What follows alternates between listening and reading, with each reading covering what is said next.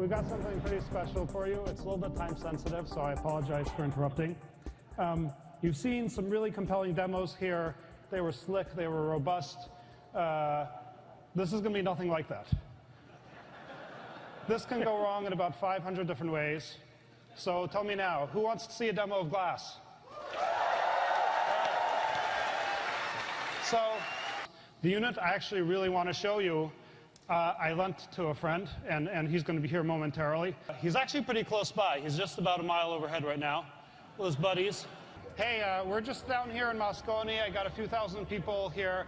I was hoping to maybe get that unit I lent you down here, and I thought maybe you guys could show us a fun time on the way down. Yeah, heck yeah. You can hear me down there. I've been listening to your speech through the Hangout. It's pretty cool. All right, this is a Hangout from Glass. Whoa. Look at that. Oh, yeah. We're coming a little closer, and I think we'll be able to get you that device pretty quickly, actually. All right, I see the roof of Moscone there. So if you guys can, be safe, but get it down here in a hurry for us, we'd love to watch that. Okay, yeah, you'll have to stand by. We've got our wingsuits, so we've got a pretty good range. It's kind of interesting. People have watched us fly many times before, but I don't think that the world's ever tagged along live for a ride. I mean, nobody really knows the outcome of this jump. We're feeling really confident about it. How you feeling, Pete? Well, we're all rooting for you. What do you guys think? Should they go for it? All right, let's do it. A little bit not in position yet, have you, Ian? About 1 minute, Sergey. Maybe you got to entertain the crowd a little. That looks like the view down. It looks like a long way down. Yeah, you can turn it sideways. Oh yeah, there's the ballpark. This is good. Stop here. Yeah, Moscone Center. I got a visual on you. Okay. So this is one of the things as we've been experimenting with glass, just the ability to really share. And we've posted some pictures, but as we start to experiment, being able to share what you're seeing live is really amazing. And we don't know what's going to happen here. These guys are all really good. They're trained, and I have great confidence. But this is a demo that. Yeah. All right, doors open. Doors open. We got time. All right, happy flight. You know what? We can jump. It's going to turn. Let's do it. It's going to be beautiful. 20 seconds. Yeah, look at that. All right. Oh, San Francisco. Give 10 seconds. All right. Everyone exit with a right turn. Right with a right turn. All right, Yeah, cool, guys. I'm on pins and Everybody's needles right super now. happy? Yeah. Nice and close in there. 8. They've got to get to the right place so they can hit the roof. I'm going to take a few pictures to record this for posterity. And they're off. Yeah.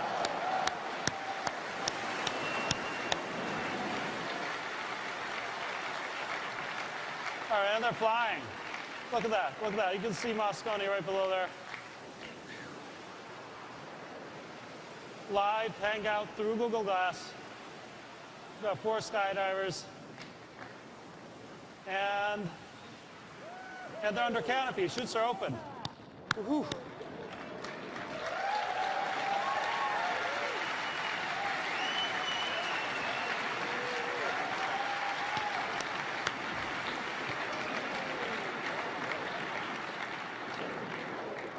Okay, where's Vic?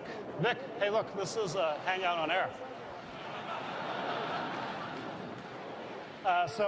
It's a little bit tricky landing on a building, as you might imagine. I don't know if you ever tried this kind of thing before. You can see all their perspectives now. They're going to have to line up one after another to get down to the roof here. It's a little bit of it's a pretty big roof, actually, which is great for their landing. And you can see there's a little yellow arrow that they're aiming for. It's pretty exciting. Hopefully they landed.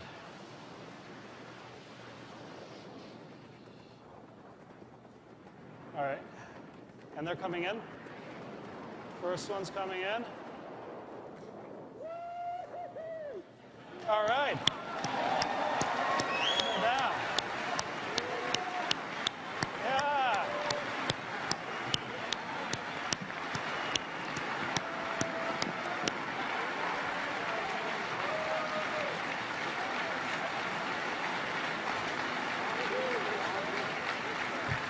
So, hey folks, thank you. Woohoo.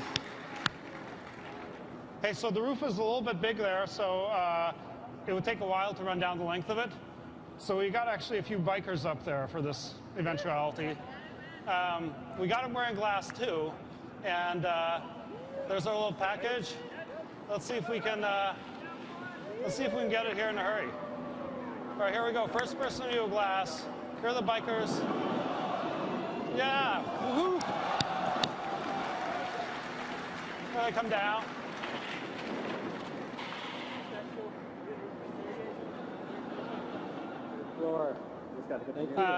And you know, there's only one good way down the side of a building. Have fun. It's pretty high up there if you haven't been up there before. Don't try this at home, kids. These are trained professionals. All right, now we got to get down there. Want to unplug me? All right, here they're going. Oh, wait, that one. Wait, whoa, whoa, whoa, whoa, whoa, whoa, whoa, whoa, whoa. No, we're on the third. Okay. Close call. Sorry about that. So this is pretty wild. I've never seen that perspective before.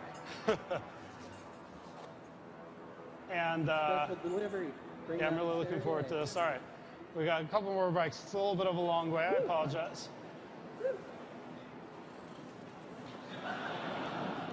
Don't run anybody over. Oh.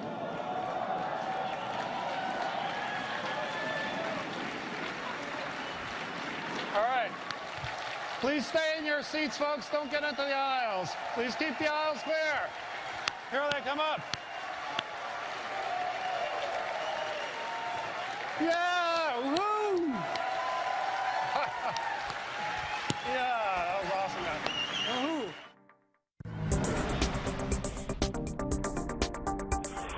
Oh, San Francisco!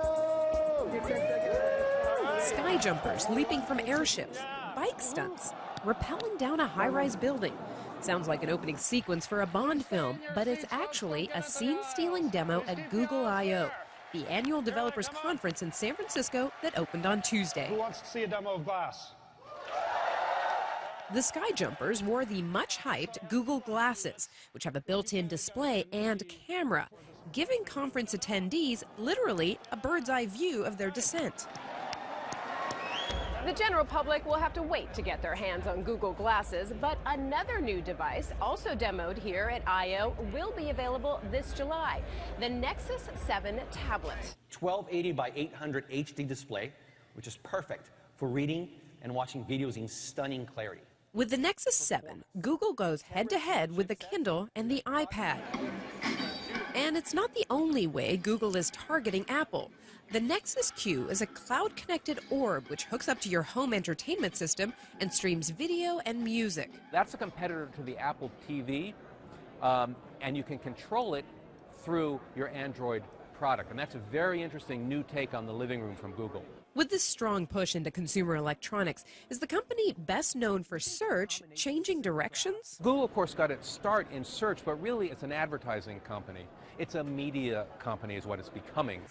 Judging by the wow factor at this conference, Google is likely to continue trying to attract users with much more than just speedy search results.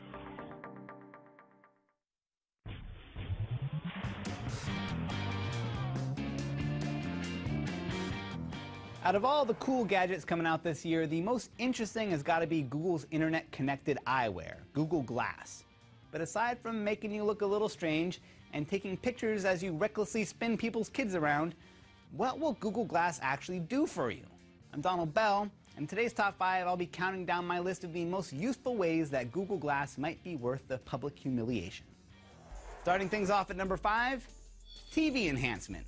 A little screen to help watch the big screen more fun. Now, Google doesn't show any couch potatoes in their promo videos, but you know it's going to happen. You could call up player stats during a baseball game or look up an actor's IMDb page during Game of Thrones. On the downside, Google has a knack for putting ads on everything it makes. At number 4, biofeedback. You think the Nike Fuel Band is awesome, you just wait until you have a heads-up display of your heart rate, your calories burned, your steps taken, all of that stuff superimposed over your morning jog. Maybe it'll help you with your golf swing or your jump shot. Maybe it'll gently remind you that you've been sitting on your ass in front of your computer for 6 hours straight. Google Glass could make us better people. Coming in at number 3, face recognition. Now, Google hasn't announced this as an actual feature yet, and I understand that there is a huge privacy obliterating downside if they ever did, but wouldn't it be fun for like a minute? I mean, as someone who is really bad at remembering people's names, it would be like crutches for my brain. Oh, hey, how's it going, Dave? You know, maybe it would also tip you off there's someone at a party that you want to avoid, like an ex, or some creep wearing Google glasses. All right, now we're starting to get into the genuinely useful stuff. At number 2, instruction. Want to learn how to bake the perfect oatmeal cookie? Just pull up the step-by-step YouTube video on your eyeball. Need advice on changing a diaper? Hopefully not your diaper? Just get mom on a Google Hangout and show her a point-of-view streaming HD video of what a disastrous parent you are. Until we can upload skills directly into our brain Matrix style, Google Glass might be the next best thing. But it also has the potential to be the final blow to any sense of personal space we have left. Before we get to the number 1 potential benefit of Google Glass, let's account for the negative side effects. Have you ever had a complete stranger come up to you and put a camera in your face? It's unsettling. And if Google Glass takes off like Google hopes, any notion of public anonymity will be gone. We will be the big brother we've always feared. And if you think smartphones have killed dinner table conversation, just wait until Facebook and Twitter are running constantly on everyone's eyeballs. It's enough to make you want to live off the grid and black out the windows in your solar-powered geodesic dome. You have every right to be ambivalent about this thing. But maybe it's all worth it for number 1, right? Navigation. Google Glass looks like the best tool ever invented for the directionally challenged. Whether you're in your car or on your bike or hiking around, you've got a permanent readout of where you are and where you want to go. It'll be great for tourists or just anyone trying to figure out their way out of an IKEA. So there you have it, 5 potential uses for Google Glass that have me both excited and slightly terrified for humanity. You can follow me over on Twitter for updates on my geodesic bunker, or head over to top5.cnet.com for more of these amazing top 5 videos. I'm Donald Bell. Thanks for watching. Not since the iPhone or iPad has a gadget generated more buzz than Google Glass. So of course, I wanted to take it apart and explore its internal hardware. Now unfortunately, as I'll show you, this version of Google Glass wasn't built to be easily dissected or repaired. I'm Bill Detweiler, and this is Cracking Open.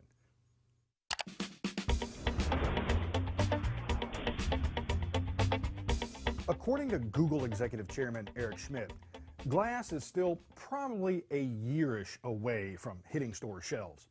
But true to the company's iterative development style, Google is shipping 10,000 or so Explorer units, like the one I'm wearing, to developers, beta testers, and winners of Google's If I Had Glass contest. And while the company may make a few tweaks to the product before launch, these test units still give us a good idea of what to expect in terms of overall design and hardware. So let's look at the specs. According to Google, Glass has a 5-megapixel camera that can shoot video at 720p. It supports 802.11b and G Wi-Fi and Bluetooth. Audio is provided by a bone conduction transducer, and the display is the equivalent of a 25-inch high-definition screen from 8 feet away. As for buttons and connectors, there is a listen button, on-off button, capture button, a touch-sensitive area, and a micro USB port. There's also a status LED and a rear-facing sensor array. Now, Google notes that Glass has 16 gigs of flash storage, 12 of which are available to the user. but they don't specify what processor the unit has or how much RAM it comes with. And normally, this wouldn't be a problem. As fans of cracking open know, this is the point of the show where I show you how to pop off the gadget's cover and get to the tech inside. Unfortunately, Glass was less than cooperative. Cracking open Google Glass begins by removing the frame and nose piece. Now, thanks to a single Torx T5 screw, this process is relatively simple. Removing the camera and display assembly's plastic cover was also relatively simple. Unfortunately, this is where my cracking open came to a screeching halt. I tried everything I could think of to get inside Glass's main and rear modules. Prying, poking, even heating, nothing worked. And because I wasn't given the green light to destroy this unit during my teardown, cutting the plastic off wasn't an option. So what are the CPU and RAM specs for Glass? Well, luckily, there are published reports of a developer using an Android debugging utility to pull information on the CPU and RAM from the operating system. If his information is accurate, Glass has a Texas Instruments OMAP 4430 processor, which was also used on the Amazon Kindle Fire, and 1 gig of RAM. Given what other developers and journalists have posted online, Glass also appears to have a gyroscope, accelerometer, and ambient light sensor. Now, I know this cracking open wasn't as thorough as most, and I hate not being able to show you the circuit boards and chips inside Google Glass. But as there are so few of the Explorer Edition units available, and given that they cost $1,500 each, I just couldn't risk damaging it. And perhaps that's the biggest takeaway from this half teardown. Given the camera and display assembly's construction, it's not inconceivable that you could replace it if it broke. But I don't see any way to safely get inside the main or rear modules. If they break, you'll likely need a complete replacement. Now, for more information on Google Glass, including real-world tests, check out Rachel King's Non-Nerds Guide over on sister site ZDNet, and of course, CNET's full review. Now, see more teardown photos and read my full hardware analysis, limited as it may be. Go to techrepublic.com/crackingopen. I'm Bill Detweiler. Thanks for watching.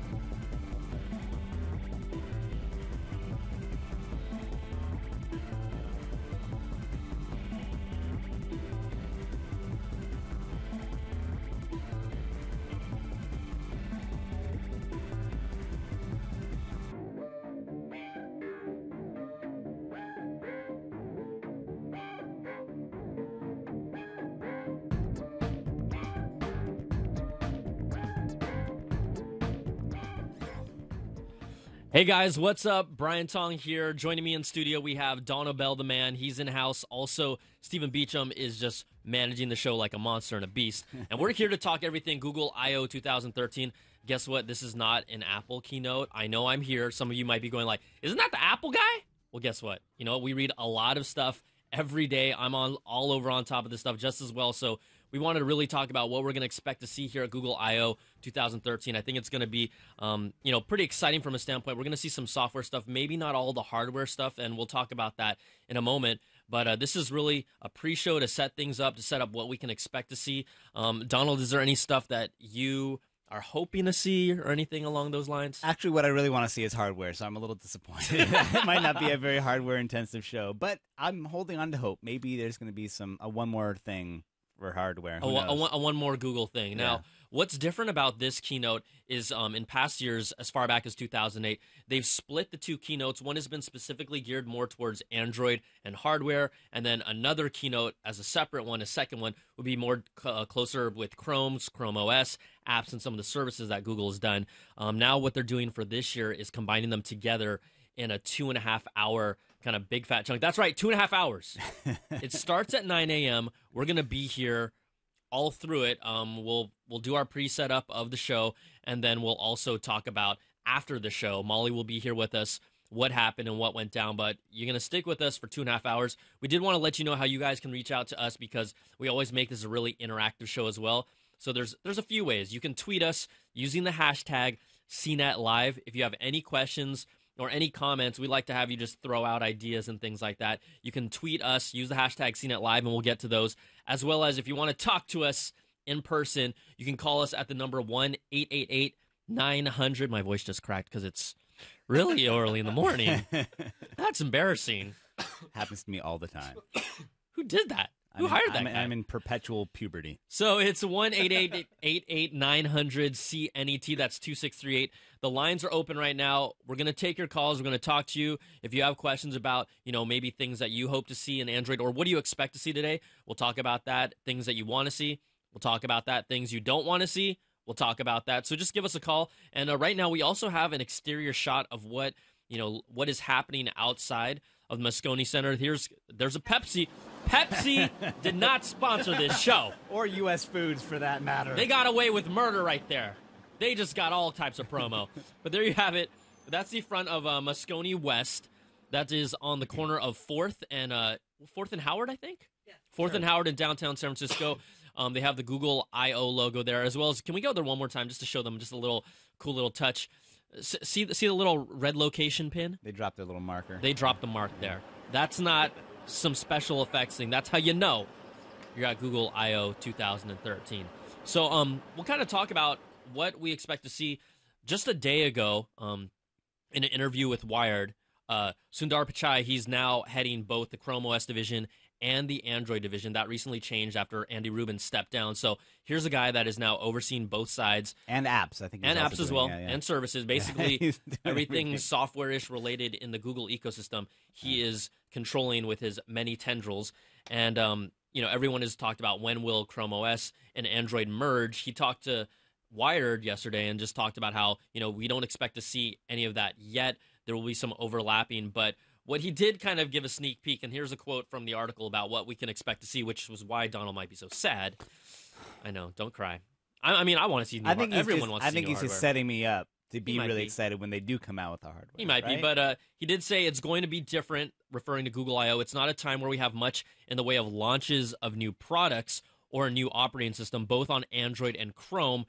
We're going to focus this I/O on all of the kind of things we're doing for developers so that they can write better things. We will show how Google services are doing amazing things on top of these two platforms. So that hints, we're not going to see any major hardware. We might see, though, we're honestly hoping and expecting to see maybe some sort of refresh to some of the current lines. So when we talk about refreshes, maybe a little bump to the Nexus 7.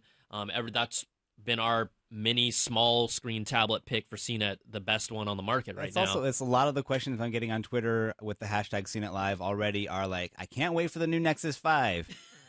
Is there going to be a new Chromebook introduced at this show?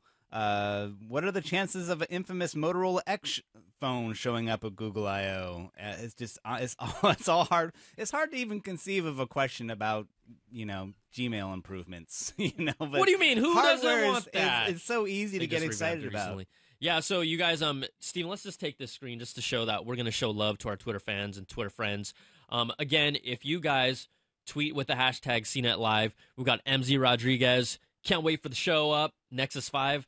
I'm going to tell you right now, all hints and indications have not pointed to a Nexus 5 at this show. We also know CTIA is going down in Las Vegas next week, so we might hear some news about that. But let's just kind of, as you can continue to send your tweets, and if you guys want to talk to us on the phone lines, we're going to kind of talk about what what are some of the software things that we can expect to see. So we'll talk about the hardware in a little bit, but some of the software things that we have been leaked just earlier this morning. It was confirmed by The Verge and also talked about amongst many rumor sites that we may not see, or probably won't see, key lime pie. That's the K, but we will see an update to Jelly Bean, which would be 4.3. We're expecting to see that at Google I/O today. Now, two of the features that they've talked about in 4.3, one of them is low energy Bluetooth, and the reason why this is going to be a key feature, where are those things? Is because of these guys, right? I lost my glasses. Right? Your Google Glass. We really wanted to get this video conference thing set up with you. You can see that screen. Can you see that screen? You see that? That's the freaking future, yo. And you want to be a part of the future? Here, put these on. Just looking at you feels like the future. Put them on while I talk about them. Right. So, one of the things that's important about Jelly Bean 4.3, welcome to the future, Donald. You're there. Amazing. Text everywhere. Images everywhere. How do I look? Beautiful. Thank you. Yeah. That's what I wanted to hear. Google Glass is awesome. So, what we talked about is low energy Bluetooth. Why is that important? Because you have devices like this that are going to be constantly synced to your phones. They're going to want to be able to take advantage of that. So baking that into the OS and having pretty much an always active Bluetooth connection that doesn't drain your batteries much, that's going to be important for the Google Glass action. I think it's just an important trend in general. Like, so much of the exciting hardware coming out this year seems to be moving away from the phone, either to your watch or to your face. Those fitness tracking devices, right? So yeah, like all the different ways that you can not take your phone out of your pocket but still keep connected and see your information on a secondary display or have information collected and sent to your phone. But you're going to need that low power Bluetooth connection, or else you're going to kill your phone by just buying all these cool accessories for it. Yeah, and then one other feature that has been revealed that is believed to be part of the new Jelly Bean 4.3 is going to be OpenGL for embedded systems. Now, blah, blah, blah, right? Someone's like, why does that matter? Well, what it really matters, this is for 3.0 support, so this is going to help with better graphics performance, specifically towards gaming. And then why is that important when you talk about that feature specifically is it's believed that Google will launch their new platform for gaming called Google Play Games. It's going to be pretty much, let's call it like Game Center. Better, maybe Game Center, Xbox Live-ish for Google Android's platform.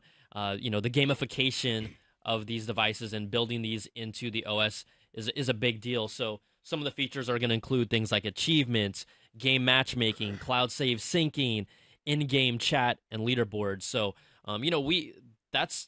that's kind of one of the other frontiers, right? And also be able to maybe, monetize this through games and also bring better games to the Android platform. I'm not saying that they aren't as good as iOS, but there's clearly kind of a little separation of the quality of games overall. I'm not saying there's not great games on Android, but overall, the level of games on iOS that you see over on Android. So this is going to help with that, and then kind of also help launch the Google Games platform. They're great games on Android, but it still is you're still hindered by the fact that the consistency of the performance of all the different devices that run Android still put a bottleneck on how good the performance is going to be on those different games. Like, I see Eric Franklin geeking out on games on Android tablets all the time, but it's like what he geeks out about is like this new processor in this particular tablet helps the rendering and the frame rate on this other game that would choke on a smartphone. So there's still going to be that inconsistency on hardware. Yep, absolutely. Okay, so we're going to keep on talking about more things that we can expect to see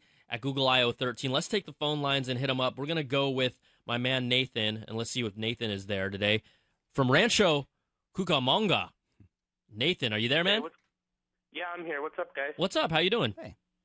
I'm doing really good. I actually have two questions. My first question is, with the leak of Android 4.3 this morning, I'm wondering what Android needs in 4.3 as far as a feature to stay ahead in the industry. I mean, I don't know if you guys would consider Android ahead of Apple at this point, but in terms of the software 4.3, what do they need to stay ahead?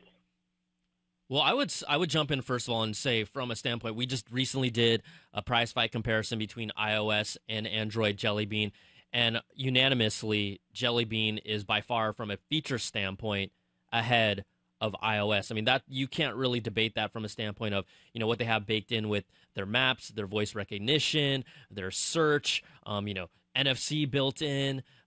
What else am I missing? A Google Wallet feature, although it still hasn't evolved yet. All these features built in.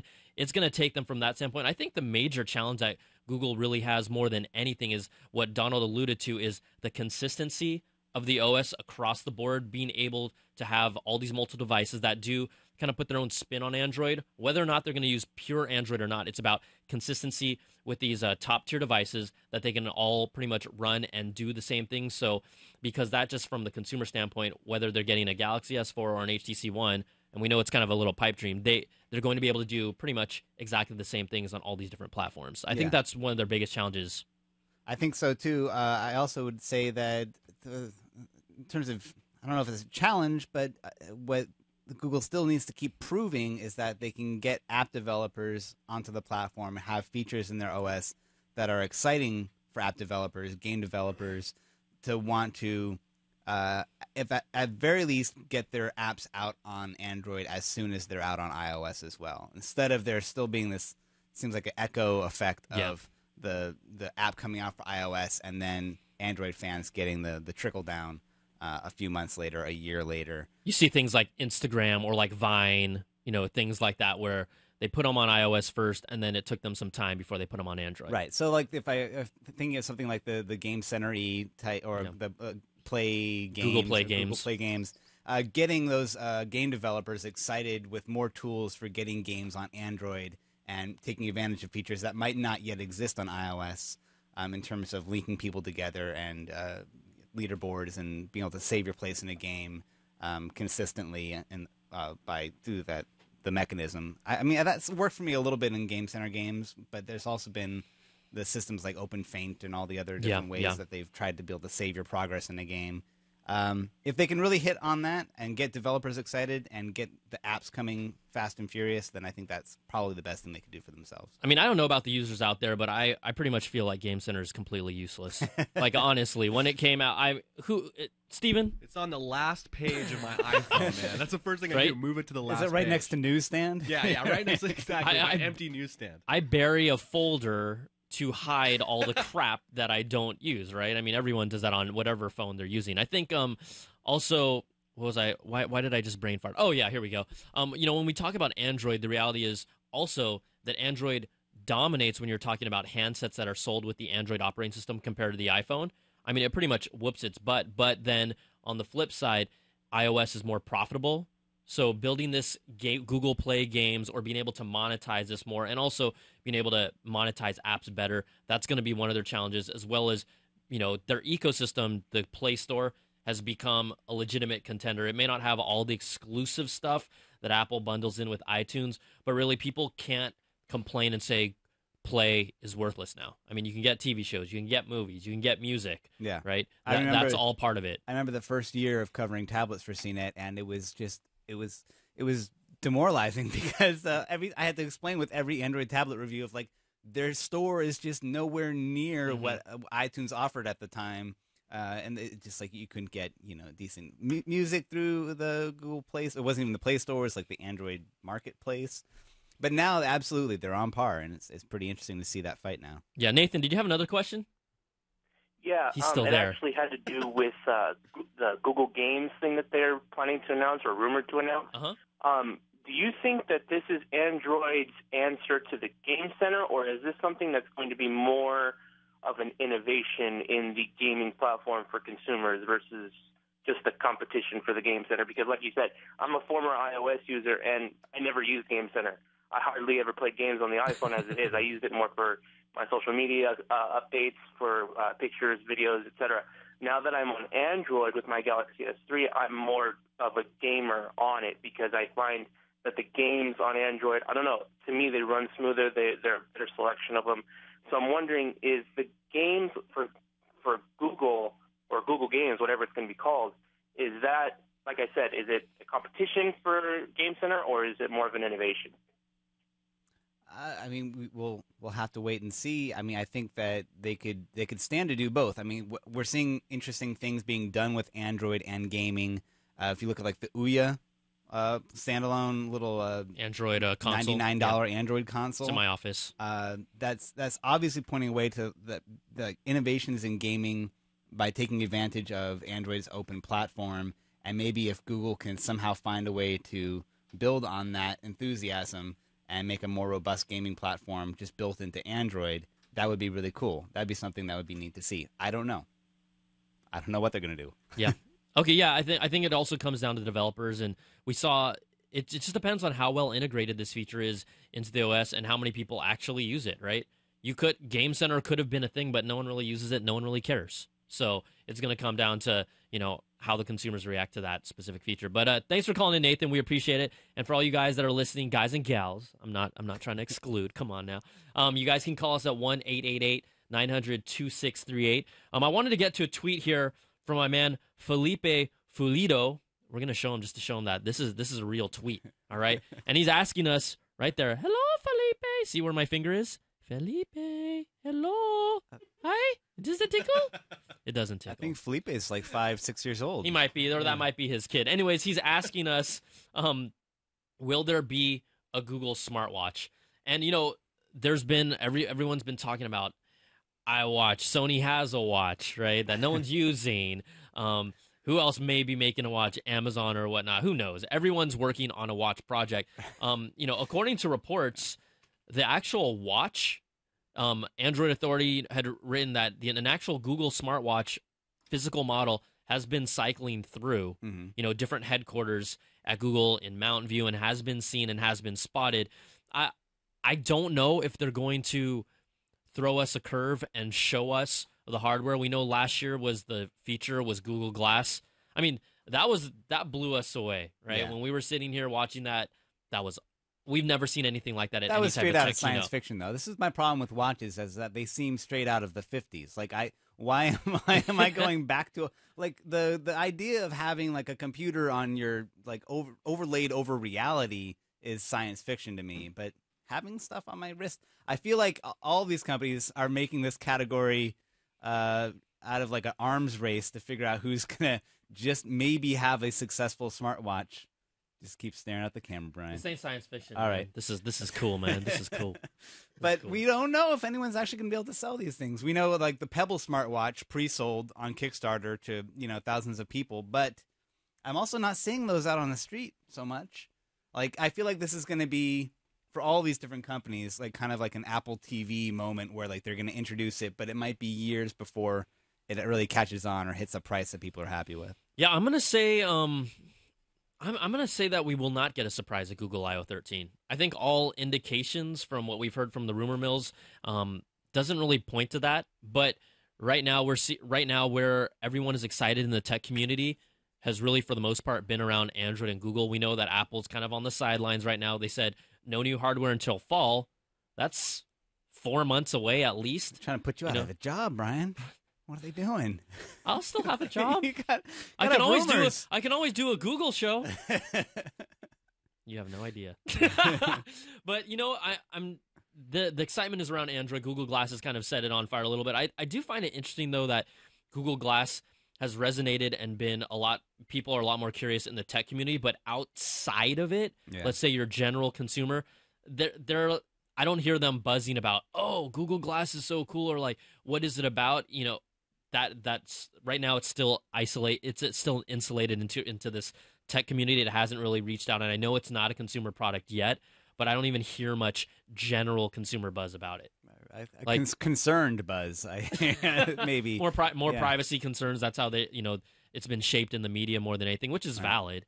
But we'll see how that shakes out. But let's take another call here. We've got Tom in Toronto, home of the Maple Leafs or the Raptors or the Blue Jays. Tom, what's up?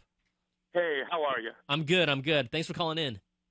I've got a Nexus 4. Oh, really yeah. happy with the unit. Now, people tore it apart, and they found out that the transmitter for the thing is actually LTE compatible, and they were able to hack it to get it to work. I'm wondering if Google will let that feature come out in the new OS. Yeah, you know what?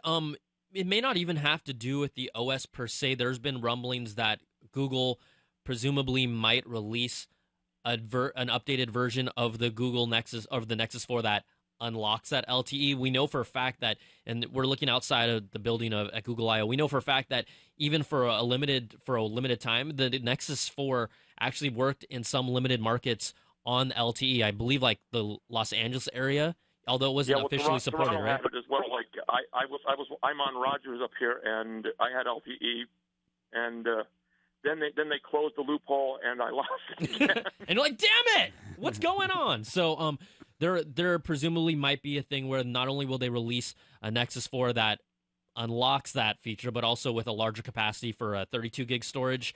That's been some of the rumblings. I hope we see something like that, even if it's just a small baby incremental upgrade. Everyone would love to see a Nexus 5. I don't per se think they're there yet right now, but the Nexus 4 came out around October-ish. That's when Jelly Bean 4.2 came out, and so it would seem a little early to all of a sudden just scrap the Nexus 4 and then go with a Nexus 5 less than 6 months. So, like in the hacker community, we've still been able to get the LTE by just basically changing by flashing the radio.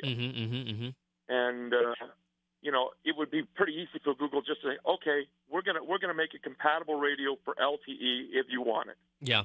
I hope we see that. We don't know for sure, but that's been the chatter. So, or they offer some update, right? Like you said in 4.3 that unlocks that ability. So we'll see what happens with that.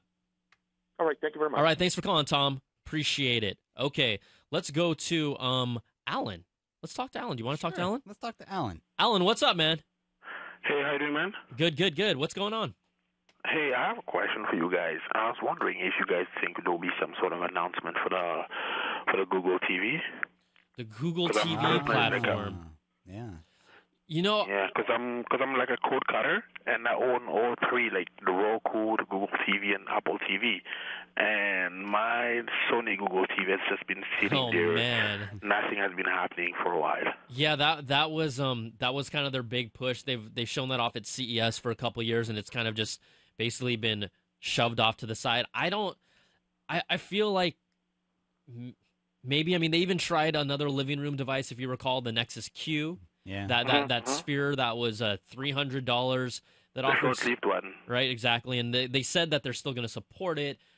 We don't know if we're going to see anything like that. I don't know. My gut isn't very positive on the fact that we'll see anything from the Google TV platform today. But I don't. There does seem to be some rumblings that we'll see Google Music service, like a Google Music, like a subscription service. Yeah. That may come as an enhancement to the Google TV platform. Who knows? Yeah, but in terms of some sort of agreement with any TV channel or a movie company, nothing like that. Nothing major. Yeah, also the challenge with just all those services that you talked about, like more movie channels, more TV channel access, is signing those deals. There really has been no signals that Google is necessarily negotiating exclusive deals with some of these channels that we've seen in the news. And so that would pretty much mean, that would point to the fact that I just feel like if they're going to do anything with the Google TV moving forward, I don't know if we'll see it here. Maybe we'll see it at the next CES, but it really feels like one of those projects that is being pushed aside, especially with all the hype around Glass, all the hype around Android and their devices. It just feels like Google TV is just not one of the things that is getting much love or focus from the company. Not quite in their comfort zone either. Well, I guess I might just send my Google TV box Craigslist way. You could still use it as a TV. No, but right now I'm more focused. I told you I'm a cord cutter. I'm more focused on the Roku and Apple TV, and I've been really pleased with those two. And the day I got the Sony Google TV, the first day when it came out here in Toronto, wifey came and was like, "What is this? third box? And I'm like, well, this is the future. And then she's asking me this morning, she goes, oh, are you going to get something new today? I'm like, well, because she's expecting me. She's actually expecting the cash from the box if I sell it. Alan, this is the future. Right here. This is the future, baby, okay? You got that? All right, then. Okay, thank you, guys. Hey, thanks for calling in. We appreciate it. Okay, we have our call in from senior editor Eric Franklin. He's on the floor right now inside the building at Google I/O. They've let the press and members inside. So we're going to talk to my man, Eric. Hey, what's up? Hey, what's up, guys? What's going on? Donald, Steven, Brian, myself, we're here. Brian being me, so there's actually 3 people, not 4. But can you kind of tell us what's going on, or at least kind of describe what you're seeing inside right now, or how much information do you have since you just got inside, right? Sure, they just let us in. They have these like garage door kind of things that started to slowly rise, and literally people got on the floor and started crawling underneath them, like the press, started crawling underneath them, and then everyone broke out into a full sprint towards the press seat because everyone wants to get as close to the stage as possible. And I felt pretty good about it because there were a bunch of young guys that were like, "This guy's running really fast," and I was like, "Yeah, I'm beating all you guys." So there's a lot of bloggers who have not run for quite a long time that I'm sure you whooped to the seat. Eric, the more important question, did you crawl underneath the garage door gates? Yes, I did. I pretty much figured that. It's like a reverse Indiana Jones moment. You were just going for all the bugs. I was like, "Oh, my badge!" I have to reach for my badge. All cockroaches. Sorry, we're talking about Indiana Jones. We're talking about Indiana Jones and completely not listening to you. So, we'll get pictures from inside, but can you kind of tell us or describe to us what does the stage look like, for people that aren't familiar with Moscone West, or are there any specific design elements that are setting the tone or colors? Yeah. There's like, the kind of blue, purplish, mixed with the red, with the I being blue and the O being this kind of reddish orange color. The stage has like these giant screens on it, and right now there's a countdown for 23 minutes. I guess that's when the press conference actually starts. It's just like these giant screens. It's pretty dark in here, and the music's really loud. I'm actually not in right now. I stepped out because the music is way too loud. Wouldn't be able to hear you guys. And probably wouldn't be able to hear me. But yeah, it's just a lot of people just still coming in. Like the press came in first, and now there's all the normies are coming in now. So. The normies. Yeah. Yes, the people who are not crawling on the floors and full out sprinting like idiots. It can get dangerous out there. I mean, it's almost like Black Friday for Walmart. Yeah. You better be careful, bro. How many people have you spotted wearing Google Glass indoors? Is it like the biggest collection of Google Glass wearers? Really? Well, I mean, there's a lot of the press guys were like, I would say maybe a good, 15% of the press guys were wearing Google Glass. How does that feel when you see that many people rocking it? Does it become more normal or even more weird to you? You know what? I guess maybe because I work in the press and I've seen you and Scott Stein and Lindsay wearing them and stuff, and everyone else, it's kind of getting normal. I think eventually we're going to get, we're going to be desensitized to it, and we're just going to be like, oh, we're not going to say, oh, that's some tool wearing Google Glass. We're going to be like, oh, that's just, he has his Google Glass on. All right, cool. So, Eric, just from a standpoint of you review the tablets, you cover a lot in the tablet space. What are you looking forward to or hoping to see at Google I/O, just from your perspective, whether it has to do with tablets or maybe other things that you're just interested in? But what do you expect to see for yourself? Well, I mean, I'm kind of half hoping that there's a new tablet. I mean, I'm excited about hardware. I like new hardware. I like new devices. So that would be cool. But that would also mean I'd have to review it this week. So that's kind of disruptive to your normal life. So, obviously, if it comes, I'll take it and review it. But I'm excited about new hardware. I'm also excited about the rumored integrated messaging app they may be working on. Yeah, there's some rumors coming out that they're going to integrate all their messaging apps into one app, so you don't have to, so like Google Plus messaging and GChat will all be integrated. So you have one app, and I am with everyone. Yeah, for those people that are listening, that's believed to be called Google Hangouts. It's going to be an entire messaging platform, cross-platform, on not only multiple devices, but with all their different messaging services.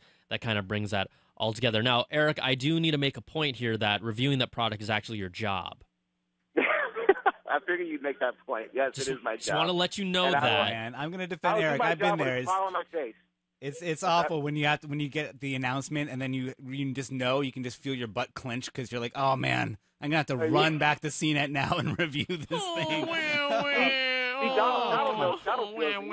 I've been there, man. Everyone listening just wanted to kick you guys in the groin. They're like, what? I know they do. New Nexus 5, New Nexus 7? What are you talking about? It's like getting a homework assignment and it's due in 2 hours and it's an essay. Yeah. All right. I got to keep the peace with this guy. I got 2.5 hours with him in this room. No, it's cool, man. I understand. No, that's cool, Eric. So, anyways, if you feel the urge to call us later, I know you actually have to get to work, but Eric will be there as part of the live blog team and covering all the new stuff that we're hearing. Also, if there happens to be any new hardware that releases, Eric will get his hands on it. He'll have to do it in 2 hours, or else we will whip him. We will hurt you, Eric. That's how it works. All right, thanks a lot, bro. Appreciate the little inside scoop from over at Moscone West, and we'll watch your coverage as the whole presentation avails, okay? No problem, guys. See ya. All right, thanks a lot. Bye. So there you go, Eric Franklin, senior editor. He does most of our tablet beat, and there is the dial tone. He just dropped the phone. Right. He just went, I'm out. Boom. That's right. I want to do that one day. You can't do it here because we're connected to the internet. Well, the future, you just you'll dramatically rip off your Google glasses. Right. Throw off those headphones. Okay. I'm sorry. This is really how much. Okay, so Google I/O 13's announcement is about 20 minutes out. It's 8:41 a.m. Pacific time. 9 a.m. is the time where they're going to start the 2.5-hour marathon medley of goodness. Let's just take a few calls because people are waiting in line patiently to talk to us, and we want to talk to them. So let's take Mark in Atlanta. In the ATL Hotlanta, has a fond place in my heart. I spent a good amount of time out there. Mark, what's up? How you doing? Good. Thanks for calling in, man. Oh, okay. There's a little bit of delay. I didn't know you were getting to me. I think I'm actually watching it, and I'm maybe 30 seconds behind or something. I just wanted to say you guys are awesome. Love CNET, and I love the work you do out there. You're one of my favorite guys up there. Yo, thank you so much. You know what? If you turn down the volume on your computer, I think that's probably where you see the delay on the computer, and then you hear us live. Oh, okay. And then you'll be all synced up. But no, thanks for watching. We really appreciate everything. Do you have a question or kind of what are the things that you're looking forward to hoping to see at Google I/O today? I kind of wanted to touch on the caller that was about 4 calls in front of me about when you were talking about the dogfight with features between iOS and Android and what new we should be looking for from Android. Mm-hmm. But, you said that Android was pretty much crushing iOS. And I just had a question because, they are talking about a Google Edition S4, and some people are talking about all the features in the TouchWiz version not being available. And I'm like, well, why don't they bake these features into vanilla Android for the purpose of the phone if they're going to do that? Or do you think that might happen? Well, even Sundar Pichai, who will be speaking at Google I/O presumably, and he's, we talked about him earlier. He's the guy who's heading both now the Android and Chrome OS divisions. And in an interview from yesterday, he said ideally they'd like all manufacturers to actually use the same flavor of Android, but one of the reasons that they also love Android is giving the manufacturers freedom to do what they want. And it's one of those unfortunate things, like if you're going to put a TouchWiz interface or a Sense UI interface on it, fine, I'm okay with that, but why are you not giving me all the features that are available for it, right? And so that's one of the challenges that I think that he was kind of referring to is they'd like phones across the board to all have the same stuff, and whether they put a different skin on it or reveal it in different ways, but ultimately, in order for this kind of whole Android platform to continue to move forward and to kind of create a stronger story to consumers that they're going to get the same things, they're going to have to work close with the manufacturers on that. And that's really, to me, their biggest challenge right now. But they've got the OS in place. I mean, it looks great. It feels great. It has the features behind it. They've just got to kind of work on that part, whether it's like making handshake deals or saying, okay, putting a little harder restrictions on manufacturers. Yeah, I mean, that's the challenge. I think that from the manufacturer's perspective, they need to have something on their phone or their tablet that makes it a unique proposition compared to the competition. So in a lot of ways, that's why they rely on their own homemade software or bloatware, or however you want to qualify it, on their devices to make it a unique thing. In Samsung's case, it's like we're the Samsung Life, making your life better. We'll give you 50 photo features. Right. We'll do eyeball tracking for your phone, and they'll do a lot of stuff that is either bizarre or very useful, but they'll put it on top of Android and they'll say this is why you want to buy our particular flavor of Android phone. And if every manufacturer did an absolutely vanilla, clean installation of Android, that would be a neat world to live in for a moment. But it would also make it so it would be the same kind of Windows PC dilemma, where it's just like you've got 100 different devices and they're all running the same software, and you're just kind of like, like what reason do you have to choose one hardware over another that's not just spec based? Yeah. But from Google's perspective, I absolutely identify that from their perspective. I see the problem probably being this idea of feature fatigue, and we've been talking about that a lot this year.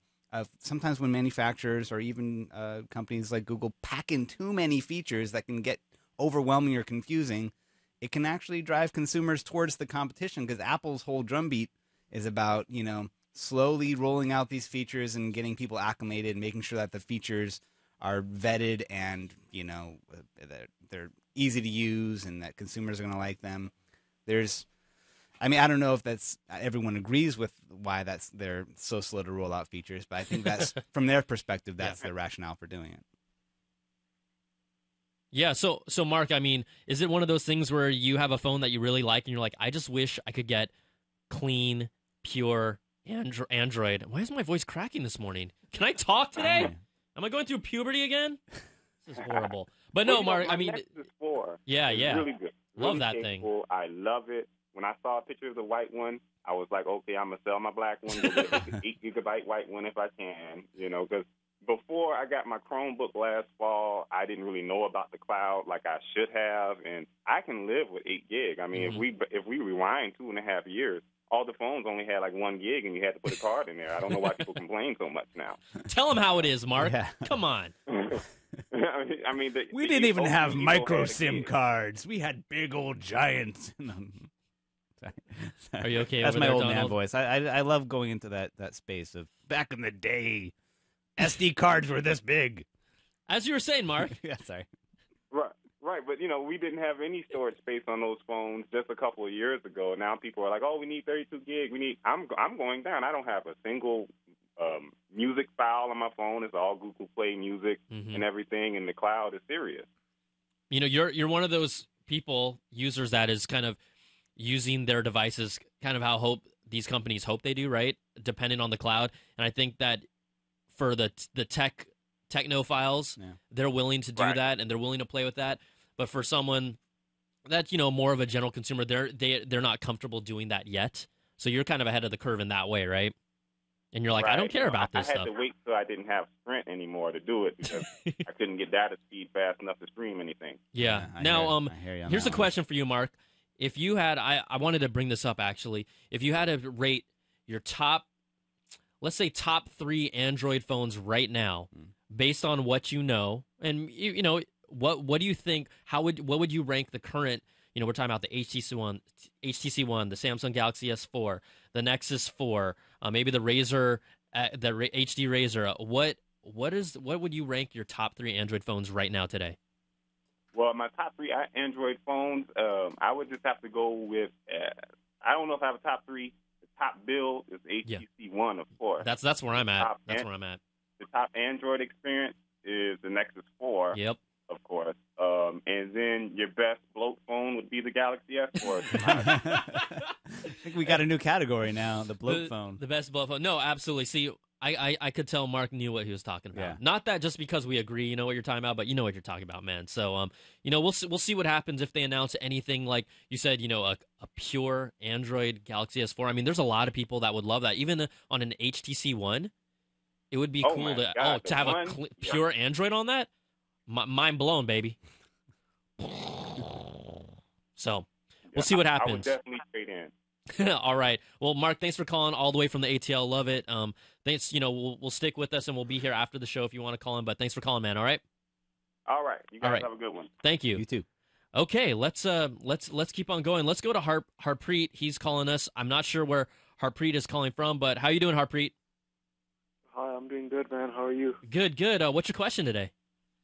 I actually had a question regarding Google acquiring Motorola, and I want to know if they're actually going to speak on behalf of that today at Google I/O.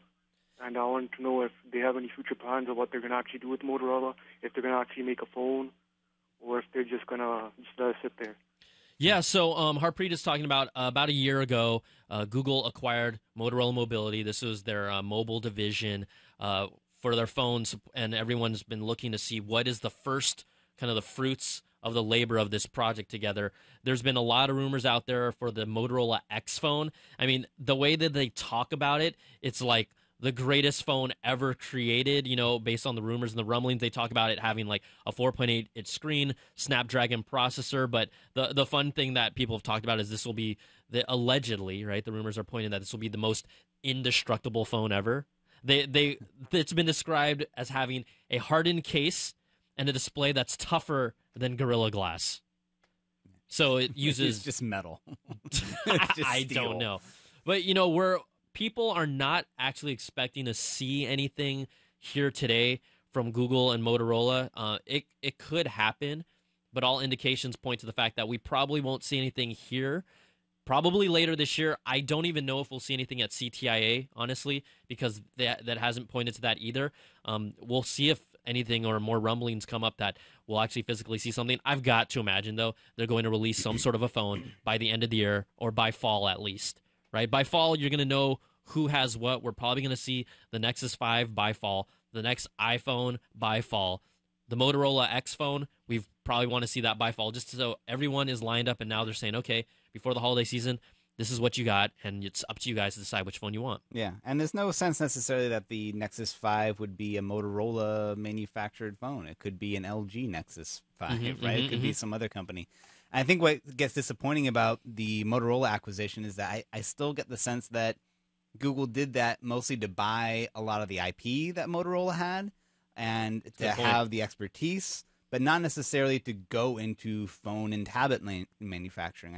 I think they still benefit greatly by having other companies do that for them and risk their profits on Google's crazy ideas and their operating system. I think Google knows enough, even after the Motorola acquisition, to still do what's in their comfort zone and what they do well, which is software. Yeah, it's a good point. So, you know, we'll see if we hear anything.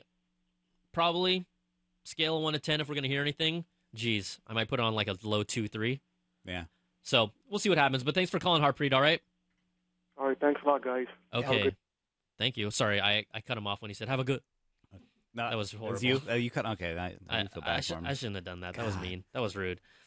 Okay. Do you want to do any... okay. About how many minutes? 7 minutes. 7 minutos. We have a little... Do we have an actual countdown? Oh, well, then we're in the dark. It's all right. That's what they're sending. Oh, wow.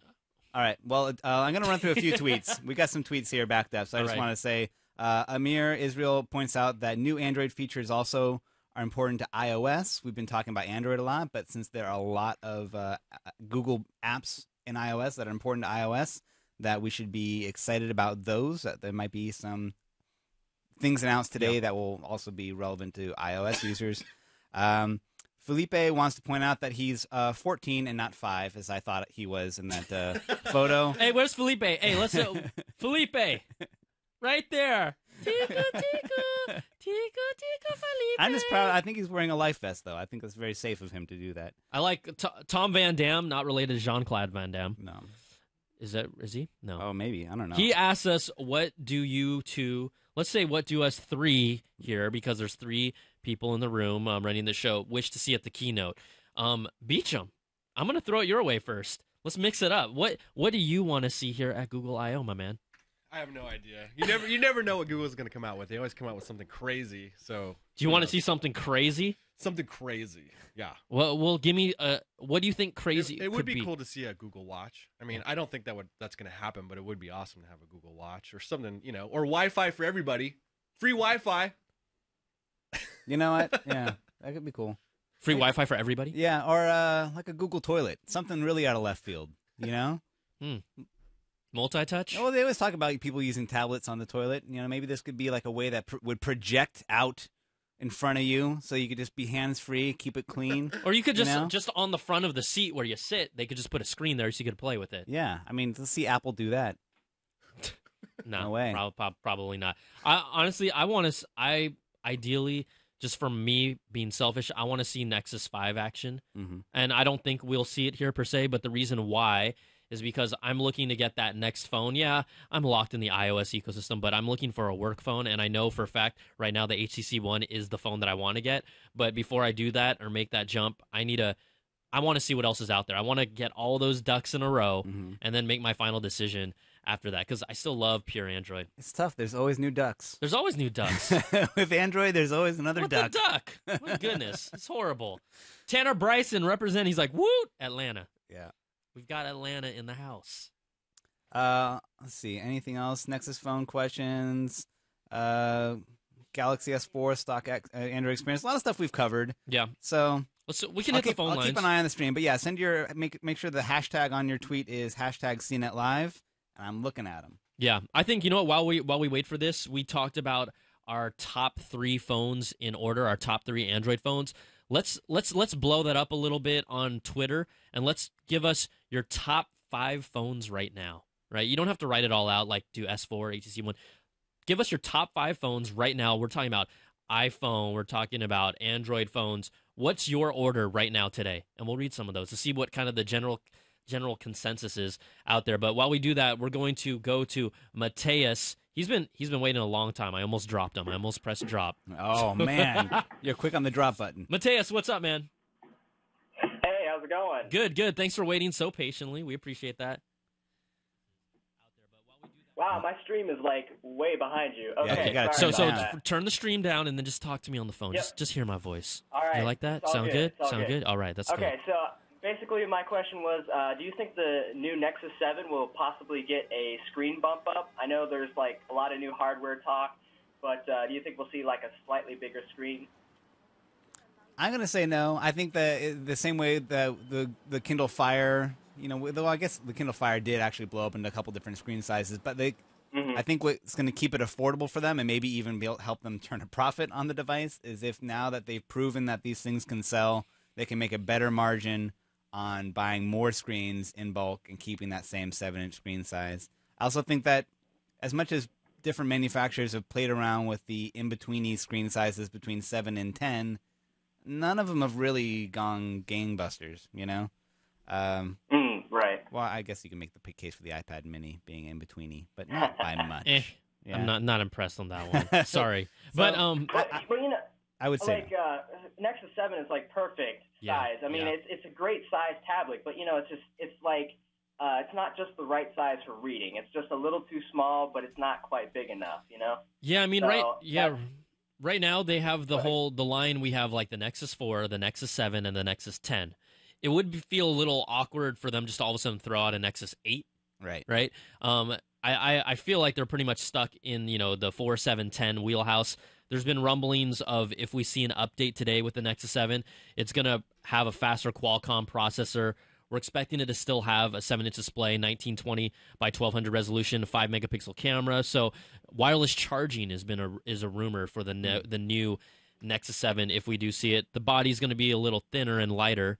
That's what they pointed to, but if these rumblings are true, right? So maybe they tweak it a little bit, but we haven't seen anything that points to a larger, at least Nexus family screen at all. But also at some point they're gonna have to figure out how to deal with the naming convention on the Nexus devices, because at first they were like generational, and now they're kind of reflective of the screen size. And then if you do a second generation Nexus 7, is it going to be the 7 HD or the 7 Plus? It'll be like the Nexus Roman numeral 2 7. Then the Nexus. You're right. I think they'll go classic with the Roman numerals, kind of like Jordans.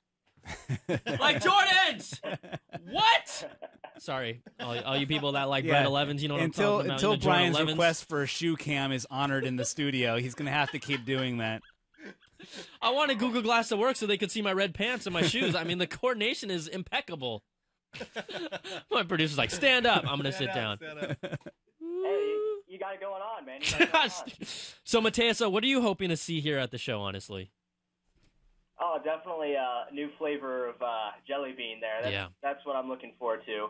But basically, I'm hoping it'll come to my device because, you know, since I'm not rocking a Nexus, that, you know, they usually, especially Sony, seems to be a little slow on picking up the pace on getting their updates out. So, but I'd love to see what new features they come out on Android 4.3.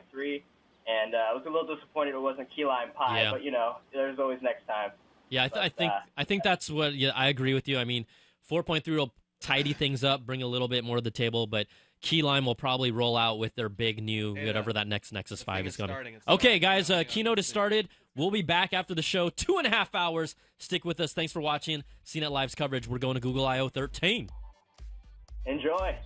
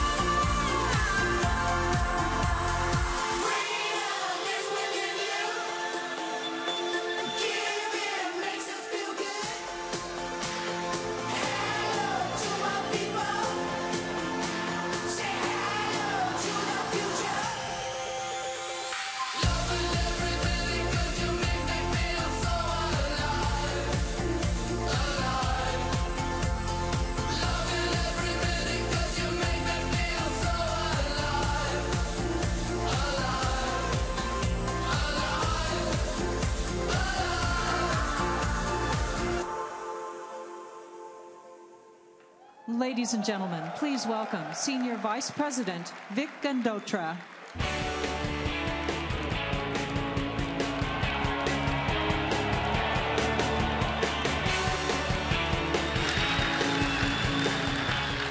Well, good morning and hello. And on behalf of Google, let me extend our warmest welcome to the 6,000 of you here in attendance, as well as the over 40,000 who've joined us in 440 viewing parties across 90 countries worldwide, and to the over 1 million who are watching live on YouTube right now. Welcome to the 6th annual Google I/O.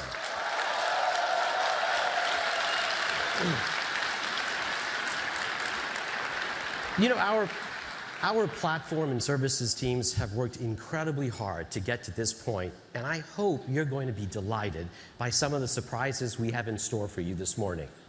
But as that opening video showed, it's really not about us. It's about you, developers, who are building the most amazing and magical experiences that make those platforms and service come alive. So when we say thank you, we really sincerely your support, your enthusiasm, your building of apps for our platform and services has been deeply appreciated. And we hope that the things that you'll see at this conference will continue to inspire you, and that we at Google will continue to earn your trust. So with that, let's get this keynote started. Please join me in welcoming my friend, Sundar Pichai.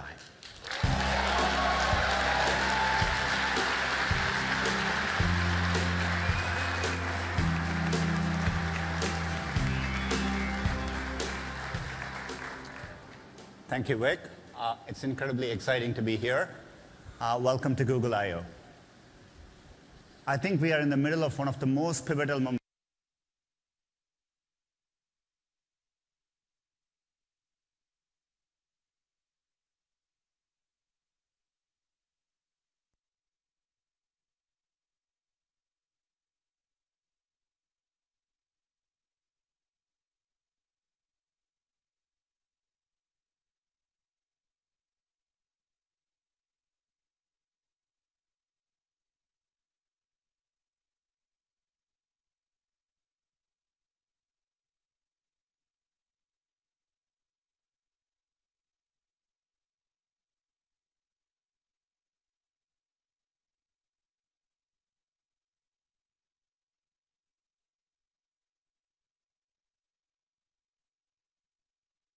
On their day-to-day lives.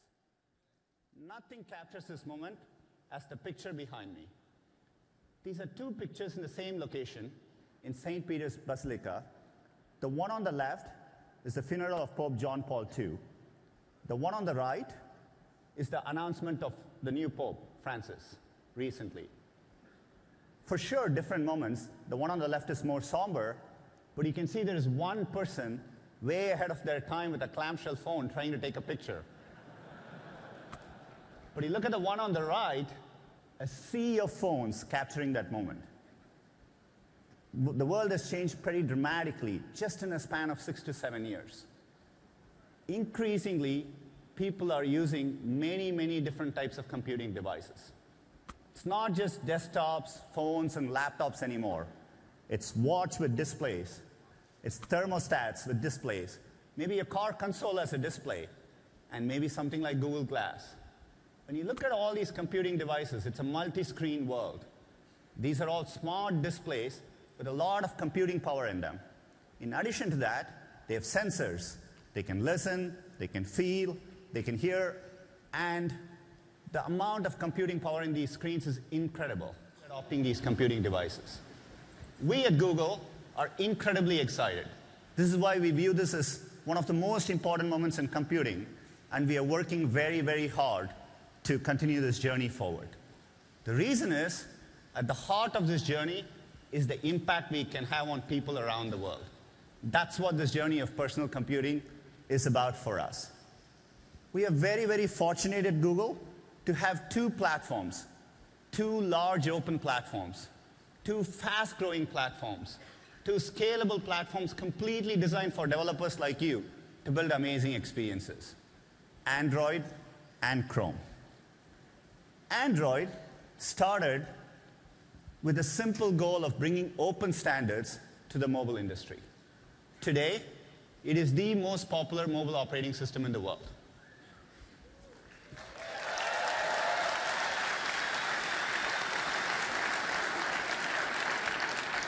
Chrome, again, started as a simple journey to make the web much better, both as a platform for developers and as an experience for users. The goal was to design a simpler, safer, and faster browser. And today, it is the most popular browser used in the world.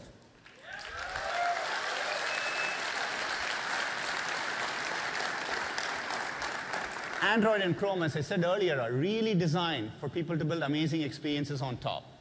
We at Google are working hard on top of these platforms. We call this the best of Google. We are building products like Search, Maps, YouTube, Google Now, and many more new things which you will hear about later today. So we are working hard on top of these platforms to push the journey of computing forward. But what really excites us is that developers like you can build thousands of third-party applications, great applications which really make a difference on top of Android and Chrome. And that's what a lot of this keynote is about. What are we doing on top of these platforms so that you can continue doing the great work you do? With that, let's get started. We're going to talk about Android. So 2 years ago, we announced we had over 100 million activations of Android. We were incredibly excited at the rate of the growth, and a year ago at Moscone, we celebrated the fact that we have over 400 million activations of Android. The momentum has been breathtaking since then, so let's take a look at where we are.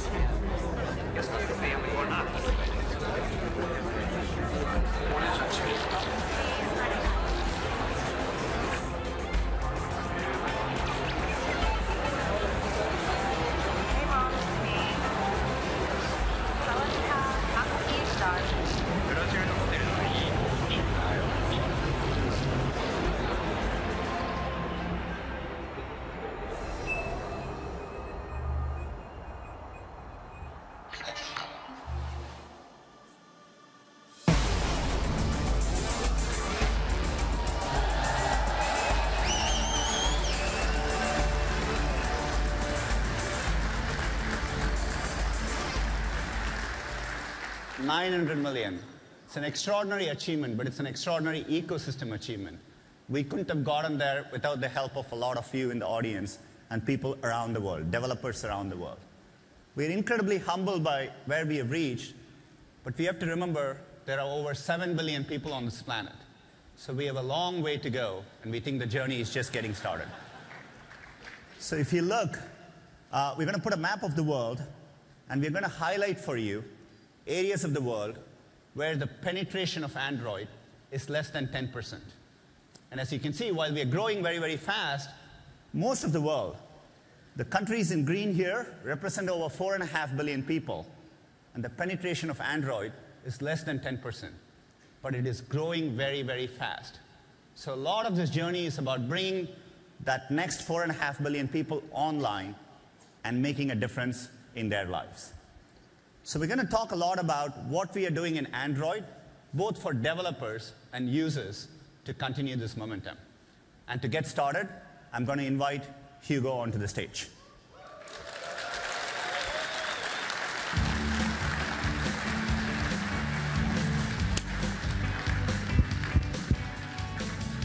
Well, good morning, everyone. Thank you, Sundar. How are you guys doing this morning? All right. Great. You guys just heard about the spectacular Android ecosystem momentum all around the world.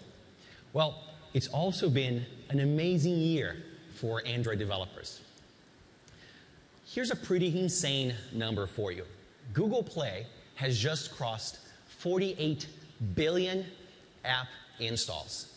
That's right, 48 billion app installs. That's a huge number. And thank you. And 2.5 billion installs in the last month alone. But even better than that, over the last 4 months, this year, we've already paid out more money to Android developers on Google Play than in all of last year. And revenue per user, thank you. And revenue per user, which is a pretty important stat for all of us, is 2.5 times what it was just a year ago, globally. So you guys, Android developers, are really the heart of this ecosystem, and I think you know that. We've been in this incredible journey together for over 5 years now, since the first Android SDK came out. And as Vic said, Google I/O is all about you. And we're here to show that we're listening, and we're here because we really want you to thrive. So let's go. Let's get started here. The first thing we want to do is give you a preview of some exciting developer tools and services that we're announcing here at I/O. And of course, you'll get to see these in great detail in the 52 Android sessions and code labs that we've put together just for you over the next 3 days. All right. So first off is Google Play Services. A few months ago, we launched Google Play Services as a layer built and managed by Google on top of the Android platform. It includes APIs that we at Google use to build our own apps, like Google Maps and Google Now. And we're making these APIs available to you so that you can make your apps even better. Google Play services are distributed via the Play Store, and it's automatically updated directly by Google, independently of operating system versions. This means you have access to the latest APIs consistently on all devices. Thank you. Now, one of the first APIs that we launched as part of Google Play services was the Google Maps Android API v2.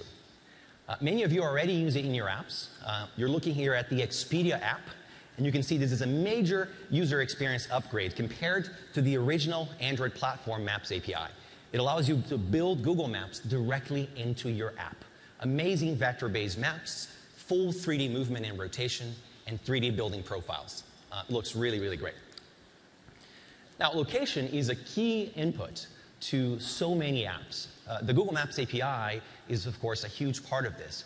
But today, we're going to take it one step further by launching 3 new location APIs as part of Google services. The first API is called Fused Location Provider. We've completely rewritten our location algorithms, taking advantage of all the sensors, so that location is now faster to acquire, it's more accurate, and we're also adding a new low-power location mode that uses less than 1% of battery per hour.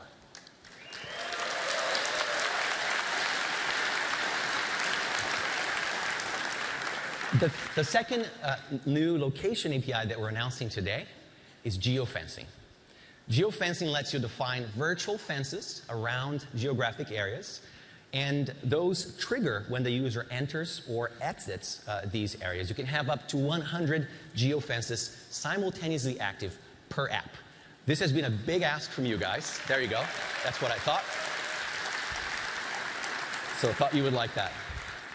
The third new location API that we're announcing today is activity recognition. There's been a lot of interest from the developer community for apps that help users track their physical activities. This new API, activity recognition, uses accelerometer data and machine learning classifiers to automatically figure out when the user is walking, cycling, or driving. And we do it in a really battery-efficient way without even turning on the GPS. So we think there's going to be a whole new category of awesome apps that take advantage of this new capability. Great. So let's keep going. Another Google Play Services API that we launched a couple of months ago was Google Plus Sign-In. And as many of you know, that lets people sign into your app with their existing Google credentials so that you don't have to create a new account namespace and users don't have to remember yet another password. Today we're expanding that capability by introducing cross-platform single sign-on. It's really exciting. I'm going to show you that right now. So Jay is here in the fancy website. He's on his computer. He has not created a fancy account, but he is signed into Google. And when he tries to fancy, let's say, this margarita maker, he's prompted to create an account. He's going to choose Google Plus as his sign-in method here. Now, here's the interesting part. He's getting an option to automatically install the fancy app on his Android tablet. That's pretty cool because now he doesn't have to remember to go find it and install it later. It just does it all for him. So he's fancied his mixed drink machine here. Now let's switch over to his tablet and take a look. Now, Jay should have gotten the notification, there it is, that says the app was automatically installed on his tablet. This actually just happened. And thank you. And when he opens the app here, because he's already signed in on the fancy website, he's automatically logged into the fancy on his Android tablet. Isn't that cool? So if he goes to the My Collection section, which shows things that he's fancied before, there it is. That's your margarita machine, Jay. That's pretty cool. So that's cross-platform single sign-on in action. All right. So let's keep going with Google Play services. Last year at I/O, we announced Google Cloud Messaging, or GCM for short. GCM is a service that's managed by Google that lets you seamlessly push data from your servers to your Android apps. GCM was super well received by the entire developer community. 60% of the top 100 apps in Play Store today are using GCM. We're delivering 200,000 GCM push messages every second. That's 17 billion messages a day. And thank you. And what's even more impressive is the average server-to-server latency. That's 60 milliseconds, which is actually 30% faster than when we launched the service just a year ago. So the news here today is that GCM is now part of Google Play services, and we're announcing 3 major new features as part of a major upgrade. So first, GCM now supports persistent connections between your servers and Google. With a persistent connection, you can send a large number of messages to many, many devices very quickly. Thank you. Second, we're launching one of the GCM features that you have requested the most. And I think you'll like this. Upstream messaging. There you go. You can now use GCM to send data in the other direction as well. So from your app to your servers just as seamlessly. GCM, of course, does all the client-side connection management for you. It automatically retries if the network isn't up, and so on. So it really helps to keep battery and data usage as minimal as possible. Third, and I'm sure you'll love this one too, we're launching another GCM API that synchronizes notifications for you. So that when you dismiss a notification on one device, there you go.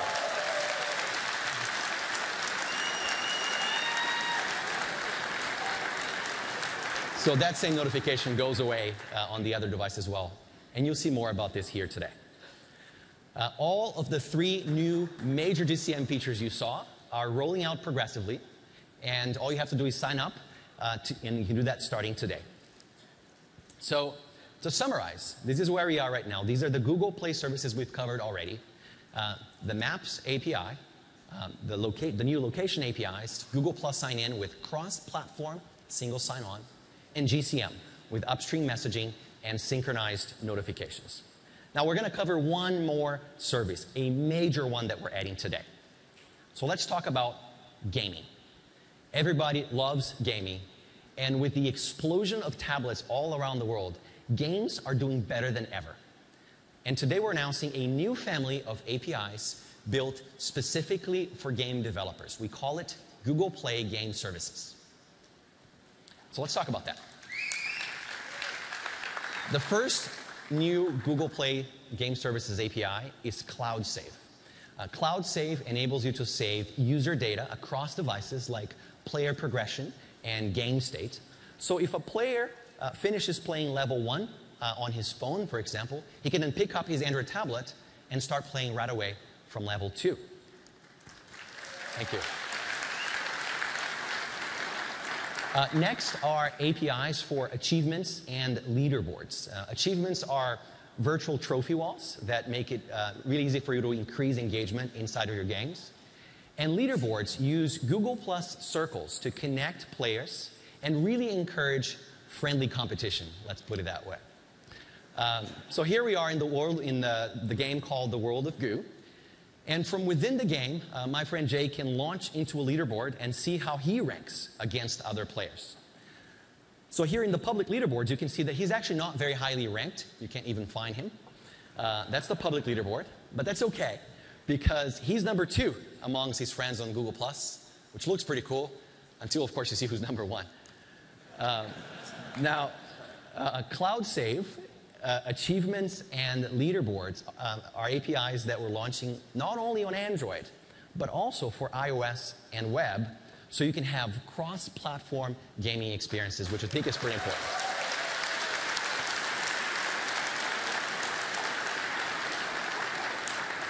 Now here's where it gets really exciting. The next Google Play Game Services API that we're announcing today is a comprehensive multiplayer service for matching players and engage them in head-to-head competition. We know, obviously because you tell us, that building low latency, real-time, synchronous games is pretty damn hard. So we want to help. So the first thing we'll do is we're going to deal with all the hard networking problems and manage all of the device peer-to-peer connections for you. And then the second thing we'll do via Google Plus is make it easy for your players to invite friends that they want to play with or against, as well as quickly find new people that they can challenge. So this up here is a sneak preview of Riptide 2 by Vector Unit. It uses the new multiplayer gaming service, and it's an awesome jet ski racing game that's launching this summer. We have Miles, Jay, and Catherine in decreasing order of height here on stage. And we're going to get a little competitive. So Jay's going to invite Catherine and Miles from his circles for a head-to-head race here. And he does that right inside the game, as you saw. Now let's bring up the tablets, the other two tablets on screen. So Catherine and Miles are actually already in the app. And let's see, it looks like they received Jay's invite, so they'll accept that. Of course, if they were not in the app, they'll get notified, and they can then go into the game that way. So as the game gets started, the peer-to-peer mesh is going to be set up by the Play Game server, and hopefully in a second here, we'll start playing.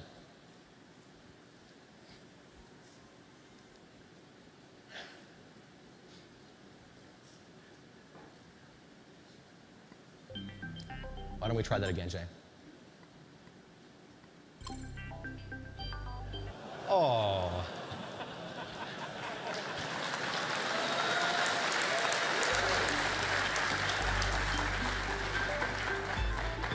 Okay, I think we're good now. Are we? Yeah. This is not the most networking friendly room, is it? Okay. Do you want to skip it? Let's give it one. Jay says let's give it one more try. So let's give it one more try.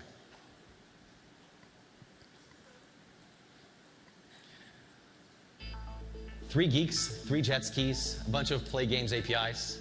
What could possibly go wrong?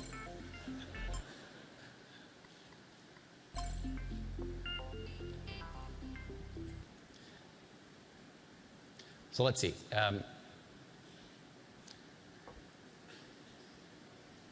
Maybe we'll just skip that, Jay.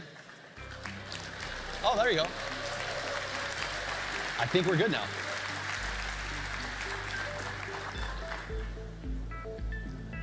So waiting for other players to join.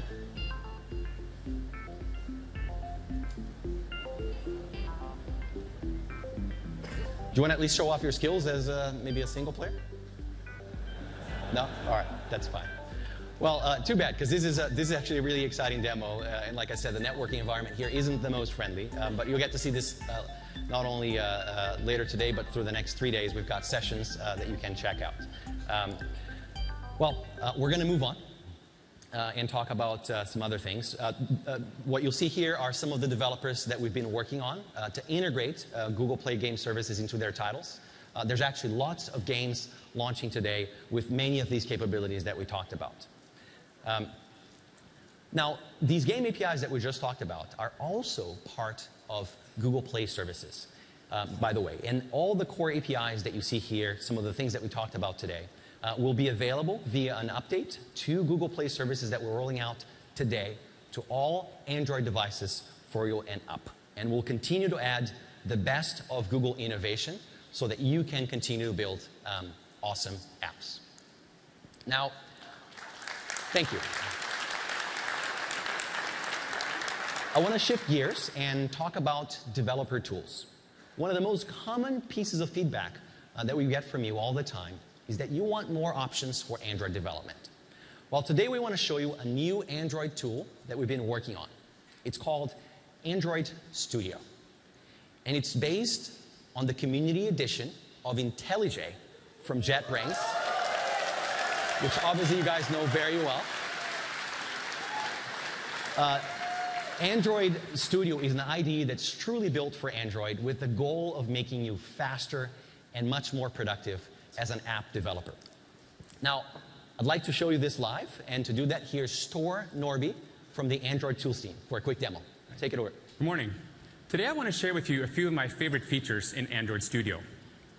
As Hugo said, Android Studio is based on IntelliJ, So it's a fully featured IDE right from the get-go. What I love about it is the attention to detail, which makes it a pleasure to use. The IDE has a deep semantic model of your code, and it understands Android. So that makes the code editor smarter and more productive. Take, for example, this code right here. This is how you write internationalized apps in Android. You don't hard code your strings, you look them up from resource files. Well, this IDE can figure out what the real strings are and show them to you in place in the editor, as if you had hard coded the string. So note that the code is still there, it's just easier to read. And we don't just preview strings. On the next few lines, you can see that I'm manipulating some icons, and those icons are previewed right here in the editor margin.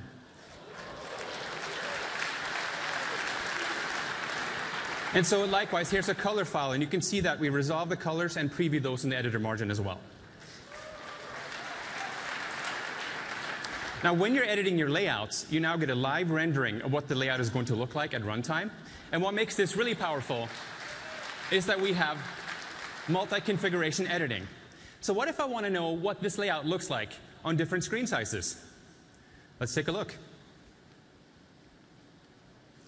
So here it is.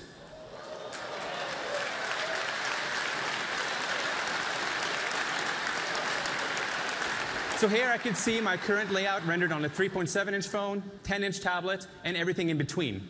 It's also showing me that I have a custom tablet layout to take advantage of that extra space. This feature is also great for internationalization.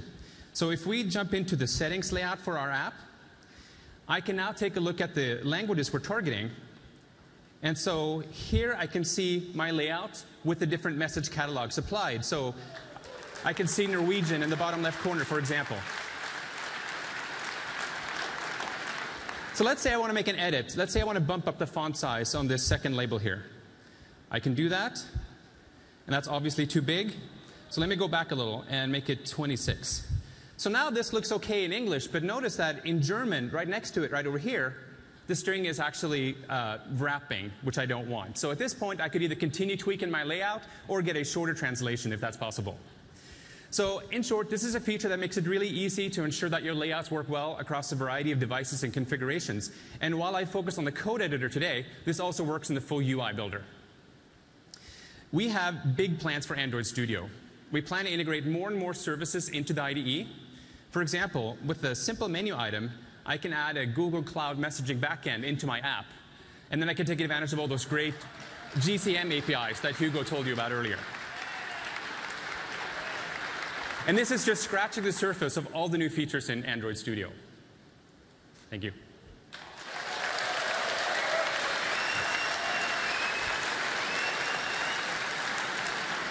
All right. I think I actually lost my prompter, guys. I needed somebody to advance that manually for me, if we could do that. The prompter, please.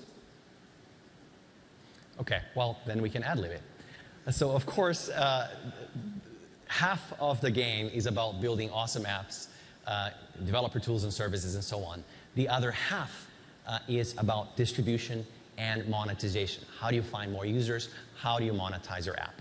To tell you about a bunch of new features to the Android Developer Console, I'd like to invite on stage Ellie Powers from the Android product team.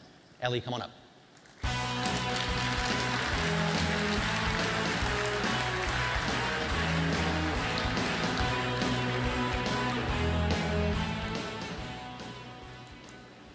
All right. Hi, everybody. I'm Ellie, and this is Miles. So last year at Google I/O, we announced the new Google Play Developer Console. And since then, you've sent us tons of feedback telling us exactly what you want to see next. We've taken that feedback into account, and today I'm here to tell you about 5 new features that we're adding to the Developer Console to help you get more users and make more money on Android. So let's get started. The first feature I want to tell you about is optimization tips. So let's take a look here. We can see all of my apps in the Developer Console, and let's take a look at Fortune Teller, which is my most popular app. Okay, here we go. This app is doing pretty well, but I'm always wondering, what can I do to make Fortune Teller a bit more successful? And that's exactly what we had in mind with optimization tips. It analyzes your app, We look at how your app is doing in the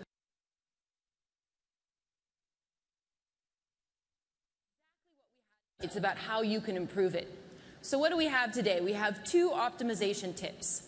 The first one is telling us that we should design our app for tablets by uploading tablet screenshots. Now this is really important. I should definitely do it because it will encourage more users on tablets to install my app. Next, it's telling me that I have a lot of users who speak Russian and they're already using my app, but my app isn't actually translated into Russian. So that's another opportunity for me. Okay, I don't speak Russian, so I need to get some help.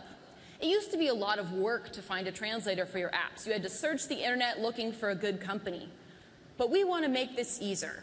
So that's why today we're now going to use our new app translation service. Fantastic. And we're announcing this today. This service allows you to get professional translations directly in the developer console, and we're going to try it out. Okay, it takes just a minute to upload the strings we want translated into the Google Play developer console here. Next, we select the languages that we want to translate into. So for today, we're of course going to select Russian to try to help those guys out. Next, it's going to show us a list of all the different translation vendors. And then I can just pick one that suits my budget. And that's it.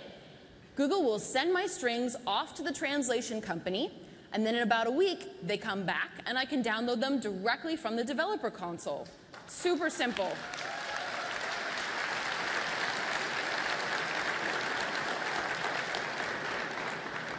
Some of you may be interested in participating in this pilot program, so please sign up in the developer console today.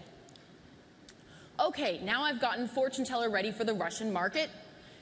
So I want to invest in a campaign to promote my app. But naturally, I want to know which ads are the most effective. And that's why we're announcing referral tracking.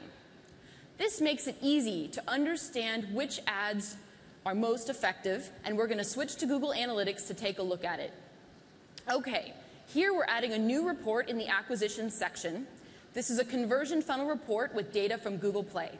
It shows us where our installs come from, like blogs, or top websites and other important ads. So here we go. This will allow us to track the effectiveness of each referral channel. So on the left, we have each of the channels, followed by how many users view, install, and launch our app. Okay. Installations with an app are really just the first step. What you want is for users to come back to your app again and again. And I want to understand how often people are using my app. I can do that with Google Analytics, but I have to go to Google Analytics. So soon we're going to be showing these great engagement metrics from Google Analytics directly in the developer console. You'll have all your metrics. Thank you. We want to give you all your metrics together in the same place. These 2 analytics features are rolling out later this summer. So now we have an app that people are launching all the time, so of course it's time to make money. Like you, I just want to have simple tools to show me how much money I'm making every single day. So now we've added a new tab to the developer console, giving us a summary of our app's revenue. You can see your global revenue and how it varies over time.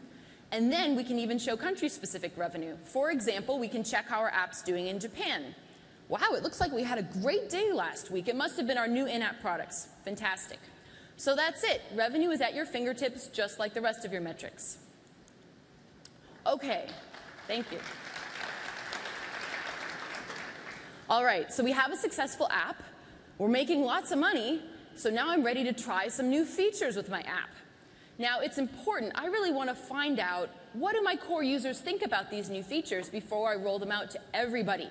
And from your feedback, I think a lot of you want to do this too. So today, we are launching beta testing.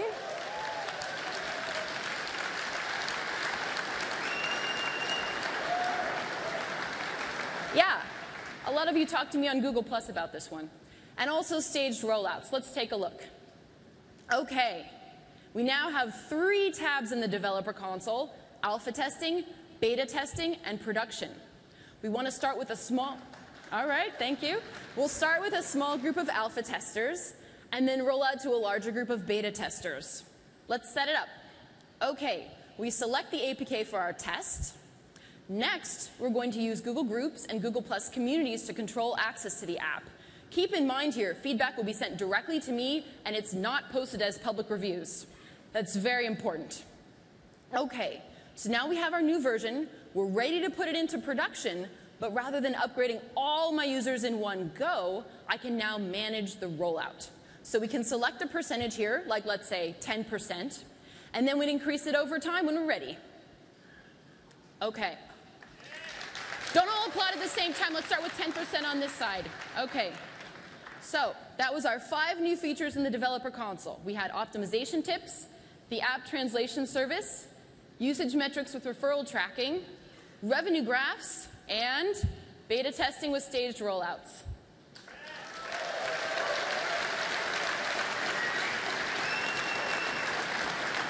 All right, thank you.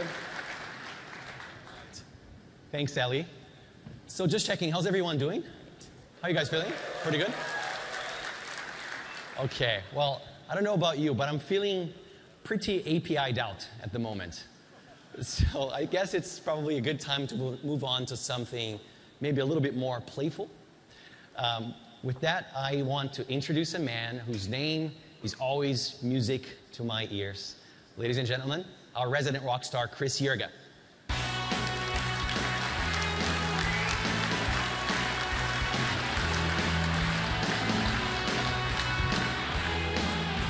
Thank you, Hugo. Good morning, everyone.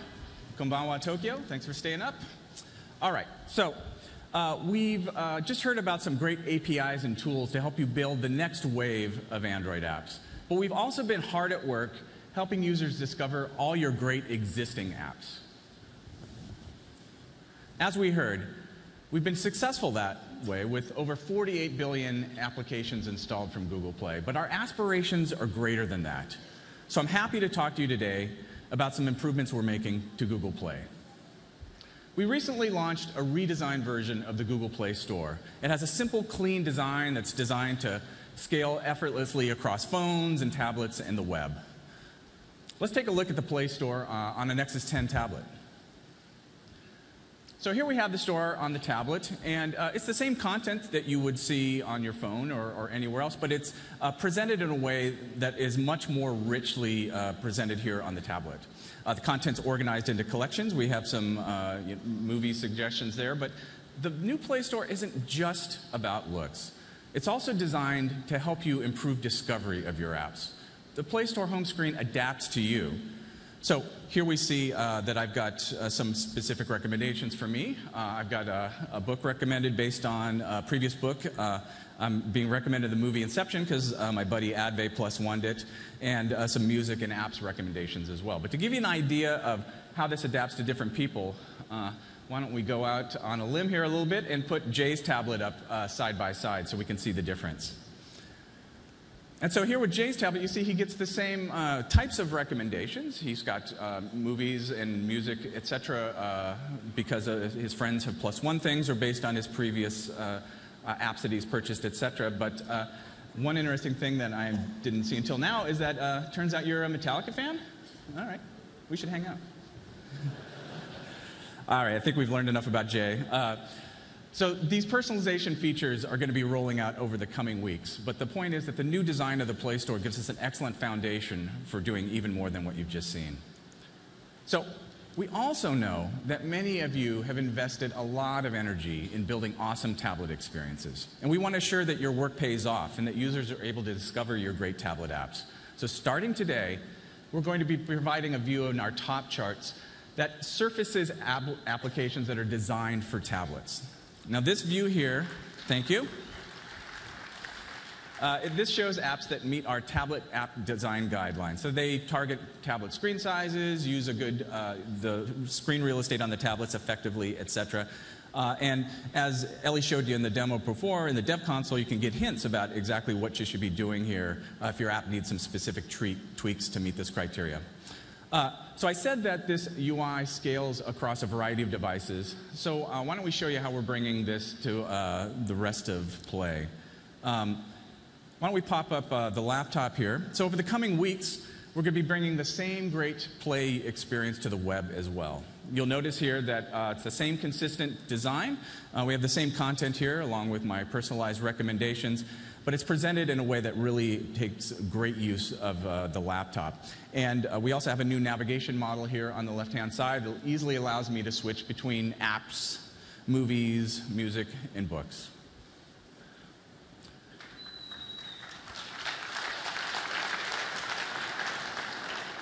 You know, in the run-through, we didn't put a picture of a more handsome man behind me up on the screen, but I guess that's fine.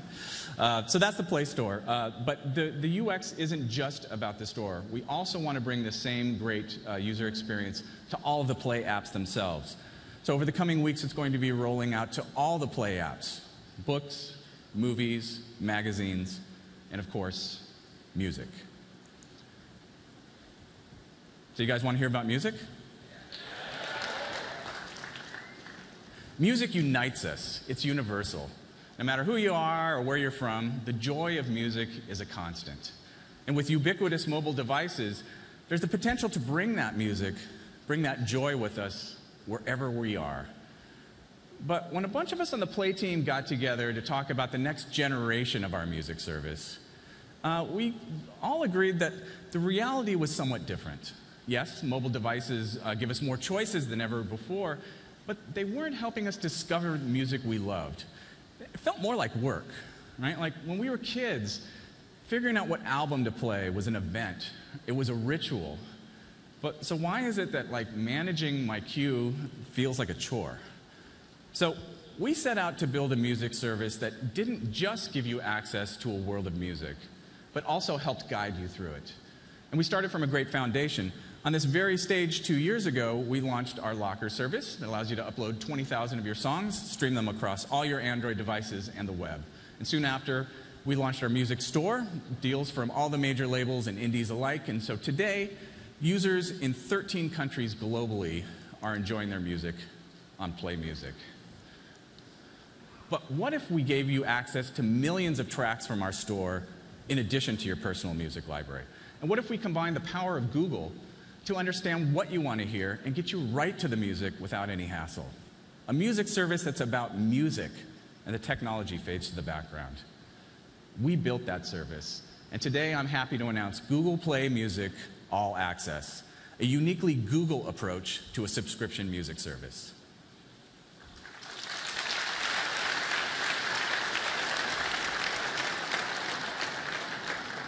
Why don't we show it to him, Jay? Let's pop it up on the phone. All Access starts with Explore. It's the guided way for you to browse an entire collection of millions of tracks. And from the moment you enter Explore, we provide personalized recommendations based on your listening preferences. So here's some of my personalized recommendations. We also have a section that we can swipe over to that shows featured content, top albums and songs, as well as playlists from our staff of music experts that's always fresh. But if you want to guide our assistants, we can swipe over and look into specific genres. So we have 22 top-level genres with more to drill into. And why don't we pick Alt Indie and go in there and show them what it looks like. So once we're in here, you see expert-powered recommendations here, playlists that are curated by our music editors, as well as top albums from the genre and key albums that define the genre. But like everything in All Access, anything you see, you can immediately start playing. So Jay's picked a track for us here. So far so good, but here's where the magic starts, because anything that I'm listening to in All Access, I can instantly turn into a radio station. So Jay hits Start Radio, the song keeps playing, but in the background, All Access has made us a never-ending mix of related tracks.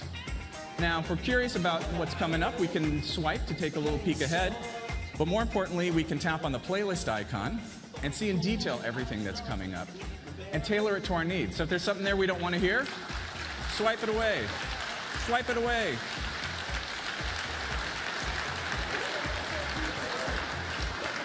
You want to show them reordering? You can also reorder tracks in the queue. So this is radio without rules. It's as lean back as you want to or as interactive as you want it to be.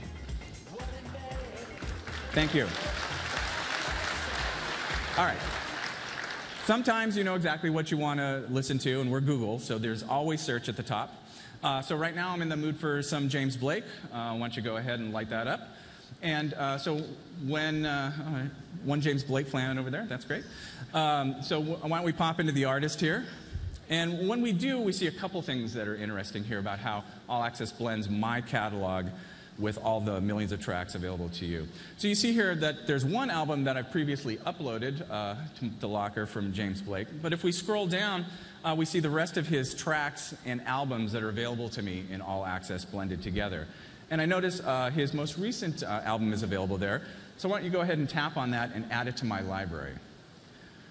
So by adding it to my personal library, now it shows up here at the top. It's easy for me to access at all times. My library contains all my personal music that I uploaded, as well as anything that I've discovered and added from All Access. But other times, I just want the music to start. I want to get to music with minimal effort. That's where Listen Now comes in. Listen Now brings the power of Google to surface music we know you're going to love. There's always a fresh set of choices in here. So in my Listen Now view, you see the album I just added, as well as some other tracks that I've played recently. There's also new releases from artists that I enjoy. And you'll also see interspersed in here are radio stations that All Access has created for us automatically. With Listen Now, there's always a great selection of music available to me from my library and All Access. And every day it surprises me. I can't wait for you all to have your own magic moments with Listen Now. So far that's been All Access on the phone. But of course, it works great on tablet and web browsers as well. So why don't we pop up the laptop? This is All Access on the web browser. As you can see, it has the same great set of features. Listen Now is here with all my suggested content. Get me one click to music. I've got my library, radio, and of course, Explore.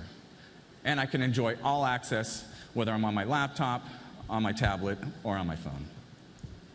So to recap, All Access allows you to explore millions of tracks effortlessly on any device. Explore millions of tracks effortlessly on any device. Radio without rules. It's completely interactive if you so choose. Google-powered recommendations and one-click access to your music from Listen Now. And of course, the best of both worlds. Your personal library blended with ours. That's All Access. Now, there's a lot more I could show you, but really, I want you all to try it yourself. So let's talk about how you can get it. All Access is priced at $9.99 a month in the US, but we're also giving everyone a 30-day free trial.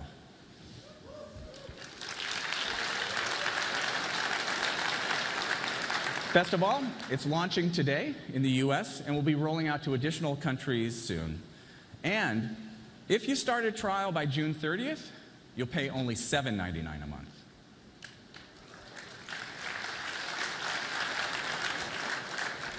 That's All Access. It's been my pleasure to show it to you, and now I'm going to call Hugo back to the stage. Thank you very much.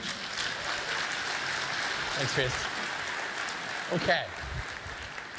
We hope you guys liked everything you saw here today. We talked about 900 million Androids, 48 billion app installs, a bunch of new tools and developer services that help you build awesome apps, find more users around the world, and of course, monetize your hard work. You also saw the new Google Play Store, as well as a taste of All Access, the brand new music experience that's powered by Google. One thing we haven't talked today about yet are devices. Now, this is not a device giveaway, but I do have a pretty cool announcement to share with you guys. The Android ecosystem is truly amazing. Great hardware and software experiences, a range of form factors, and lots of choice for users, including, by the way, Google's own devices with the Nexus family that I'm sure you know quite well. We continue to be blown away by the great new devices that are coming out from our partners, like, for example, the HTC One or the Samsung Galaxy S4, for example. In fact, just like this one right here. Now, there's actually something a little bit different about this particular GS4, this particular Galaxy S4 from Samsung.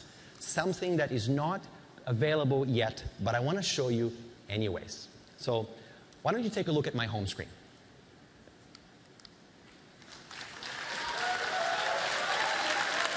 So So that's my home screen. I've got my Google Apps here in my Google folder. If you scroll to the left, that's my music widget, my calendar on the other screen. Go into notifications, a pretty clean notification shade, and quick settings also right at your fingertips. I'm pretty sure you guys are getting this, right? Yeah. What you're seeing here is real. This is a Samsung Galaxy S4 running Android 4.2 Jelly Bean with the same software experience that we ship on our Nexus devices. It's Google's take on Android, and it feels really awesome on the Galaxy S4. In fact, this version of the Samsung Galaxy S4 will be available directly through Google Play in the US. We're selling an unlocked model that works on both AT&T and T-Mobile with LTE support, 16 gigabytes of memory, expandable with an SD card, of course. And also, it is bootloader unlocked. I knew you'd like that. And it will receive system updates promptly with every Android platform update.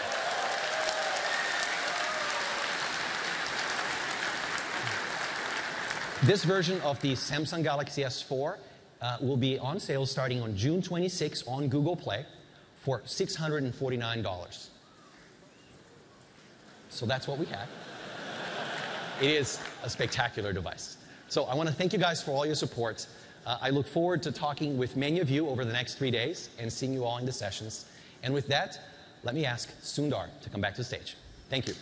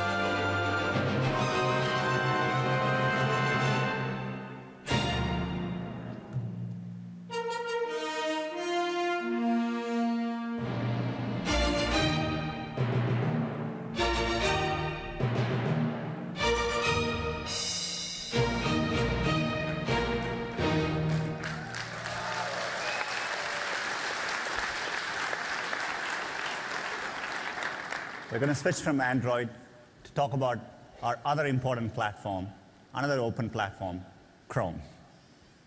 As I said earlier, Chrome started with the goal to help make the web better, both as a platform and as an experience for users. It's been an incredible journey. We've had amazing adoption from our users. And last year at Google I/O, we had reached over 450 million monthly active users. We had reported weekly users before, but we are switching to monthly to be consistent with the rest of this presentation and industry metrics. Since then, we've had amazing momentum, and we have added over 300 million new users just in the last 12 months alone. And so today we are at over 750 million active users of Chrome.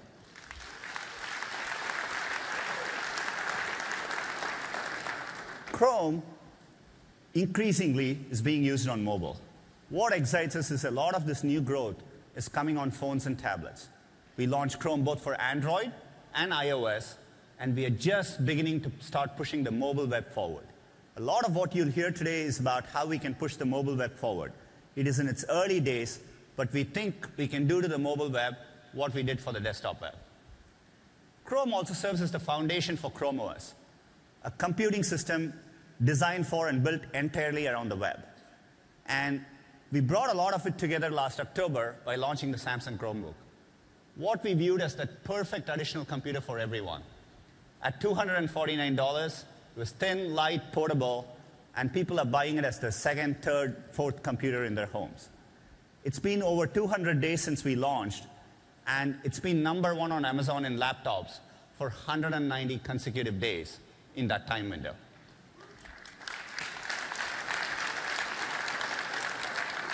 It is an ecosystem play, And we have many more partners joining our journey. Acer, Lenovo, HP are all shipping Chromebooks now. And we are expanding our presence in retail. 2 months ago, we also announced the Chromebook Pixel. The goal behind the Pixel was literally to design the best laptop out there possible.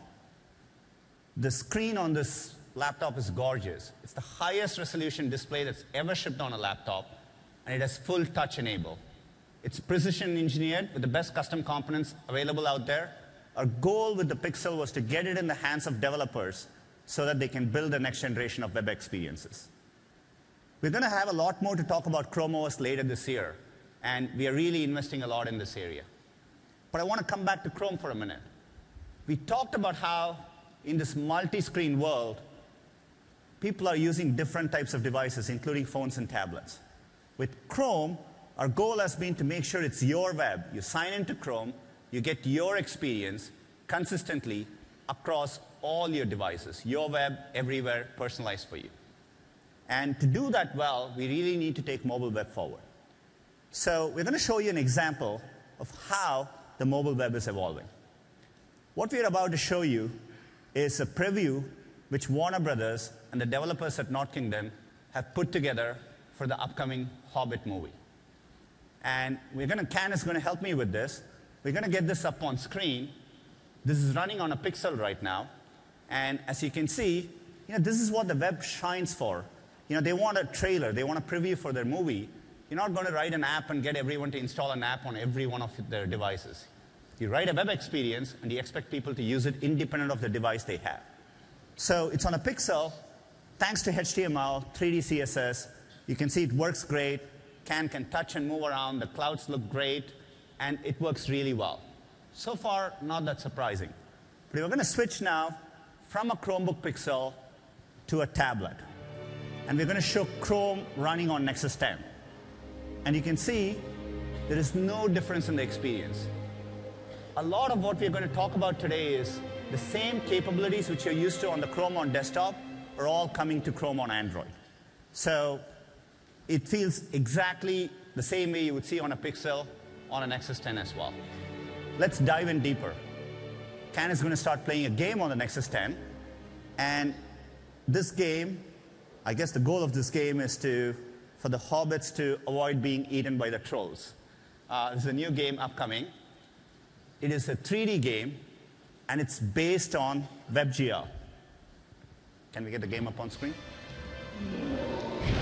You can see it there. And we are running this again on Chrome on Nexus 10. And the reason we are able to play this game is thanks to WebGL. This wasn't possible on the web last year. And you will hear the search team. OK, so we have it up and running now.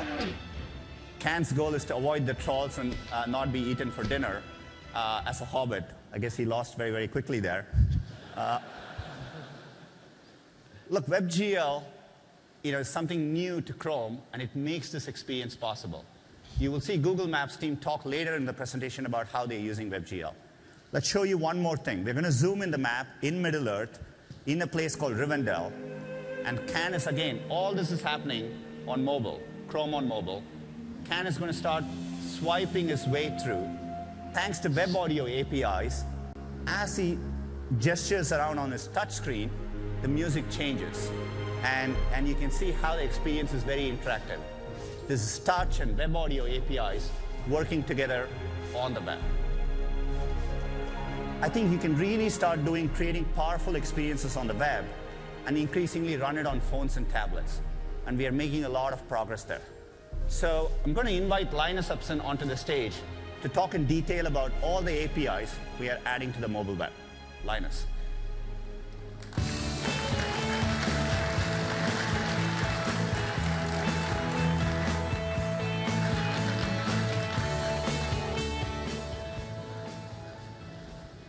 So just a few weeks ago, the web celebrated its 20th birthday. And the unique properties that transformed desktop computing from the web, the fact that everything is a link, everything is searchable by default, makes it possible with just a few keystrokes for anyone in the world to find billions of different web pages. Applications, video, content is instantly discoverable and shareable. No need to install software, no need to update software. And on the Chrome team, our goal is to make the web better, both on desktop and on mobile. Better for users and better for developers. But that doesn't mean loading the browser up full of features. The browser is a means, not an end. And so we're always trying to figure out how to make the browser smaller and faster. So we focus on three things: speed, simplicity, and security. And we're bringing that same focus to mobile. Let's take a look at speed to start with. When we first launched Chrome, its JavaScript engine V8 was 20 times faster than anything else out there. And in the 4.5 years since, we've continued to make it faster still. Just in the last year, you can see we've improved the performance of V8 by almost 25% on the desktop. But the gains on mobile are even bigger. In the last year, we've seen the performance improve by more than 50% on mobile. These are the kinds of things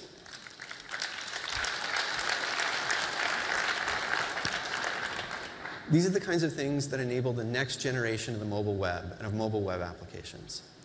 Of course, the V8 team is always looking to optimize new use cases because people are always pushing JavaScript in new directions. Recently, Mozilla introduced a very clever way to compile C or C++ code down into a subset of JavaScript called asm.js. And this has gotten a lot of attention recently because it allows you to then access all of that code that you have in C and C++ and be able to run it on the web. And this is JavaScript that's not written by humans, it's written by compilers. So it looks very different than the kind of JavaScript we've optimized for in the past. And in the last month alone, we've gotten over 2.4 times speed boost running this asm.js code in V8, and there's tons more optimization to come. But of course, JavaScript is only one component of speed. When you download a web page, more than 60% of the bytes that come across your internet connection, and it's growing. We developed an open source, royalty-free compression technology called WebP. So these two images here, you see the one on the left is JPEG, the one on the right is WebP. They're both at the same quality level. But let's take a look at the sizes. The WebP image is 30% smaller than the JPEG image at the same quality.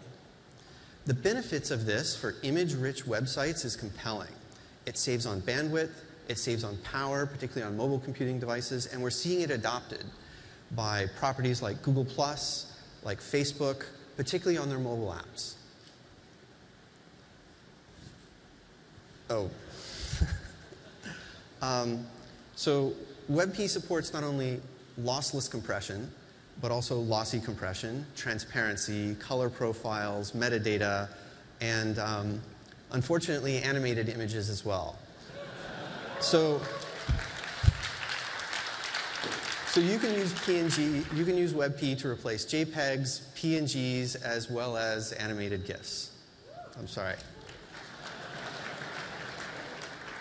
Of course, videos are a big part of the web.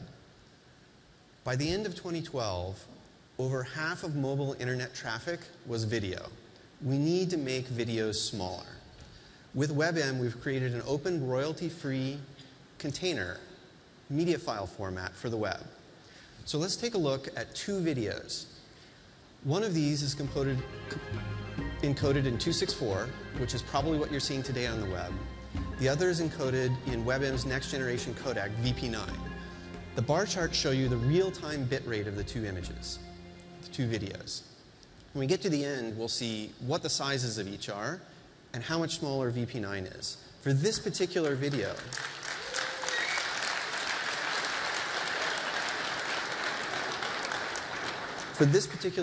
VP9 was 63% smaller.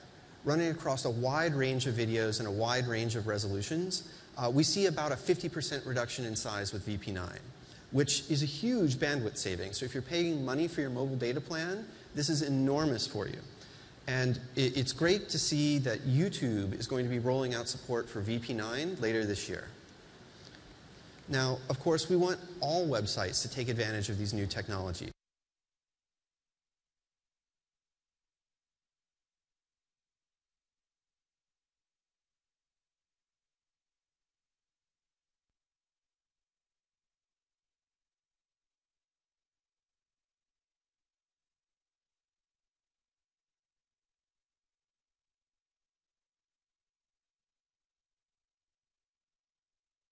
So if you're paying money for your mobile data plan, this is enormous for you. And it's great to see that YouTube is going to be rolling out support for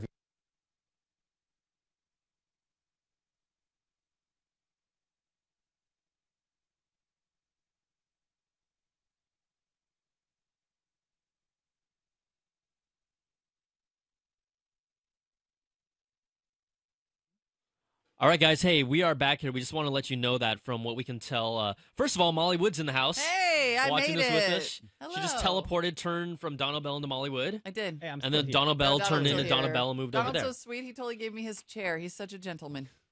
That chivalry still exists, That's guys. right. So it looks like the stream died. It looks like That's what- YouTube's or Google's direct stream is out right now across the board. So we just wanted to kind of say hi, tell you to don't worry. You know, we'll see if it gets back up and running. We're right here. While we're We're here doing for that, you. though, we can just kind of briefly talk about a few things. Obviously, this has been really geared towards the developer community.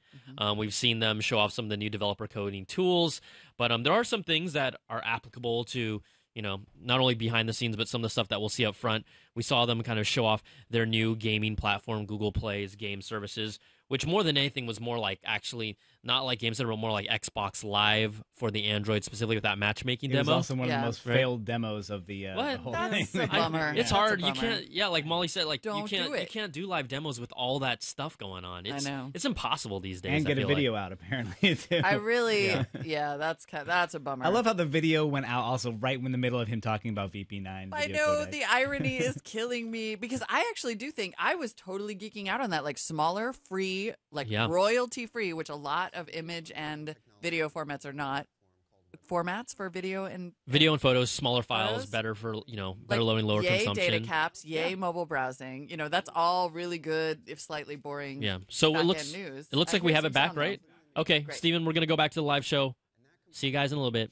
between applications, between phones, between tablets, between desktops, so that you can be much more productive and have applications that are much more delightful for users. We're also working on the first toolkit to natively take advantage of web components. And in this toolkit, it really captures the modern, elegant design philosophy you've been seeing in a lot of the recent Google applications, particularly the mobile ones. This toolkit project actually has been open source since the beginning, and some of you have stumbled upon it and found it. But it's still very early. But the vision for it is clear. We want this elegant UI framework that works across all form factors, all devices. And we put together a short video to give you an idea about where we're going with the toolkit. Let's play the video.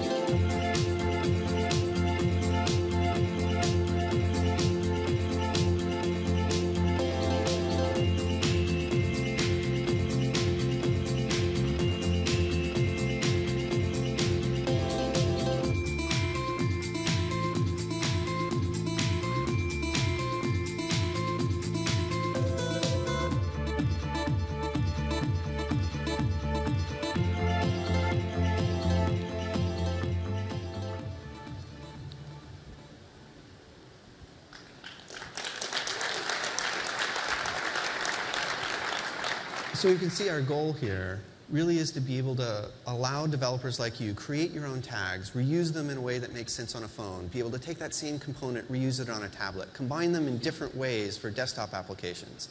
And it's something that's tremendously exciting. It's still early, as I said. It's not ready for consumption by regular developers. But if you're interested in learning more about where we're going and help us define the vision of the future, please come to the Web Components in Action session on Thursday.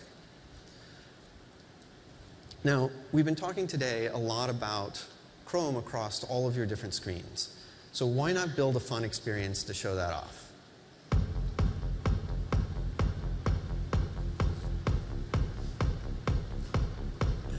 So Racer is a multiplayer, multi-screen experiment, and all you need to play is Chrome. Regardless of device, Android or iOS, phone or tablet, you just need to click a link and get started. So we've asked some volunteers to come help us show it off. So while they're coming up, why don't we take a closer look at the devices here?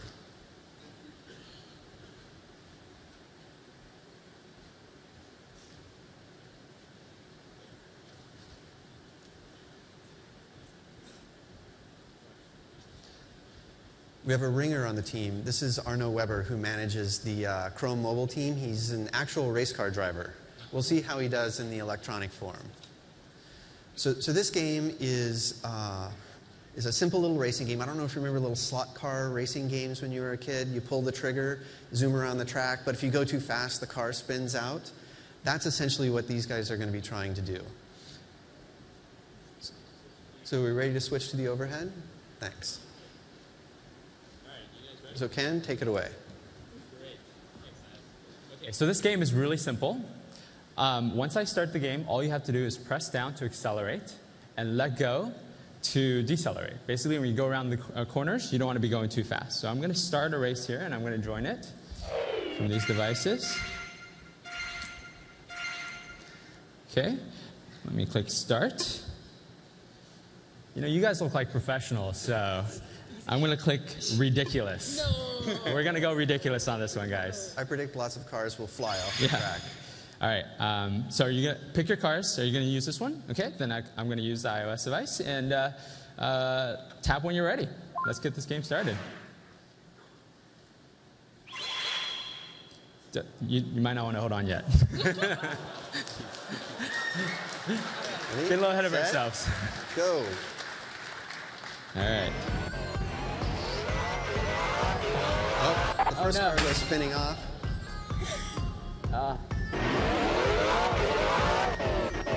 Now this game is running on Google Compute Engine, and it's able to keep all the different devices in sync using WebSockets. No, stop running into me. And it uses web audio as the sound transitions between all of the different devices. Oh, someone's made it around full lap. Oh, shit. Lap. Oh, shit. I'm gonna win, come on. I didn't practice all these days for nothing. This is just as hard as I remember those little racing games as a kid. Yes. Whew.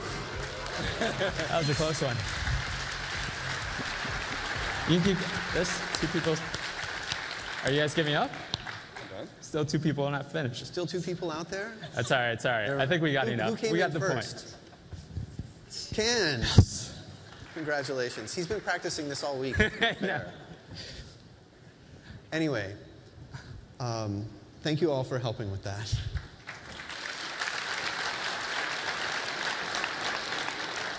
Anyway, we hope you're all excited, as we are, about where the mobile web is headed.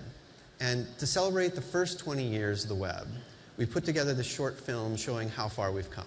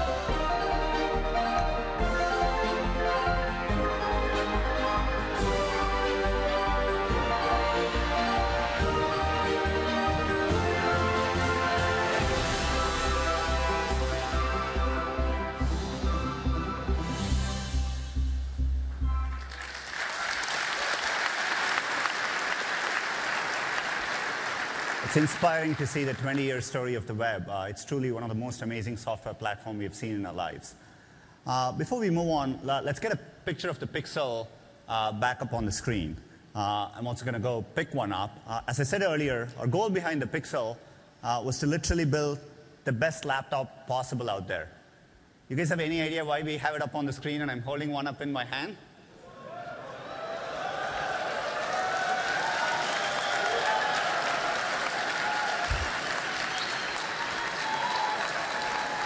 We're going to give each and every one of you a brand new Pixel. I've been asked to say it's not ready till 2 p.m., so please don't leave in the middle of the keynote. But we're very excited. Our goal behind the Pixel was to make sure developers had a chance to get the web ready for the next generation experience with full touch and high resolution. So I can't wait to see what you all do with it. We are incredibly excited. A lot of us use it as our day-to-day computer.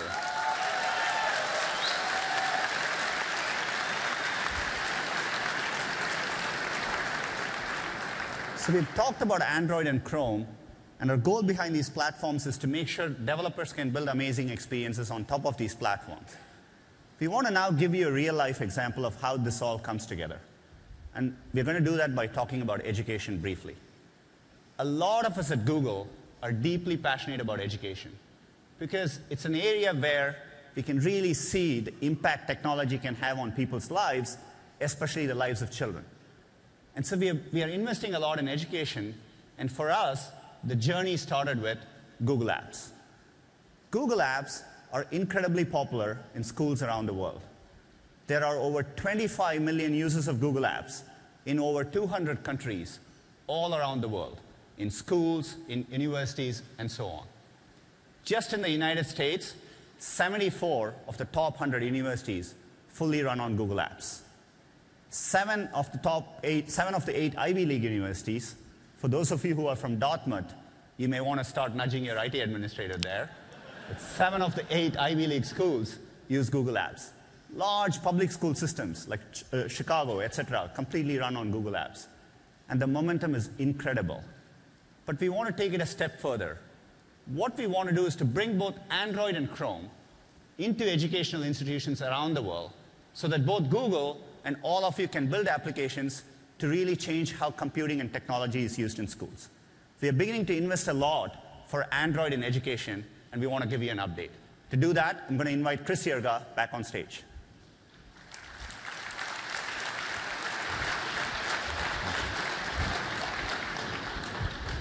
Thanks, Sundar. So as we've heard, Android is growing incredibly fast, and its momentum is changing everything. But there's still a big part of all of our lives and the lives of our kids that mobile technology hasn't really touched.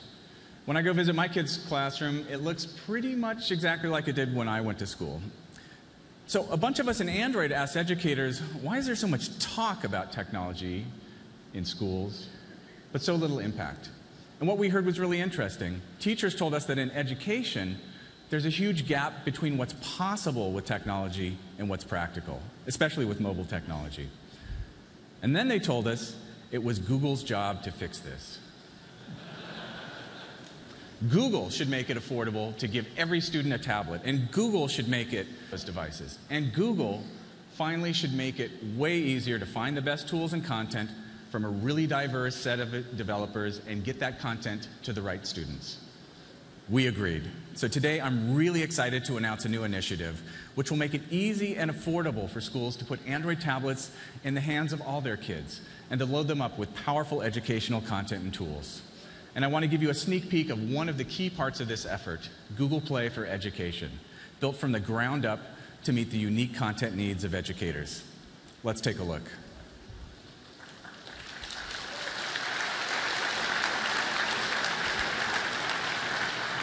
So the first thing you'll notice is that Google Play for Education is organized by categories educators care about, namely subject matter and grade level. For example, say I'm the K-6 math subject matter expert in my school district, and I want to find an educational app that my incoming kindergartners can use to sharpen their problem-solving skills. So I click on Math, Kindergarten, and immediately I see a bunch of apps from a diverse set of partners, including NASA and PBS. Also, each app has been recommended by a group of educators as useful for teaching kindergarten math. This is key because teachers trust other teachers. So kids' numbers and math from IntelliJoy looks really good. I'll start with the free version. Remember, I'm not shopping for myself here because this school is using Google Apps for Education and every student has a Google account. I can just enter the name of the Google group of these students and bam, all 500 kindergartners in my district will instantly get this app on their tablets.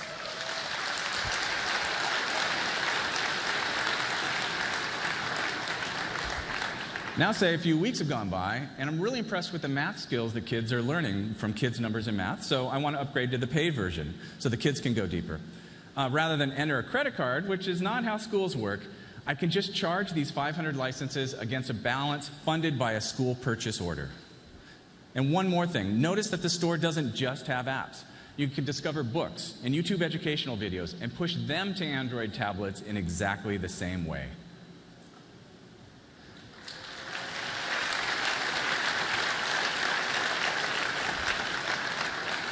Pilot sites like Kipbridge Charter School and Hillsborough Township Public Schools are already going crazy for this. 6 elementary schools in New Jersey used 550 different third-party apps during a single day in our pilot, all of them discovered and downloaded by teachers in Google Play for Education.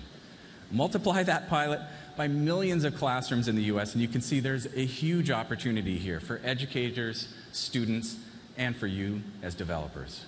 So this is where you come in. We're doing the heavy lifting of building Play for Education, bringing it to the schools, making it easy for them to find great content and buy it in bulk. Now you can focus on what you do best, creating awesome and innovative educational content. We're going to be launching Google Play for Education in the fall, but starting this summer, we'll be ready to accept your app submissions. Check out our developer microsite at developer.android.com/edu, where we posted guidelines on how to build awesome K-12 apps. Also, come find us at the Education Sandbox here at I/O. Thanks, everyone.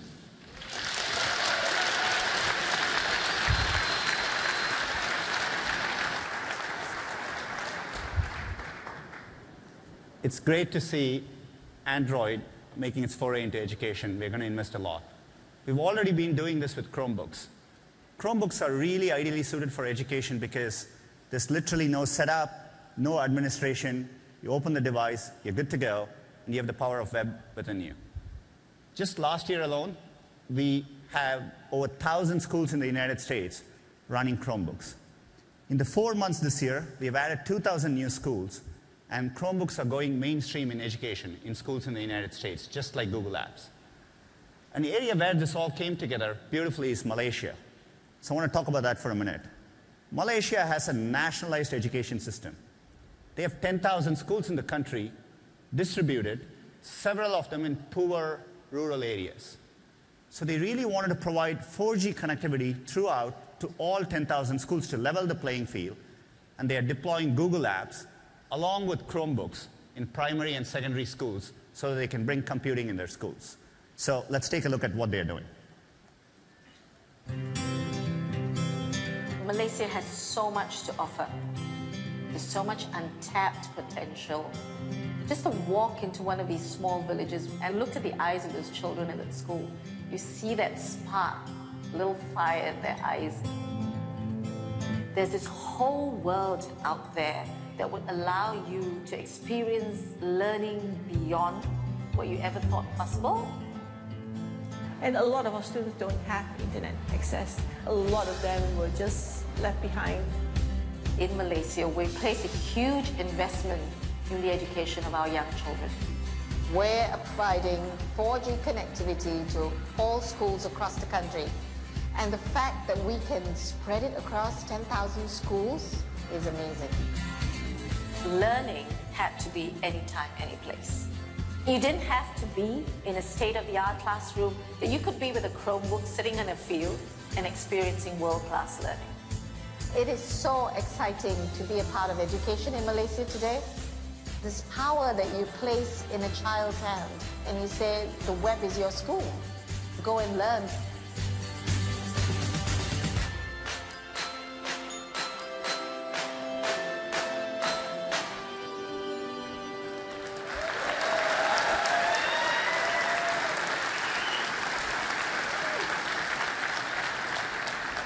Look, to me and to a lot of us, this is what the journey of computing is about. What we are doing in education on top of platforms like Android and Chrome, we can do it for users everywhere, including the other 5 billion people on the planet. Android and Chrome are designed for not just Google, but for you all to create amazing experiences. We're going to switch now and talk about what we are doing on Google, what we call as the best of Google, on top of Android and Chrome. You're going to hear from 3 teams, from the Google Plus team, from the Search team, and from the Maps team. And we'll get things started with Vic Gandotra and Google+. Among the most basic of human needs is the need to connect with others. With a smile or laugh, we connect with people every single day. But the meaning of our real-world connections often gets lost online. And so began the Google+ project to help make connecting online more like we do in real life. So you can share the things you love with the people you love and get closer to the people you care about, make discoveries, explore the stuff you're into, and get together. Touchdown confirmed. Receive online.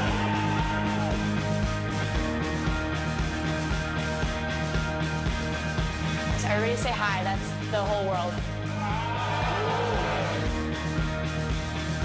Can I hug you? Yeah. We're the first ones that are doing it like this. It's history. Look, you guys have the greatest technology at your fingertips. Have a boy. Thanks, everybody.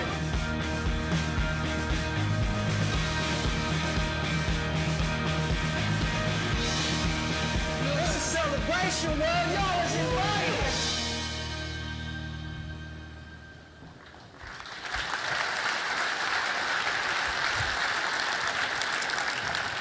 We are incredibly grateful to the hundreds and millions of you out there who joined Google+ in just under 2 short years. And we can think of no better way to say thank you than to continue to innovate and to build a product that people truly love. And so I'm here to show you what's next with Google+. Today, we're introducing 41 new features across 3 major areas of Google+. First, a newly designed stream, a new Hangouts application, and a fundamentally new Photos experience. We have a lot to talk about. Let's get started. Let's begin with the stream. Now, it's no surprise that mobile devices are increasingly prevalent and important in our lives. It's the computer that's with us all the time. And so the Google+ team has spent a lot of time making sure that that core stream experience on mobile absolutely rocks. And the feedback has been fantastic. And so today, we're taking that multi-column design and bringing it to lots more devices. Yes, from your phone to your tablet and even your desktop, you're going to see a newly designed stream. We're also fixing a long-standing problem with today's social streams, and that's they're flat. It's very easy to see a long list of things that have been shared with you, kind of like a never-ending newspaper. But it's nearly impossible to go deeper on a topic or interest that you might have. And we think we can fix that. So this new design, this new stream, is about design and depth. Maybe the best thing to do is just show you. What you're looking at is Google+ at its this morning. What you're going to see start rolling out later today is the new Google+, which looks like this.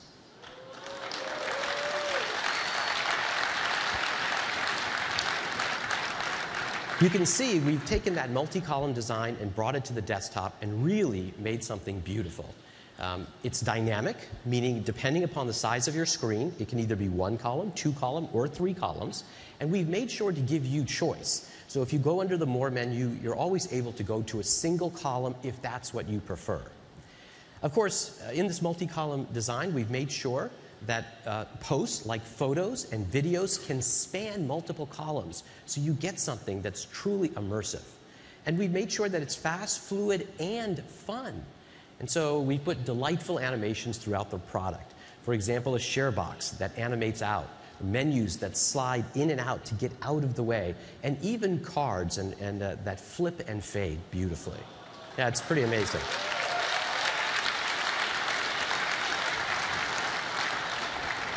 But it's not just about the design, it's about depth. As I mentioned earlier, it's very difficult to go deeper on a topic or an interest you care about. We think we've solved this problem, and today we're introducing related hashtags. What we'll do is we'll analyze the content of a post, and Google will put on the appropriate hashtag. How does that work? Well, let's take a look. Here's a post about the San Francisco Giants baseball team. It's not just about the it's about Buster Posey, a particular player, as well. And note in the top, we've automatically tagged that post, and we know it's about those two topics. But that's only half the magic. We also then rank and search the entire universe of Google Plus content. And we rank it just for you. So when Matt clicks on one of those hashtags, watch what happens. We flip the card over, and we then show you related items from the most important sources and social proximity to you. Amazing, isn't it?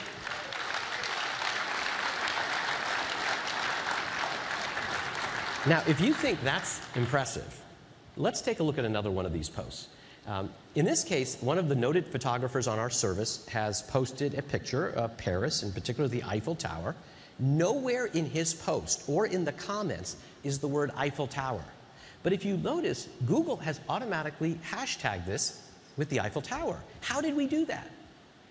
Well, we did image analysis and combined with the knowledge graph that recognizes important landmarks, and Google knew that this was about the Eiffel Tower. So if you click, why, you can just go deeper and click through other posts about the Eiffel Tower.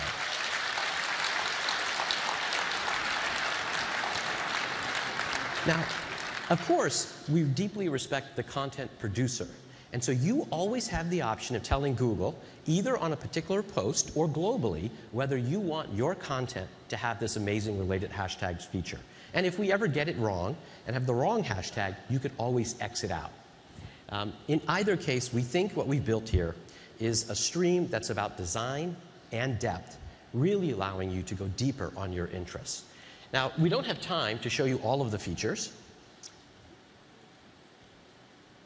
There's just too many to talk about today, but we'll be rolling this out this afternoon. We hope that you'll absolutely love it. Okay, now let's talk about Hangouts. You know, at Google, we have a point of view about software and technology, namely that it should get out of the way and allow people to do what they do best. That's live, learn, and love. That was true even when we started Google+. You know, other sites when we started often asked you to think of your relationships as either friends or not friends. And we argued that was not reflective of real life. In real life, you don't have this, you have this. And so we built Circles as a core part of Google+. And we're happy to report that today, more than half of all sharing that's done on Google+ is done to private circles. Now, that same dynamic exists in the world of real-time communications. When you think about a real-time communication, somebody you want to talk with, you don't think about wanting to talk to a computer. You want to talk to a person. And yet, despite 50 years of work in real-time communication products, we still are stuck with gadgets. Think for a moment about some of the real-time communications products, the choices that you have. Some are very nice. They work on one platform. So if you think about your friend, you have to ask yourself, are they on a particular operating system? Why should OSs matter? People matter. Or think about other choices that are very popular on mobile. Fantastic ways to communicate on mobile, but if your brother is at work on a desktop or a laptop, why should he be left out? Or there are other solutions that do group video very, very well and messaging, but it's very difficult to do photos. Frankly, even Google's own services have been fragmented and confused at times. What we want to do is fill in all the boxes. Because when we fill in all the boxes, we believe finally technology can just go away and people can focus on what makes them the happiest. And that's just hanging out. So we're introducing today a new application, Hangouts. And we think we've built a product that is about conversations that last with people that you love. Let me show you the product. Now, as Matt goes to the demo here, the first thing you'll notice on Matt's Android phone is the new icon, a standalone app. And Matt will go ahead and click on Hangouts and open up the application. Now, you're looking here at a list of conversations, not contacts. Some of those conversations are one-on-one. Some of those conversations are group conversations. But the primary pivot, the focus, is on those conversations. Now, if Matt wants to get to his contacts, maybe he wants to add someone, it's one tap away, you can see Google will rank the important people that he normally talks to and make that easily available for either a message or a video call. But let's go back to the conversations. There's several attributes about these conversations that I want to talk about. The first is my favorite, and that is these conversations can be long-lasting. So as Matt goes back in time, why, you're able to see that conversation. Imagine that you have your family in a conversation for many months or a year. There's the holiday party, there's the vacation you took together, there's important moments like the birth of a child. All those things are stored with you, even as you change devices in those long-running conversations. Of course we give you the ability to turn off history. Of course we give you the ability to delete those things. But having the ability to save those conversations is, I think, delightful and amazing. Another aspect is that the conversations are rich and alive. Your photos are stored in albums. This is amazing. This baby's not even 3 months old and he's already learned how to facepalm, okay? But all the images that you've shared as a family are all right there. In addition to beautiful images that are easily stored and saved, the conversation feels alive. Look at the bottom. You can there see, as people join, they show up. As they're typing, they animate out. You can see exactly where someone has read to. It really feels like you're in the same room together, and we think that's delightful. By the way, you're looking at it on the web, you're looking at it on Android, and you're looking at it on iOS, all available today.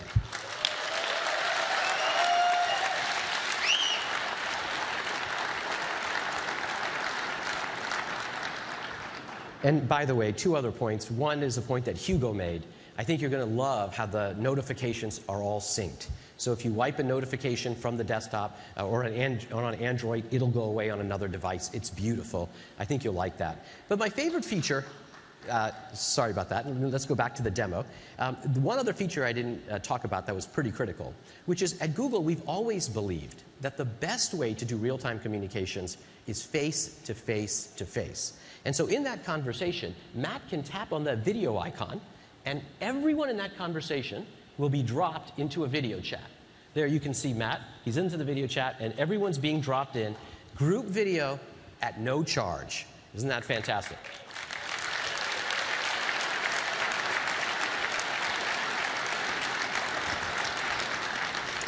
Okay, let's go back to the slides.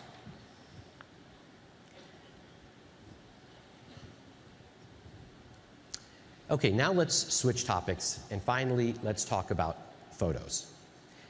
Photography can be a very rewarding experience. I know for me, it captures the most important moments of my life. I remember when I was on the beach and I asked my kids to stand together to take a picture. I didn't know my son was going to wrap his arms around my daughter. I didn't know my daughter was going to reach up and hold his hand. But for the rest of my life, I'm going to picture them like this. Despite the fact that he's now taller than me, that's how I imagine it. I'm not alone. You too have amazing images that are the most important, precious memories of your life.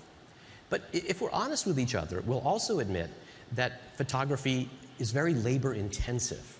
It takes a lot of time to organize, edit, enhance, upload, and share your photos.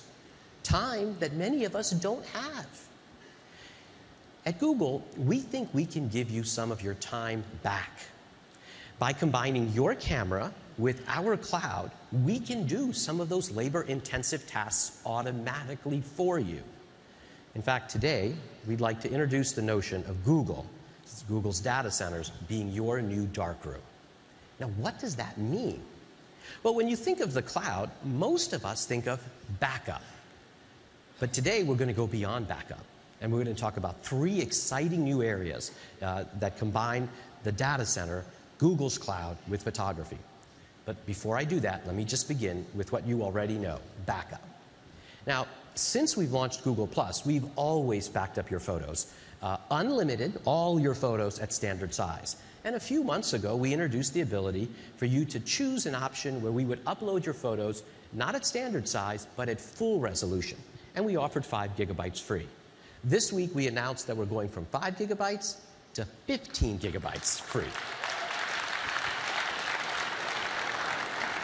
Now, why does full resolution matter? Well, what you're looking at here is an 8-megapixel shot. An 8-megapixel shot, you know, you can clap if you want. Go ahead.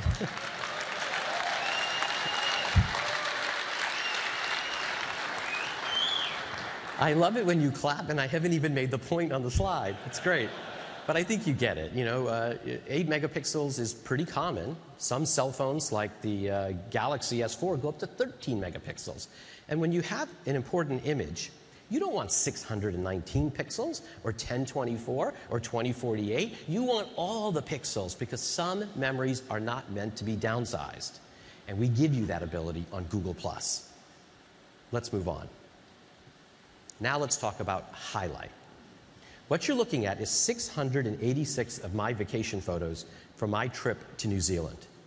Now, there's some beautiful images in there, images I want to share, but I don't have time to pick them out because my vacation is over, okay? Now, I suspect you've been in the same boat. You know, it takes time to do all this stuff. Google can pick the best pictures for you. We can go from these 686 pictures to these. It's remarkably accurate. Now, go ahead, you can clap. Some of you must be saying, how did Google know those were the best? Let me tell you. We do lots of things to choose the best. Some of the things that we do is we look for images that are blurry, and they're not going to make the highlights. We look for images that are duplicates. I took 4 images of the same mountain. We'll pick one. We look for images that are not the greatest exposure, and they're unlikely to make your highlights. Or we even do amazing things, like we recognize the Eiffel Tower. We can recognize in your images if you're at an important landmark. In this case, this is a beautiful shot of Queenstown, and we boost that image so that it's more likely to make the highlights. We also analyze to see if there are people there. Are the people happy? Are they smiling? Might make the highlights. Our machine learning algorithms have also been trained by literally hundreds of human raters, so that the machine learning algorithms have now begun to account for aesthetics, for human taste. What do people find beautiful? And we're able to boost that image. And then my favorite is affinity. We recognize who's important to you, who's in your family circle, and we apply appropriate social boosts so that your wife and your children are in the highlights. It's absolutely amazing. We think you're going to love it, and it's going to save you time.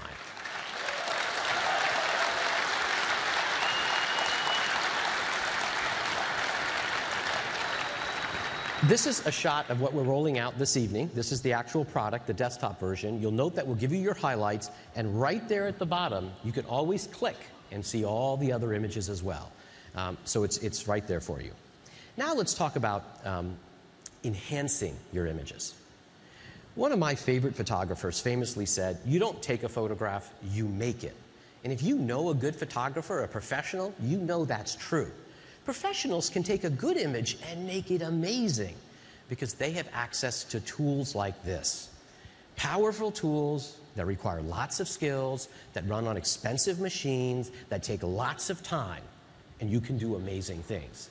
The problem is that for the average person, these tools often look like this to them, like a bewildering set of knobs that they don't understand. Today, we're introducing Auto Enhance. Auto Enhance is an easy button to make your memories look beautiful. We can automatically take an image that looks like this and make it look like this. Now, how in the world do we do that? Well, we're going to show you some of the things that we do. Things like tonal distribution, skin softening, noise reduction, structure, vignetting, red eye reduction, so much that we do. And we don't have time in this keynote to show you all of them, but we're going to highlight a few. Let's begin with tonal distribution. All of us have taken pictures that are over or underexposed. You might think Google would find the middle ground. We do better than that. Remember, our algorithms take into account human taste. So we can take an image like this and just make it perfect. Let me show you another example. Let's talk about skin softening. Now, I'm going to apologize in advance because you're going to see a huge photo of me, but we thought we'd pick someone that no one could get offended over. So we'll start that with me. Okay, now let's talk about recognizing people's faces. If you have an inexpensive phone or even an inexpensive camera, those devices can recognize faces. But the state of the art today is to put a rectangle around a face and say, we think there's a face there. We've had several breakthroughs at Google where we're now able to deeply recognize the human face and skin. We can tease apart exactly where is the hairline. What are the eyes, the teeth? Is the person wearing jewelry? Do they have glasses on? And we can separate all that out. That breakthrough means that when we do the other effects, things like structure, the tonal enhancement, why we can do something different on the clouds, the water, the mountains, and we can treat the human face completely separately, like a professional would in a tool. Now, let's talk about one of those effects. Let's talk about skin softening. Now, how many of you like your passport or your driver's license photos? No one does. Well, why not? Because photographs often exaggerate our flaws. In real life, when you look at me or your friends, you don't see every one of their flaws. But in a picture, you see all of them. In fact, we're going to make it worse. Let's zoom in on this picture a little bit. Like I said, I used my own so I wouldn't offend anyone else. Wrinkles, right? But chances are when you're talking to me, you don't stare at them. Watch what happens when we apply skin softening. Just gently tone down. Let's zoom all the way out. That's the original image. That's with skin softening enhancements. Just gently and beautifully enhance. We think you're going to love it when we apply this across your photographs. Let's talk about noise reduction. Maybe you've taken a picture in low light, particularly with a cell phone. You get grain, noise on your image. Look at the sky in this photograph. Well, our noise reduction filters can automatically take something that looks like this and make it look like that. Pretty amazing. Let's talk about structure. Here's a picture that I took when I was in New Zealand. I remember that image having more life. It was more vivid. Well, what happened? Well, the camera palette balanced everything out so it became flat. A professional would go with flat. A professional would go into a tool and they would add a lot more structure to the sky. We can do that automatically. And so we can take an image that looks like this and auto-enhance it to look like that. Okay? There's obviously lots more that we don't have time to talk about, but we are going to bring up a special tool, a debugging tool. And we're going to tease apart some of these effects and show you how they layer on to make an image awesome. So here's an image, untouched, out of the camera, and we're going to start layering on these enhancements. Let's begin with tonal enhancement. Okay? Let's add some skin softening. Before and after on the skin softening. Now let's add some structure for the clouds. Let's add a vignette to emphasize the human face. And let's go before and then auto-enhanced by Google. Pretty amazing, isn't it? One more example. A beautiful landscape photograph of Queenstown that I took. I think it's pretty great. Let's see what Google can do. Once again, tonal enhancement. Doesn't need any skin softening here. Structure, a little bit around the edges, darken the edges. Look at the original, and know what Google did. Amazing. All you have to do is upload your images, and we will apply all of this for you on all of your photographs while still giving you control. This is an actual picture or an actual shot of the product itself that's rolling out this afternoon. If you mouse over any photograph that's yours, why, we'll show you that enhanced icon. And when Matt clicks on that enhanced icon, we'll go back to the original, and if you let go, you'll see the enhancement. And if you want, you can click under the More menu, and you can always turn this on or off, either globally or on an individual photograph. So we think this is amazing, and it's going to save you lots of time. Let's continue on. We've talked about backup. We've talked about enhancing, highlighting your photos and enhancing your photos. Now let's talk about awesome. Auto Awesome creates a new image from one that did not exist. Let me give you an example. We have lots of these. Let me give you an example. We recognize that you've taken several pictures in burst mode or taken around the same time together. We will automatically gift to you in your album something that looks like this.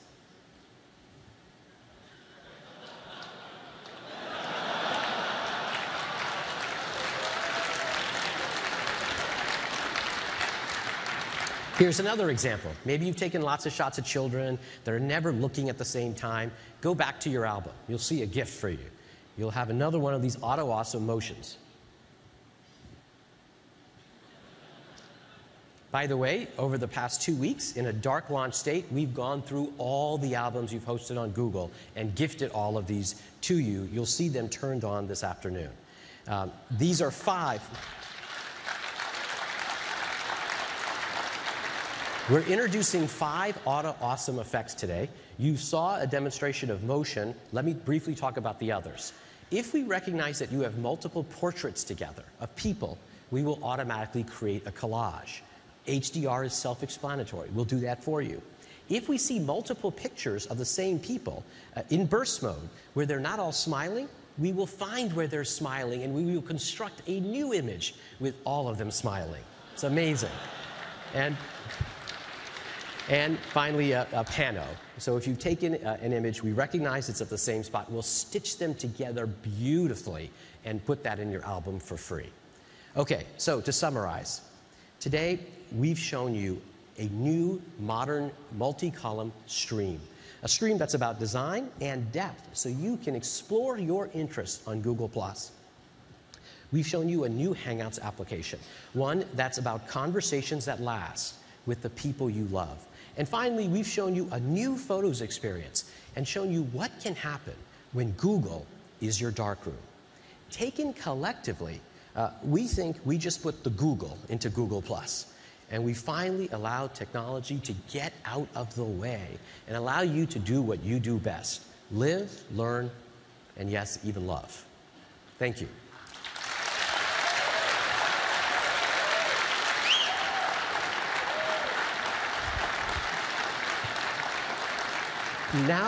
Now we'd like to talk about what was possibly your first Google love, search. Join me in welcoming Amit Singhal to the stage. Thank you.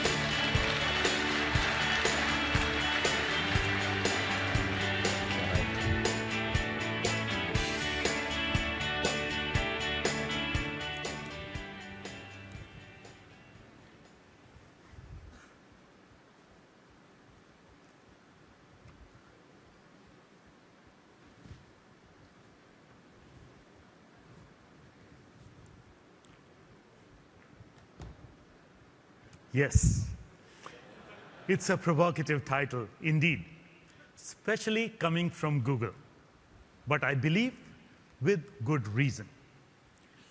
Search is dramatically changing right before our eyes, and in the next 15 minutes, I want to show you how, and in fact, why.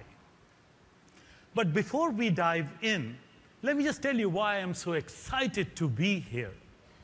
I grew up in small-town India in the foothills of the Himalayas. Thank you. And yes, that's me when I was 3. Very cute. Indeed. My friends asked me too, what happened? Growing up, like many of you, I was hooked on Star Trek. I would watch endless episodes of Star Trek, captivated by the future technology it showed. I mean, a computer you can talk to, and it will answer everything you ask it. I dreamt of building that computer one day, and little did I know that I would grow up to become the person responsible for building my dream for the entire world.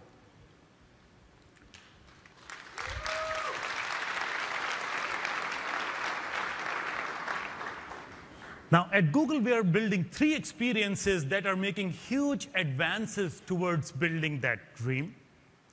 The search of future will need to answer, converse, and anticipate.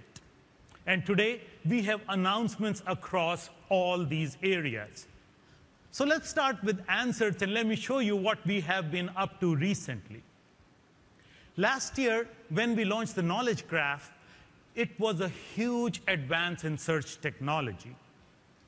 Knowledge Graph enabled Google to move beyond keywords and understand real-world entities, unique people, places, and things, and the relationships between them. Knowledge Graph allowed us to answer questions we couldn't have answered before, like, what are the movies by J.J. Abrams? Or, what's the release date of one of the most anticipated movies of the season? Now, we have been continuously improving the Knowledge Graph. With over 570 million entities and growing, the graph becomes more and more powerful each day. And today, I'm happy to announce that very soon you would start getting important statistics powered by the Knowledge Graph. Now, you can already find answers to questions like, what's the population of India? However, starting today, we would be anticipating your next question, which may very well be, how does it compare to the population of other countries? And not only will we give you the answer alongside the trend line, we will show you all that in comparison to China and the United States, the two countries who are most often compared to India population-wise. Now, we have launched Knowledge Graph in English and 8 other languages, and today we are adding Polish. Yes, my friends. Turkish, simplified Chinese, and traditional Chinese as new languages for the Knowledge Graph. And while we are incredibly excited about our progress here, we're just getting started. And we know we can do a whole lot better. Because sometimes the answer you're looking for is that song or that video that your friend may have sent you, or it's your upcoming flight or restaurant reservation. And you should be able to find those answers from your own world without having to dig and sift through your email, your documents, and your calendar. You should simply be able to ask Google for your upcoming flight.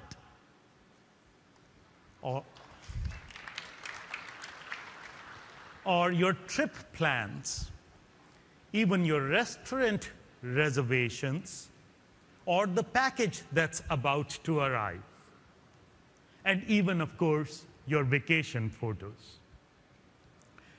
Now, people who have opted into our Gmail search field trial are already enjoying this powerful experience.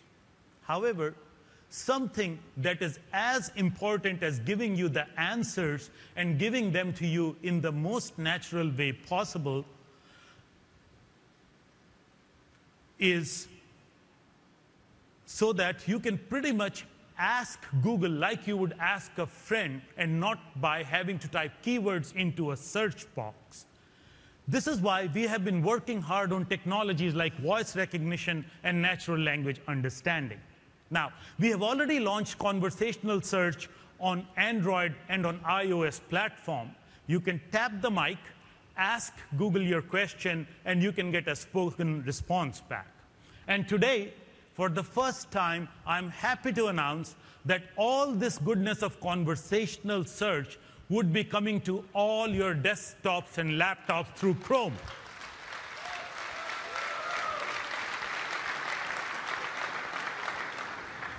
While you can already use the microphone in Chrome to search, we will be bringing conversational search and hot wording, a new interface, or as I call it, no interface, so that you don't even have to click the mic to search. You can sit back, relax, say, "Okay, Google."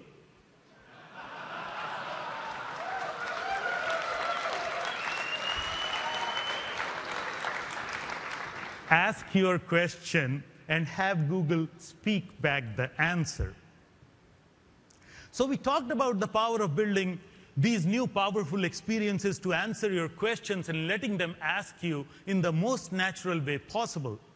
However, we think that another essential experience is our ability to anticipate and suggest to you the right thing at the right time, even before you ask for them. Here, of course, I'm talking about Google Now. Google Now was launched for Android last year, and within a short amount of time, it has become a must-have for its users. Recently, we launched Google Now for iPhones and iPads through the Google Search app, and users are loving it. It's getting better and better by the day, and the more you use it, the more useful it becomes for you. And today, we are happy to announce that very soon, you would be able to set reminders for yourself in Google Now, and they would show up at the right place at the right time, whenever you need them.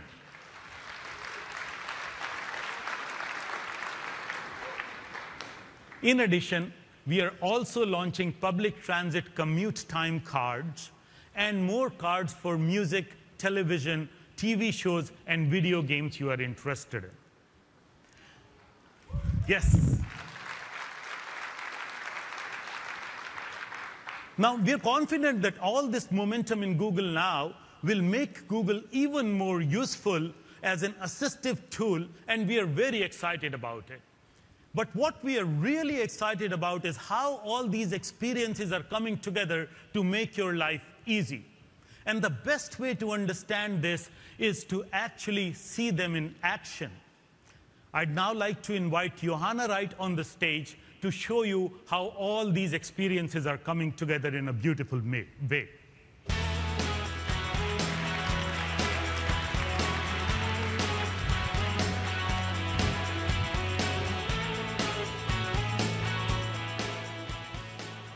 Thank you, Amit.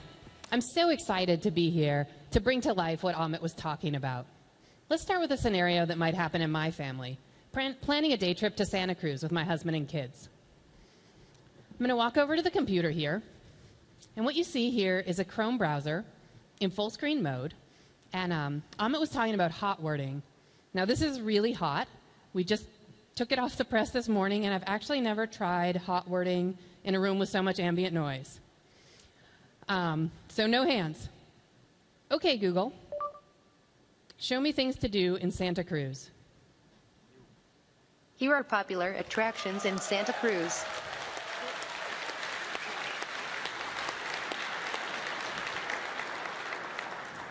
What you see here is coming from our knowledge graph. The knowledge graph knows that Santa Cruz is a place, and that this list of places are related to Santa Cruz. I like the Natural Bridges State Beach. It's a nice place to relax with my family. But I kind of like something more active. What about the boardwalk? Okay, Google. Show me pictures of the Santa Cruz boardwalk. Here you go. Some pictures related to the Santa Cruz boardwalk.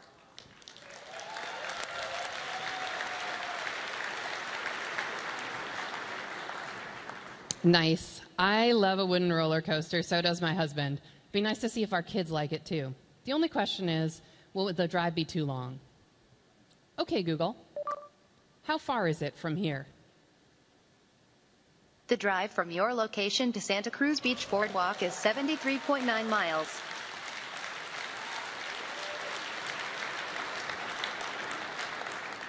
That was my favorite search. And you know why? It's because I barely said anything. It, here, well, somehow Google knew that it was the Santa Cruz Beach Boardwalk. And here is right here. Santa Cruz Beach Boardwalk. And here is right here. Now, the final thing that I'm going to need to prepare is where to eat. My kids love seafood. My daughter actually loves mussels. And it's pretty funny to watch a 4-year-old eating mussels. So why don't we try and find a seafood restaurant? Okay, Google. Show me seafood restaurants in Santa Cruz. Here are addresses for seafood restaurants near Santa Cruz. Now I've heard of this one, Johnny Harborside. I can click, look at the details, and even go ahead and make reservations right here. So there you have it. This is the latest voice experience coming to Chrome and Chrome OS.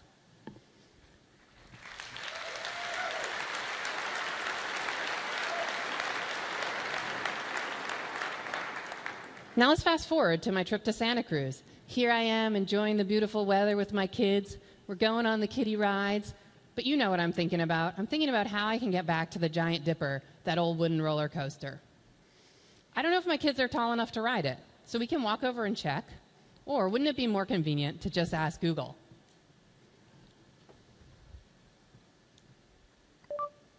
How tall do you have to be to ride the Giant Dipper? You must be at least 4 feet 3 inches tall to ride Giant Dipper.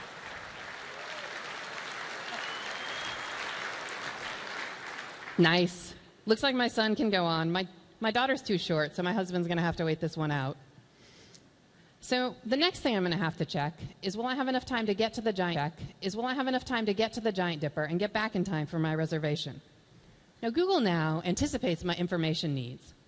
So when I swipe up into Google Now, I see the reservation right here. It's at 2 p.m. and it's only 5 minutes away. So now I know I can make it over to the roller coaster in time. And when I come back, I can click on this navigate link and get turn-by-turn directions right to the restaurant. So now let's fast forward again. I've ridden the roller coaster, I'm in the restaurant, we're eating our mussels, and my husband and my conversation turns to an upcoming business trip I have to New York this week. Usually on Wednesdays, I take my daughter to school, but I'm not sure if this Wednesday I'm going to have enough time to get her to school and then make it to the airport to get my flight. I don't quite remember when my flight is, so wouldn't it be great to just ask Google? When does my flight leave? Delta Airlines Flight 1940 from SFO to JFK leaves at 11:30 a.m. on May 22nd.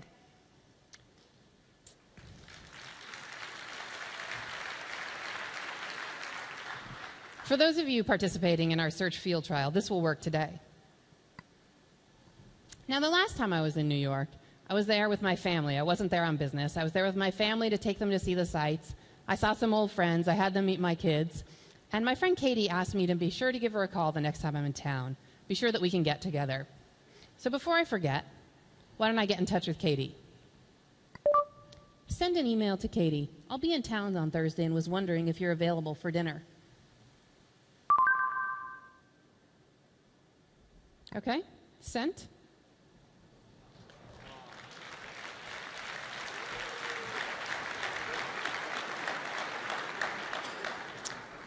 Now, Katie's a bit forgetful, so I want to make sure to give her a call right when I get to town.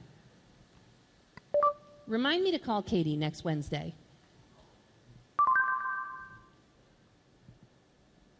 What you see here is our latest voice action, reminders, that are launching in Google Now today. Reminders work on times, dates, and locations, including home and work. Now, when I set this reminder, Google Now will remind me at just the right moment. Fast forward again. I fly to New York, I get out of my plane, I go to get my taxi. In the past, what I would be doing is rifling through my backpack for the reservation so that I could tell the taxi driver where my hotel was. But Google Now has just the right information just when I need it. So I can swipe in, see my reservation at the W. I scroll down, I see my reminder to call Katie. So I've talked to the taxi driver, I've talked to my friend Katie. I'm just sitting back. I'm so excited to be back in New York, remembering the trip I had last year when I took my kids around, when they met my friend Katie. I'd love to show Katie the pictures from this last trip. Now, for my final demo, wouldn't it be great if I could just ask Google? Show me my pictures from New York last year. Oh, and those are my pictures from New York.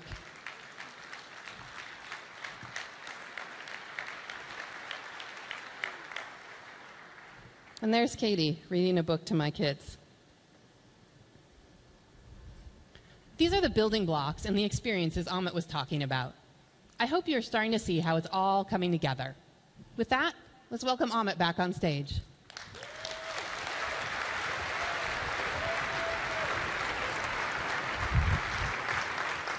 Thank you, Johanna. I'm incredibly proud of the search experience that we are building and tremendously excited to bring it to hundreds of millions of people around the world on the devices they rely on every day. It's important to remember, though, this experience is rapidly developing and it will take some time before it becomes the predominant search experience. There are several complex and unsolved scientific problems that we will have to solve before we get there, but our investment and commitment to getting there sooner rather than later is immense. The announcements today are a really good sign of the progress we have made.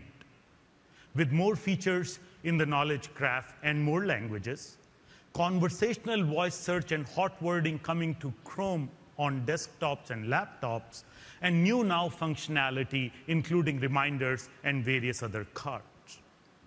Search is really becoming a beautiful, ubiquitous experience that intelligently answers your questions and assists you throughout the day across all screens. The idea of building such a powerful means of getting knowledge to the world is what inspires us every day.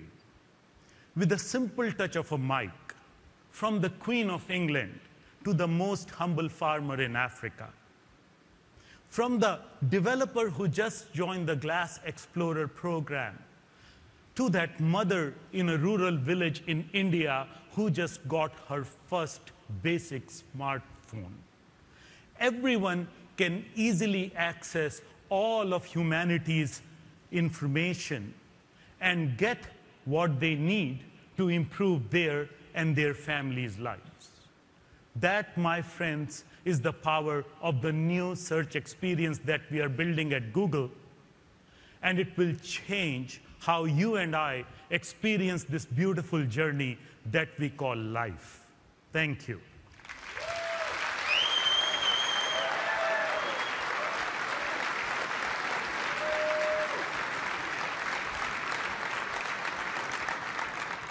And so we have talked about the future of search and how it's changing right before our eyes. And we know that a perfect map of the world is foundational to delivering exactly what you want, when you want it, and where you want it. So I'd like to turn it over to Brian McClendon to talk about the future of Google Maps.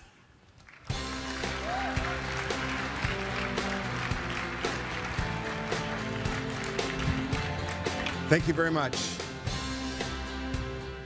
Hi, I'm Brian McClendon, and I lead the Maps team here at Google. Google Maps helps you navigate from place to place, but it also helps you explore and discover the world around you. Today, we're going to talk about the future of Google Maps and where it's going. But to talk about the future, I need to talk a little bit about the past. Back in 2005, Maps was a problematic experience on the internet. It was very slow, 10 to 20 seconds for a map, multiple boxes you had to type things into. Google Maps came up with the idea of pre-rendering the map tiles, providing that single search box, and making a smooth, fluid experience. And we launched, and many people were very excited about it. But Europeans had a bit of an issue, and they sent this screenshot. We had launched with only part of the world. And it shows that data is very important. We worked incredibly hard, and by 2008, we had licensed data and had turn-by-turn directions in 22 countries, but we discovered that keeping data up to date was very hard. We created a project called Ground Truth. Ground Truth is taking authoritative data sources, combining with all of the processing algorithms of Google, and making the best data set we can possibly make. Recently, we launched 2 more countries, Thailand and Indonesia, bringing to a total of 43 countries overall with the Ground Truth data. But this doesn't cover the whole world. In many cases, countries didn't have good maps. We created a tool called MapMaker. MapMaker allows its users to contribute their data and make the best maps they can. In some cases, those maps are now the best maps that country has anywhere. And that's helped us cover 199 countries around the world. But there's one country that was missing. We had some of it in MapMaker, but just very recently, we published North Korea, making 200. Now, you can take a look at what North Korea looked like before. We just had, this river and the city name, but adding all of the detail for Google, actually having people tell us the POIs, the places, the parks, the neighborhoods, the streets, gives it so much more depth. And there's another thing you see on this map that was really important to us. Geocoded photos change the experience of everything. They allow you to dip into a place and really get a sense of the place exactly. And those geocoded photos inspired us. And in 2007, we launched a product called Street View, which actually created these big panoramas, and we launched it in 7 cities in the United States. But those 7 cities weren't enough. Recently, we launched 2 more countries, Hungary and Lesotho, and we now have 50 countries around the world covered with Street View imagery. We've driven 5 million miles with these cars. But we haven't just taken Street View on the road. We've taken it on trains up the Swiss Alps.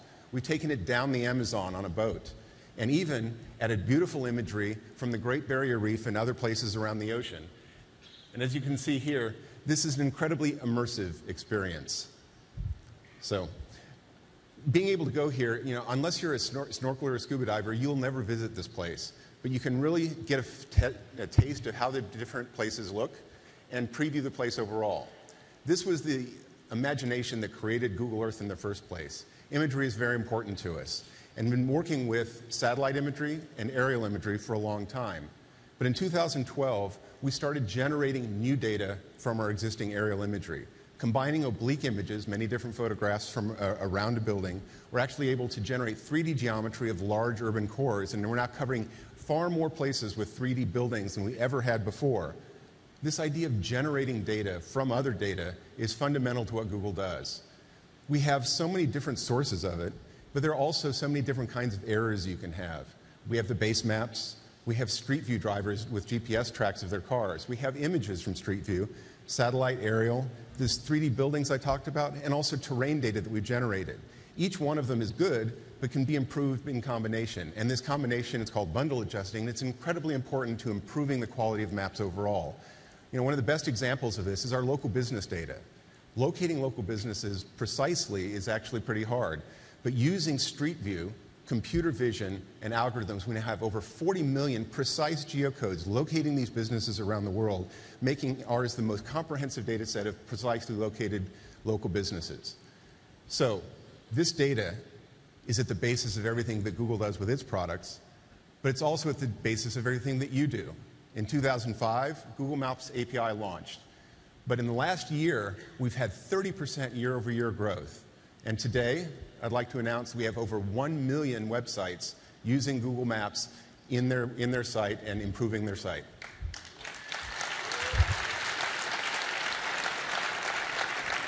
These sites are visited by over 1 billion people every week and actually get more use than Google Maps does on Google products alone. So Google Maps API is incredibly important to us, and it's thanks to people like you who've added their Google Maps to the power of their application. Now, obviously, applications are important to you, and you heard about Hugo introducing the various mobile APIs for Android. And they have really improved things with user location and the Android SDK for Maps v2. We also have Google Maps SDK for iOS.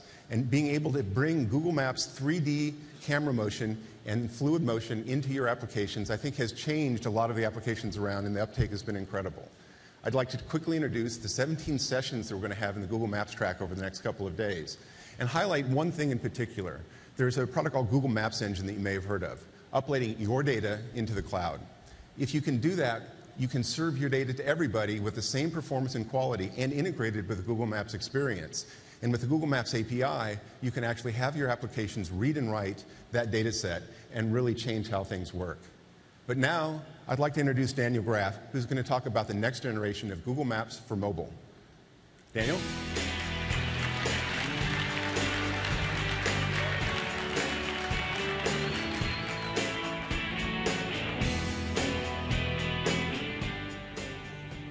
Thank you, Brian. Hi, everyone. I know when it comes to mobile phones, everyone in here is probably here for Android. But as most of you probably heard, last December, we launched Google Maps on the iPhone. It has been a tremendous success. The feedback has been very positive. People called it sleek, simple, beautiful, and let's not forget, accurate. So if you're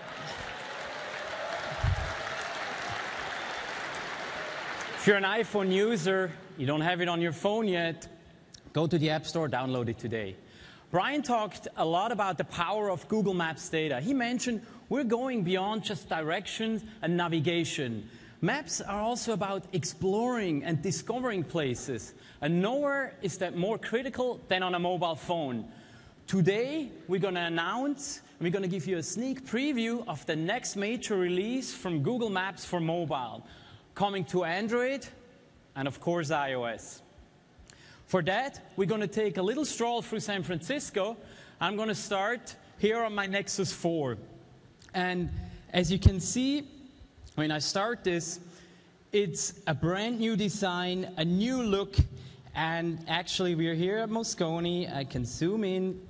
I can see all the beautiful 3D buildings, which we also saw in the Android demo before. But for now, as I mentioned, sometimes it's about what is the right place to go. So at the moment, let's say I'm in the mood for Burmese food, and here in San Francisco. So I'm just going to search for Burmese food. And when we look at the results, the first results we get is Burma Superstar has a 4.0 rating, over 1,000 reviews. Well, I want to find out more. I actually see my friend Salahuddin, he rated it 5 stars. I trust his taste, so I want to look a little more. Just swipe down. I have different imagery I can look at. Of course, once you go there, you can rate and review, you can upload photos. And as some of you, here I have different reviews I can see. And some of you noticed here, there's a rating scale of 4.0 there. So today, we're going to announce a new 5-point rating scale across all Google Maps products. So if you search for a restaurant on google.com, or if you use Maps on the desktop or on a mobile phone.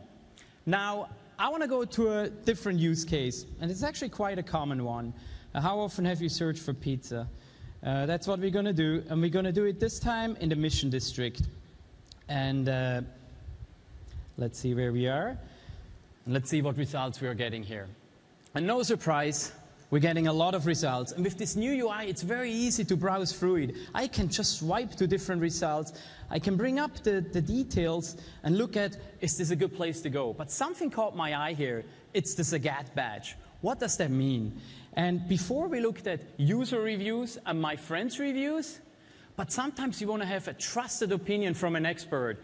We integrated a brand new Zagat experience, and as you know, Zagat is one of the most trusted brands on opinions about restaurants and places to go. Here you see a little card, and you see the Pizzeria Delfina is actually on a list called Restaurants Worth the Wait in San Francisco. I can also get all the details, such as the editorial review from Zagat and the Zagat scores. So sometimes it's important to from Zagat and the Zagat scores. So sometimes it's important to get a trusted expert to tell you, hey, this is a place you can go. Now, it has been quite a long morning, an exciting morning, but I'm going to go back to where we are right now, around Moscone and downtown here in San Francisco. And what I'm going to look for is, I'm in a mood for some coffee. So I'm going to search for coffee, and let's see what the results are here. And for example, well, first result, surprise, surprise, there's a lot of Starbucks in town, has a high rating, and something else caught my eye here, an offer. And let's have a look at it. And actually, we have integrated here a brand new offers experience with great deals from some of the world's best brands. In this example, this is Starbucks, and as we see, they're introducing a new drink, Starbucks Refreshers, this afternoon, half price off. Please don't run there. I'm giving you a preview here. And if we go in there, and I can get the details about the offer, and then I can save it for later as well. So we see here the offer about it, I use it later, and then I can go this afternoon if I want to. We have many launch partners beyond Starbucks, and there's many more to come. This is the new offers experience in Google Maps for mobile. So now I want to talk a little bit about directions. And a lot of you are using public transport. I know that when I look at numbers. We have currently over 1 million transit stops in the whole world which we cover. And for those who are using cars or ride around with bicycles, 50 billion kilometers of turn-by-turn directions. Imagine 15 billion kilometers. Today we're going to announce several new key features to make your navigation experience even better. For example, we have a revamped incident experience. We're adding live coverage of incidents from all around the world. So in Traffic View, for example, you can see in real time incident alerts. You can just tap on it to see details, and then you know what's going on. Even cooler, another feature is dynamic rerouting. Let's say you're driving along your route and something happens ahead of you. The conditions worsen. Google gives you an early warning, and it tells you, hey, there's a better route to take. So this was the next generation of Google Maps for smartphones. And thank you. As we all know, mobile today is not just about smartphones. Should we go a little bigger, screen size? So I'm very happy to announce today that we have a brand new, fully dedicated tablet maps experience. And we're going to have a little look here. So we're still here in San Francisco. I'm going to stroll around a little bit. And actually, we're here downtown. Here's something pretty cool. And by the way, all the features you've seen on the smartphone and on the tablet, they work vice versa on both platforms. Here we're at Macy's. We have indoors. We have tens of thousands of places in the world where you can see into the buildings and see what stores there are, what you can find out there, what's going on in those buildings. But sometimes you don't really know what you're in the mood for. You're like, entertain me, show me, what can I discover in San Francisco? I'm visiting here. So you're not typing in a search query. All you do is, and this is a new experience, you say, let's explore. It's a beautiful explore experience where you can see, I'm in the mood to eat something, to drink, to shop. It's a little early to sleep right now, so I would say, let's play, let's get entertained. And when I go through this, I can go to museums, to public parks, and, well, let's take one you probably heard before, the Golden Gate Bridge, very high rating, 4.6. So you get all the details here, and just at the touch of a button, you want to see how it looks like there. You have the street view experience, and of course, it's very easy to go there afterwards. So this is a new way to explore and discover your surroundings. There you have it. So these were just a few of the new features for Google Maps for mobile. It's a brand new experience. And as I mentioned, we emphasize a lot on discovery, exploration, better navigation, and a beautiful new design. We're truly excited about this new product. It's coming to your Android devices and your iOS devices, smartphones and tablets this summer. It's pretty cool, right? But thanks. But where are we going to go next with Google Maps? As Brian mentioned earlier on, Google Maps launched in 2005. We currently have over 1 billion. And as you all know, Google Maps has defined modern mapping, and we're about to reinvent it again. And for that, I want to introduce Bernie and Jonah, and they're going to tell you a little bit more about the future of Google Maps. Bernie, Jonah.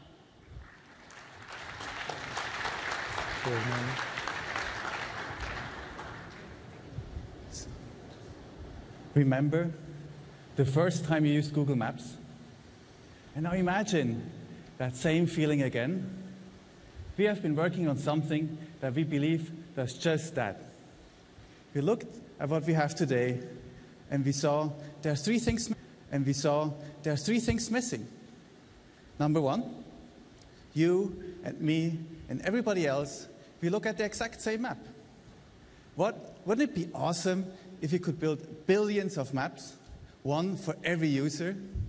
And not only that, a map that adapts to what you do, a map built for you. And number two, Google has all this imagery from satellite to street, indoors, and even underwater.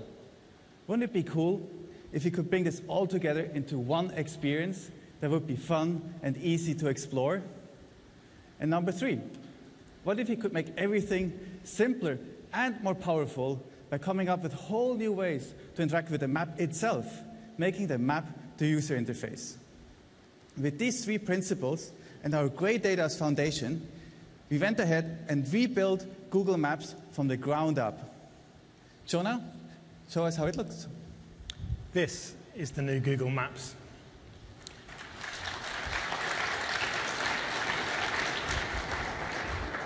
Focusing the design and the interactions on the map has made everything simpler and a real pleasure to use.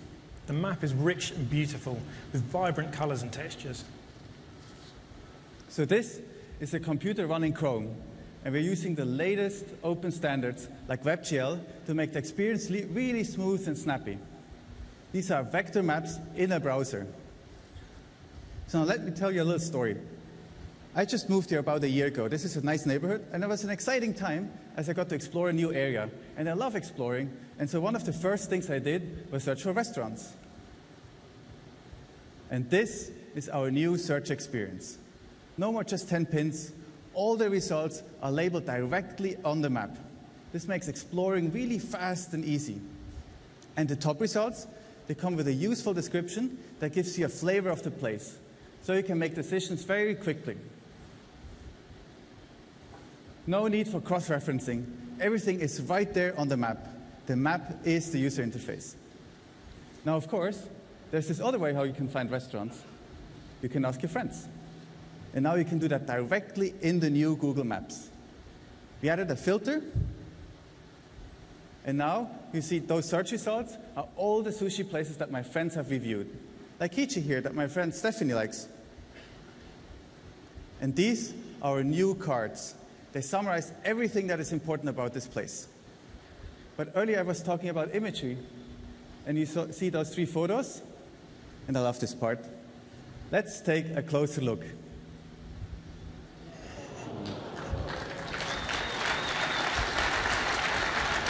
We just flew into our new immersive imagery experience. And it actually looks like a great place. I might go there tonight. Let's head back out, clear the search. So earlier I was saying this map is built for you. Let me show you how that works.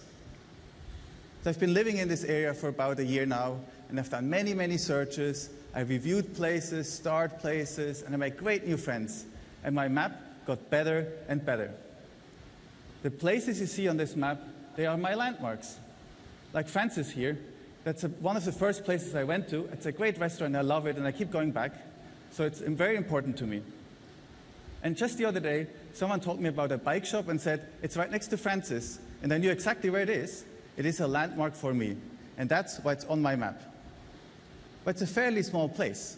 So it might not be on Jonah's map. It might not be on your map. But it's a landmark for me. And so it's on my map. And when you are logged in, you get your map. And we'll highlight everything that is important to you.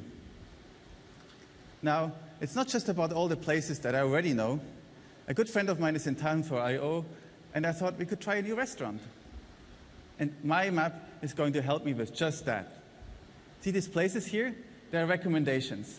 Like Bar Tartine shows up because it's similar to Francis, and I liked Francis, so it's a recommendation for me. And Foreign Cinema shows up because my friend Anita likes it. So these two look like great options. And this is how Google Maps helps you discover new places without even having to search. So this is how we can build a map for you, using the same data as Google Now, so it will get better and better the more you use it.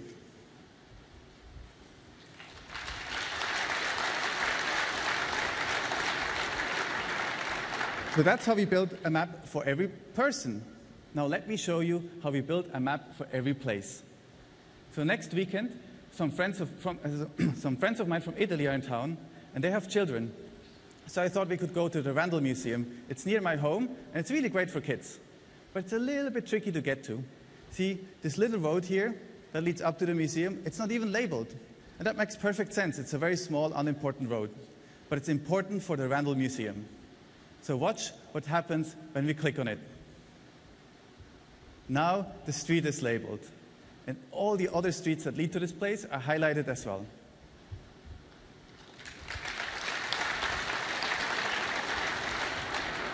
Let's have another look. Before, a regular map, and after, the roads are highlighted and labeled. This map makes it so much easier to understand how to get to this place. So we can build a unique map for every place on every click. Isn't that amazing?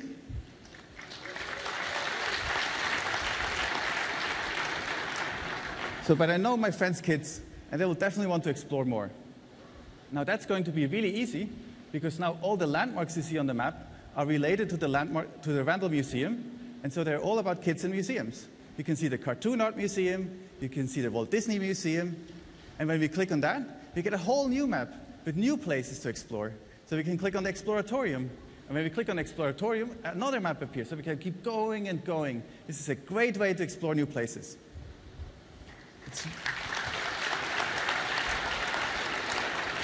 It's really easy, just clicking and clicking. So it's simple and powerful.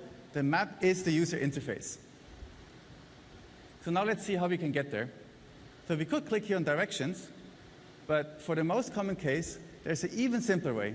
See, my home is right there on the map, and it says a 16-minute drive. So if I want to get directions from my home, I can just click on that. And this is our new directions experience.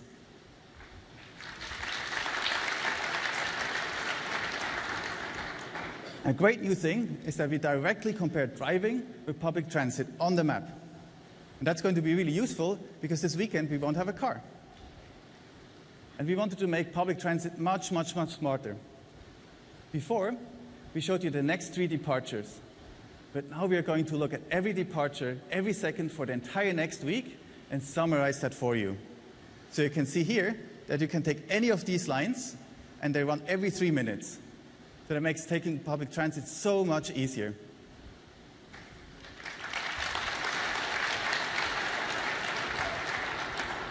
And if you want more details, you can use our new schedule viewer.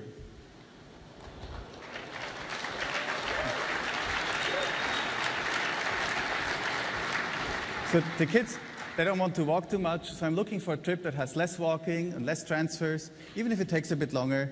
And here that looks like a great one. Thanks. So this is the future of getting directions.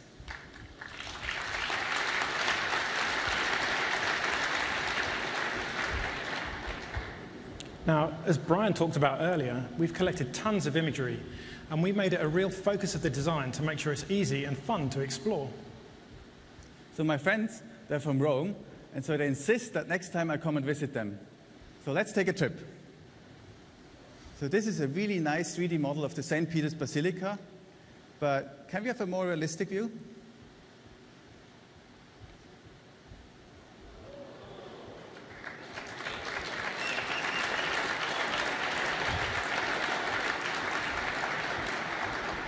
No plugins, no downloads.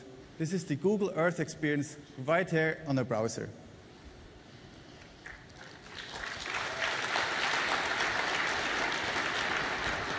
And that's not all. You see this row of images at the bottom? These are other great views of that area. That makes it really easy to explore. And the beauty of this place is really on the inside. So let's go on a tour.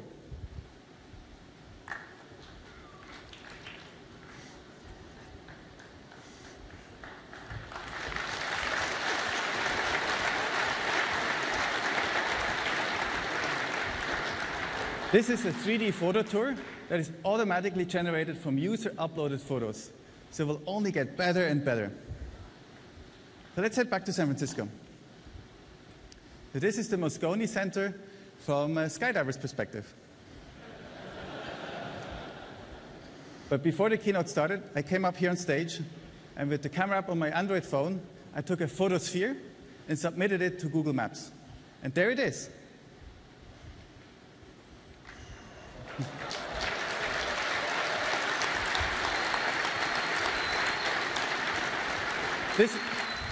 This is how you guys look from up here. So everybody can upload a photosphere and submit it to Google Maps, and so it's like user-generated Street View. We also took a photosphere out there on our geopod. And if you go there tomorrow morning, we'll have Oculus Rift, and you can get the experience you just saw with a leap motion. Let's get back on. So we jump back out, and as we're zooming out, and we're leaving the Earth's atmosphere, you can see the whole world.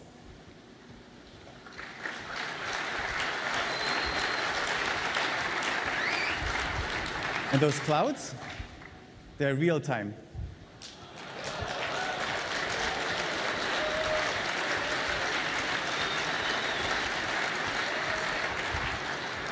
But we can go further. But this is the Earth traveling through space. And you can see the stars in the Milky Way at the right position. And as the sun sets behind the Earth, the night lights come out. And this is the future of Google Maps.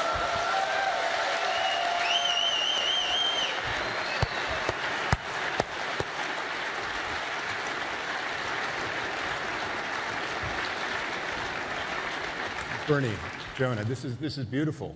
Now, when are we going to get this? How long is it going to take for you to deliver? I don't think these people want to wait. Do you guys want to wait? Well, you can try this today. This is the new Google Maps. Experience the preview on a desktop. So it's the perfect thing to try with your new Pixel.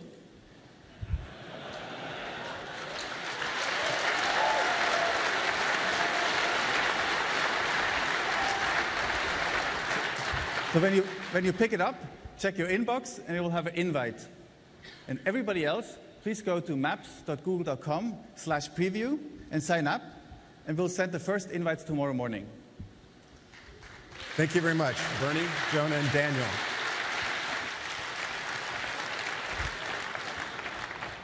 So that is the future of Google Maps. Data, APIs, a beautiful new Google Maps for mobile coming in the summer, and a desktop maps coming to you in the room today. So with that, I'd like to thank the Geo team and all the people who've worked on this, because it's been incredibly hard. But with that, the future of Google Maps. Thank you.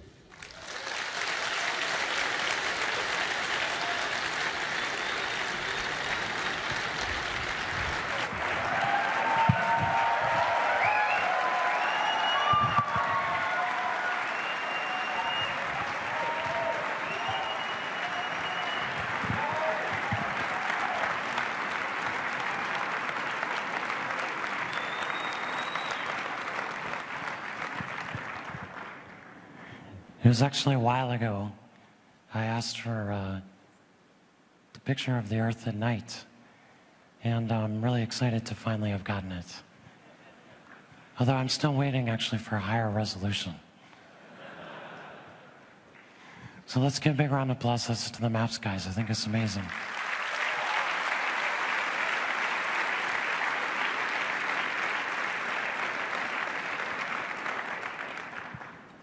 I'm really excited to be here, and first I want to start with a story. I was very, very lucky growing up, and I was thinking about this as we were preparing for this Google I/O. My dad was really interested in technology, and I was just remembering he actually drove me and my family all the way across the country to go to a robotics conference. And then we got there, and he thought it was so important that his young son go to the conference. And one of the few times I've seen him really argue with someone to get in someone underage successfully into the conference, and that was me. And one of the themes I just want to talk to you about is how important it is for us, all of the developers here in the room and watching, to really focus on technology and get more people involved in it. And also thinking about my dad, his degree, he was lucky enough to get a degree in communication sciences. And you might ask, well, what the heck is communication sciences? That's what they called computer science when computers were a passing fad. Sounds kind of funny now, right? But there was a time when that was true. And I think everyone today is excited about technology. You know, we don't have to worry about that so much anymore.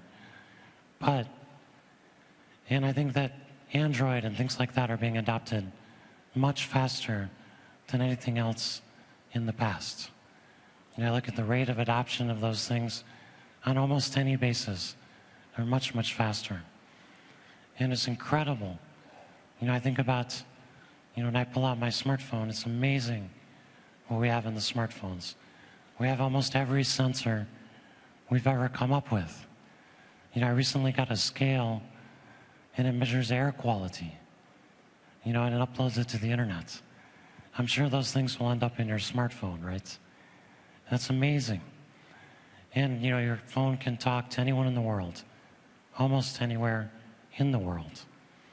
And, you know, I was kind of remarking, I was talking to my teams about this.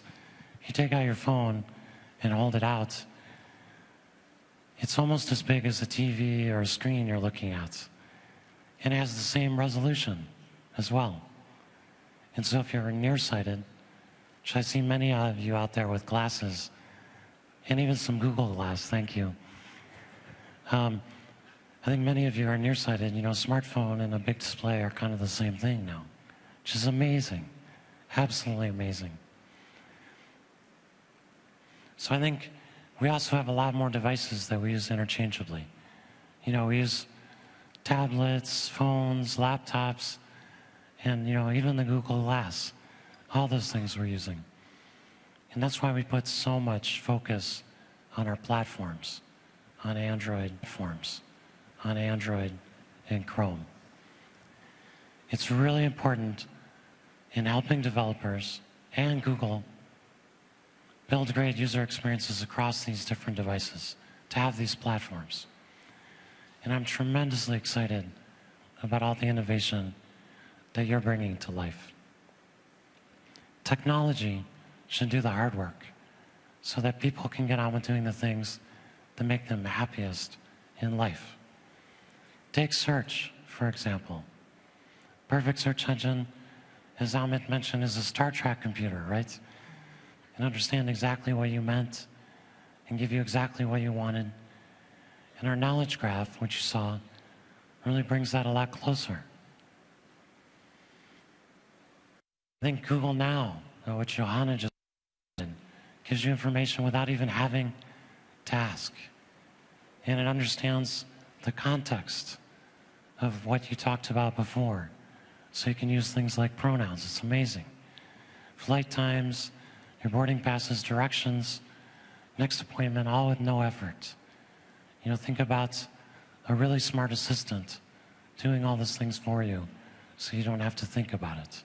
You saw how easy some of those experiences felt. And we're just getting started. The opportunities we have are tremendous. You know, we haven't seen this rate of change in computing for a long time. Probably not since the birth of personal computing. But when I think about it, I think we're all here because we share a deep sense of optimism for about the potential of technology to improve people's lives and the world as part of that. And I'm amazed every day I come to work, the list of things that needs to be done is longer than the day before. And the opportunity of those things is bigger than it was before. And because of that, I think we, as Google, and as an industry, all of you, we're really only at 1% of what is possible, and probably even less than that. And despite the faster change we have in the industry, we're still moving slow relative to the opportunities that we have. And some of that, I think, is due to the negativity. You know, every story I read about Google is kind of us versus some other company or some stupid thing. And I just don't find that very interesting. We should be building great things that don't exist, right?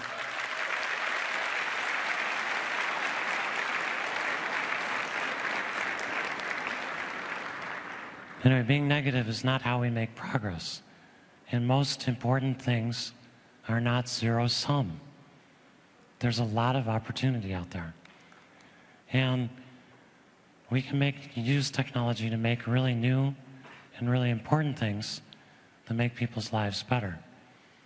And if I think back to a long time ago, you know, a very long time ago, all of humanity was basically farming or hunting all the time, right? And you probably, if you lived at that time, you probably hoped that you could feed your family. And unfortunately, that's still true for a lot of people in the world. But certainly for us, we don't worry about that. And the reason for that is technology. We've improved how we raise, you know, grow food and so on. And the technology that has allowed people to focus on other things, if they choose. By the way, I think being a farmer is great if that's what you want to do. But it's not great if that's what you have to do. And that's what technology lets us do, is free up ourselves to do more different things. And I'm sure that people in the future will think we're just as crazy as we think everyone in the past was at having to do things like farming or hunting all the time. So To give an example of this, Sergey and I talk a lot about cars. You know, he's working on automated cars now. And imagine how self-driving cars will change our lives and the landscape. More green space, fewer parking lots, greater mobility, fewer accidents, more freedom, fewer hours wasted behind the wheel of a car. And the average American probably spends almost 50 minutes, 50 minutes, commuting. Imagine if you got most of that time back to use for other things. And unfortunately, even in other countries, commute times are still pretty large. Not quite as large as the US, but still very significant. Now to get there, we need more people. More people like you, more kids falling in love with science and math at school, more students graduated with science and engineering degrees, and more people working on important technological problems. And it's why Google got involved with the movie The Internship. I'm not sure we entirely had a choice, but they were making a movie. We decided it would be good to get involved. Lorraine's up front. She's really responsible for that. And I think the reason why we got involved in that is that computer science has a marketing problem. We're the nerdy curmudgeons. I don't know about you, but that's what I am.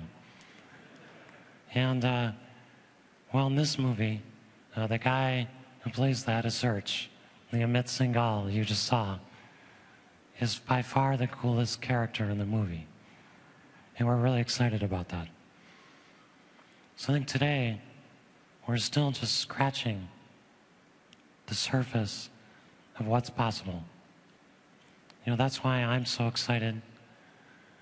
Google is really working on the platforms that support all of your innovations. You know, I cannot wait to see what comes next.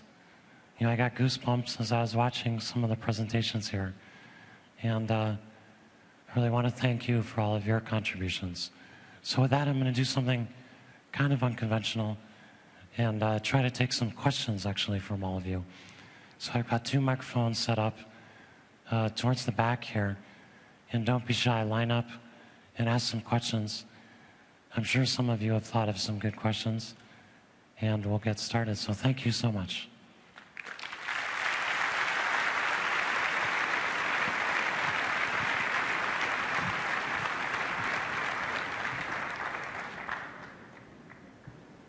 All right, so we got a few racing up. Please line up so we can get through them quickly. And we'll, 1 question per person, please. We have 6,000 people. I also want to call out the 1 million people. There's over 1 million people watching this live on YouTube, which is just unbelievable. So let's thank them, us, for participating. Boom.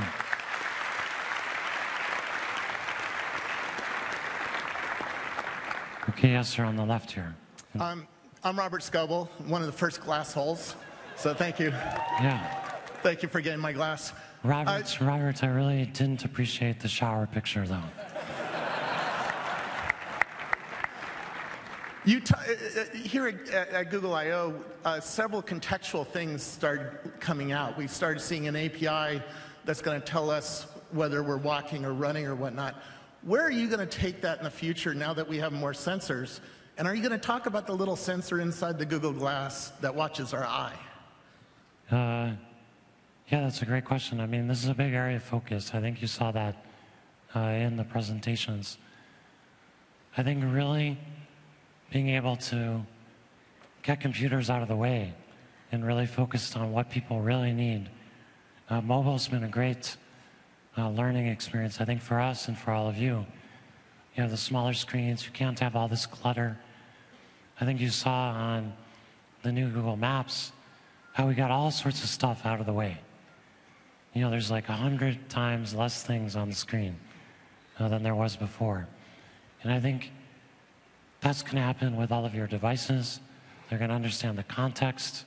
You know, just before I came on stage, I had to turn off all of my phones, right? And so I'm not interrupting all of you. That's crazy. Right? That's not a very hard thing to figure out. So all that context that's in your life, all these different sensors are going to help pick that up and just make your life better. And I think that we're, again, only at the very, very early stages of that. It's very, very exciting. All right, let's take another question. Yes. Hello, Larry. My name is Daniel Buckner. I have the opportunity to work at Mozilla on a lot of the web technologies with you guys here at Google. And I just, I saw a lot of the great web technologies you had here on display. And I know people had this question leading up to Google I/O, but are we ever going to see the web up-leveled in Android or subsume what is there now to be the operating system of mobile and your platform? Sorry, you're asking about the future of the web. Yeah, are we going to see it? I mean, Android right now, it runs on Java. It's a native platform. It's great in a lot of ways. Are we going to see the web and all the fantastic technologies you showed off here today be the center of that? Well, I think, we've been really excited about the web, obviously being birthed from it as a company. And I think that, and we've really invested a lot in the open standards behind all that. I've personally been quite sad, I've personally been quite sad at the industry's behavior around all these things. If you just take something as simple as instant messaging, we've kind of had an offer forever that will interoperate on instant messaging. I think just this week, Microsoft took advantage of that by interoperating with us, but not doing the reverse. Which is really sad, right?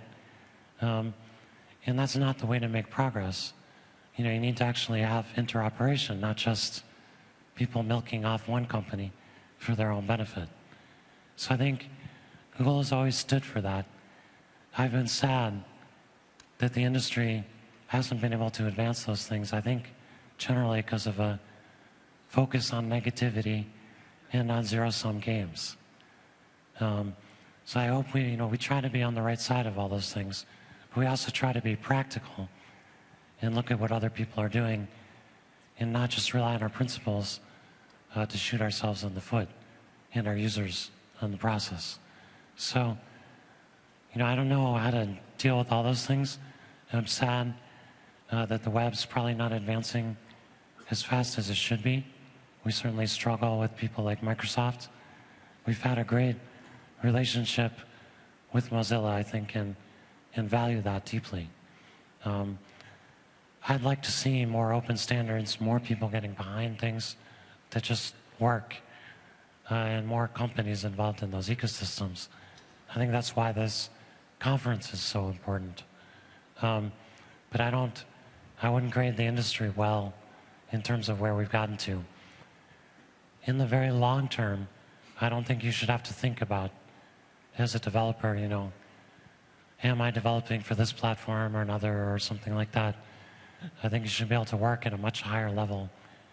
And software you write should run everywhere, easily. And people like Mozilla should be able to add meaningfully to that and make platforms and other things. So that's how I would think about it. Thank you. It's a very, very complex and important question, though. Yes, ma'am. Hi, I'm from Colombia. And the only reason because I didn't quite to finish my law studies was thanks to Google. So I have dreamed in this question many times. And I would like to ask you how Google will let us protect our freedom of speech through internet. Thank you. Yeah, that's a great question. I mean, I think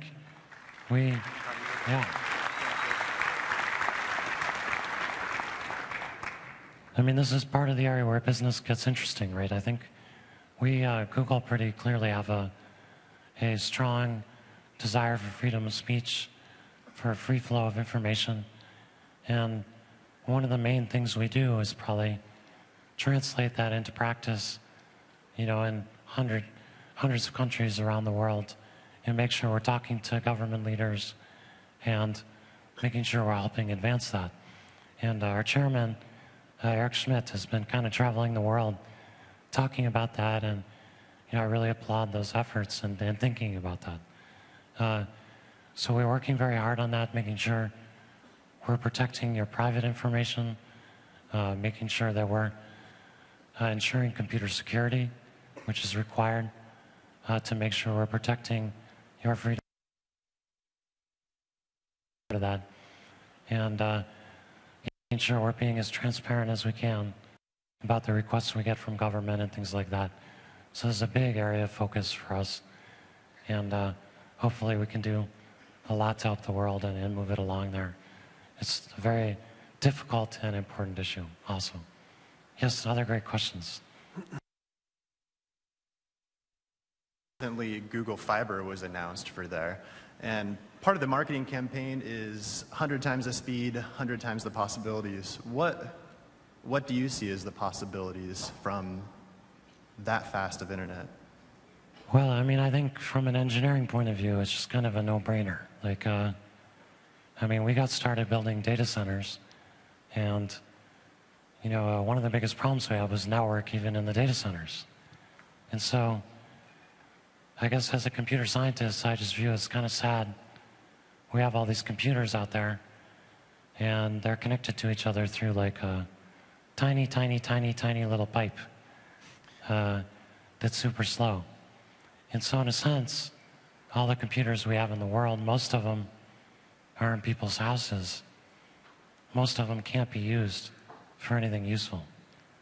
So, you know, it's obviously ways to go from where we are now.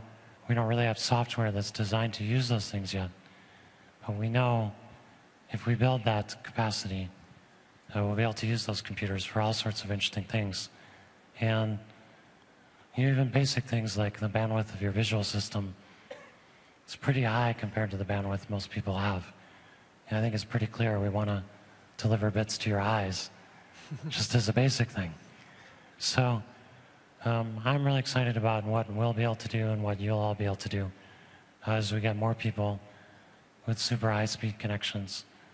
And probably gigabits are just the beginning for that. What we really need are low-latency connections that operate at computer speed, whatever that is that you have inside of your house. So I'm really excited about that. So we're just getting started. All right, in the middle now.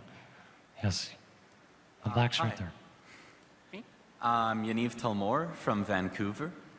We've seen Google move into some physical real-world products like Google Fiber and the autonomous self-driving cars and the renewable energy cheaper than coal initiatives.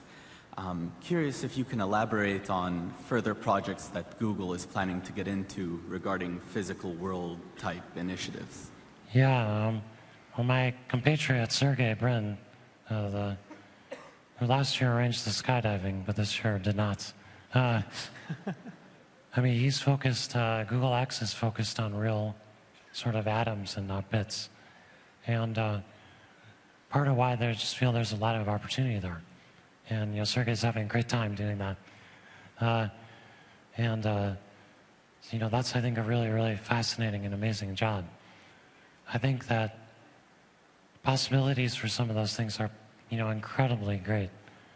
Technology, if you look at technology applied to transportation, hasn't really started yet. You know, we haven't really done that yet. So I think, and automated cars are just one thing you could do. You can do many, many other things. So I think we're very excited about that area. And we also think it's a way that the company can scale.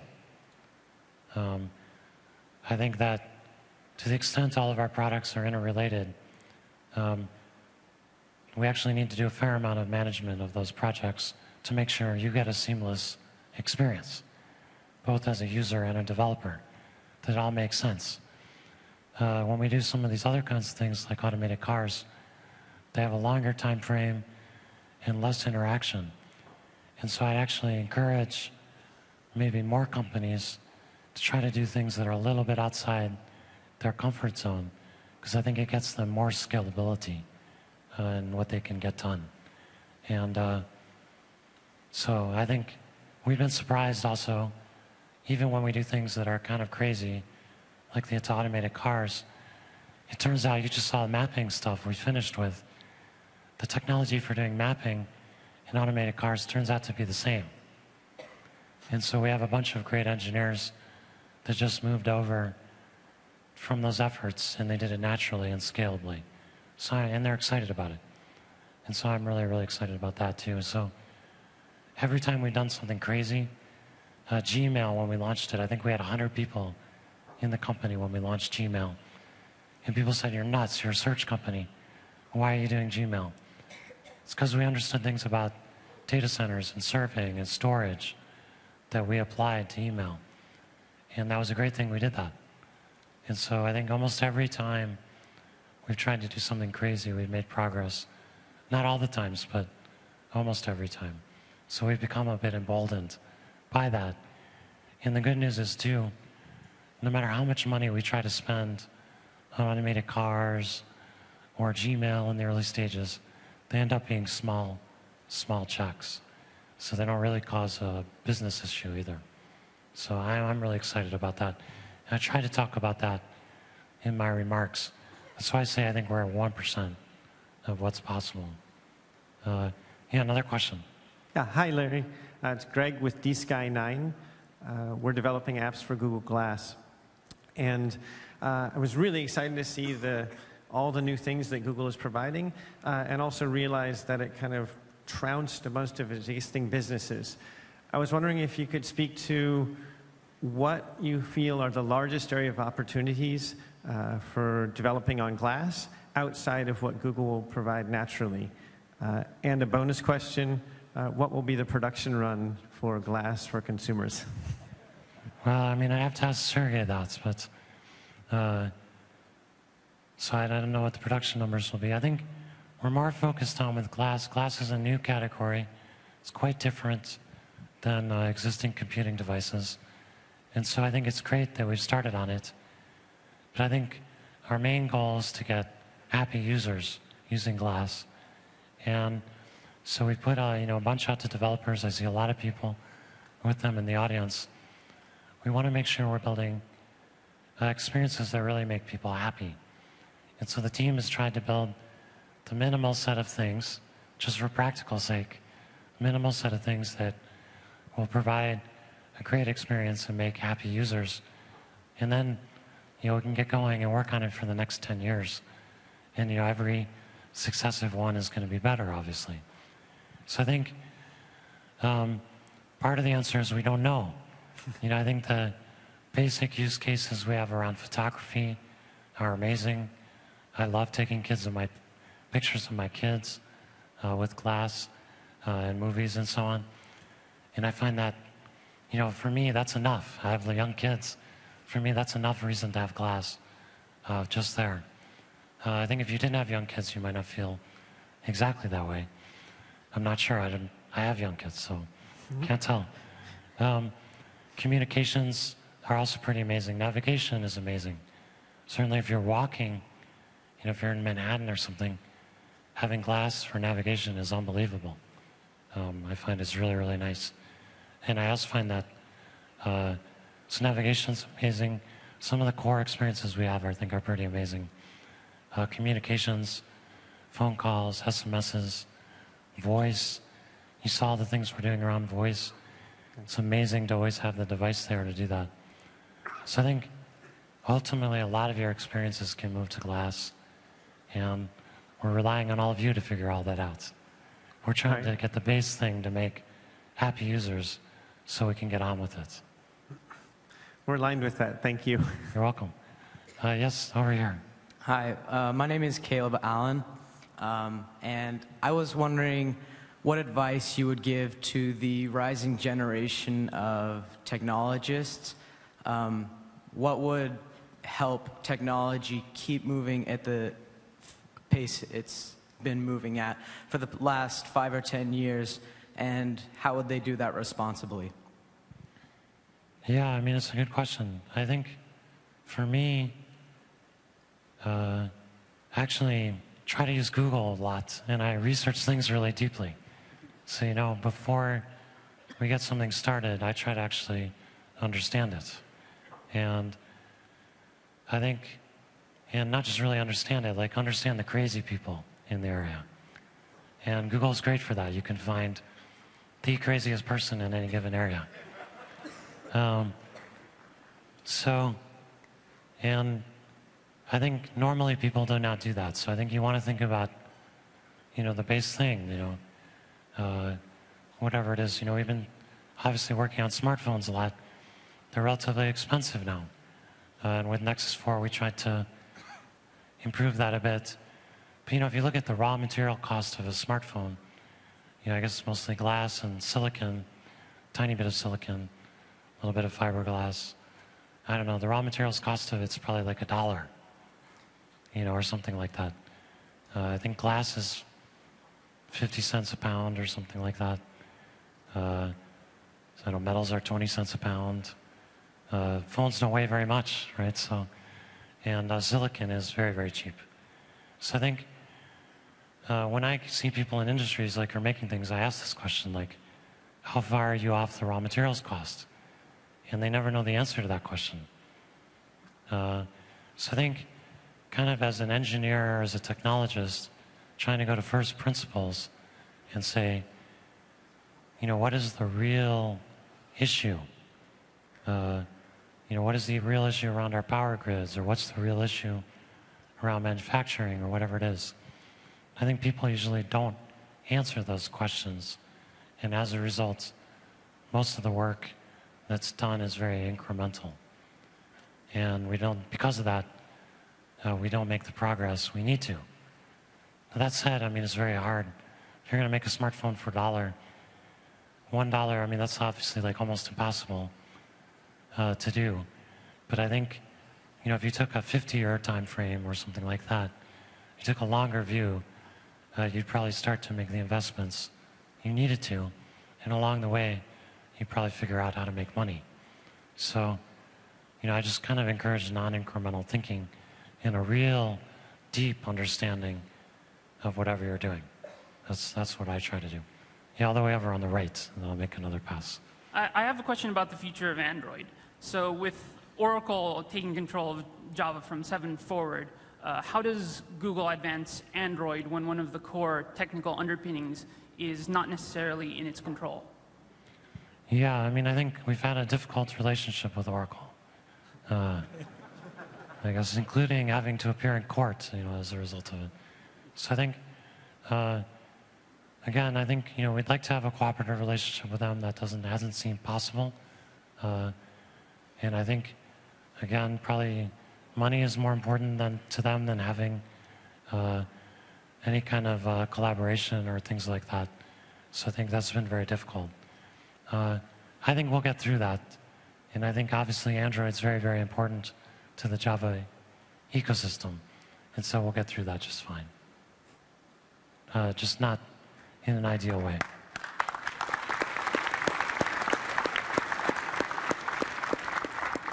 Yeah, another question.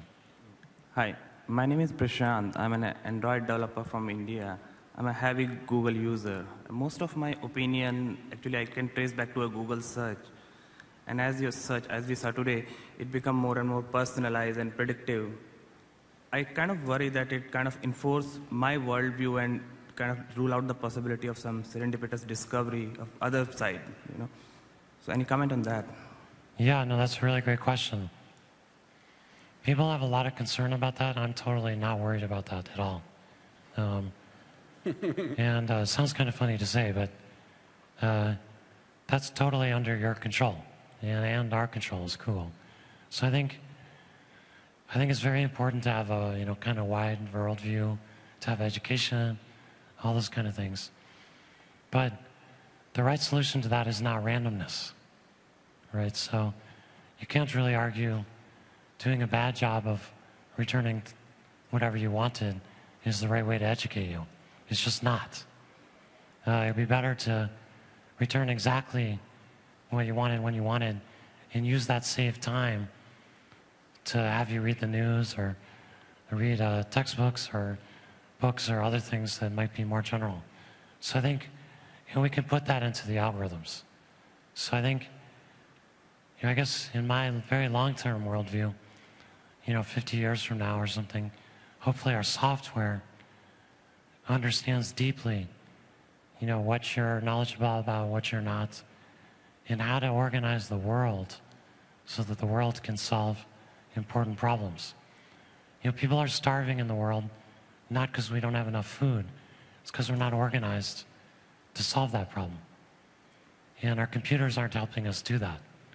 So I think if you think about it that way, if you think about we need to make computer software and the internet that helps people solve important problems in the world, that will cause, as a side effect, for people to be educated about the things they should get educated about.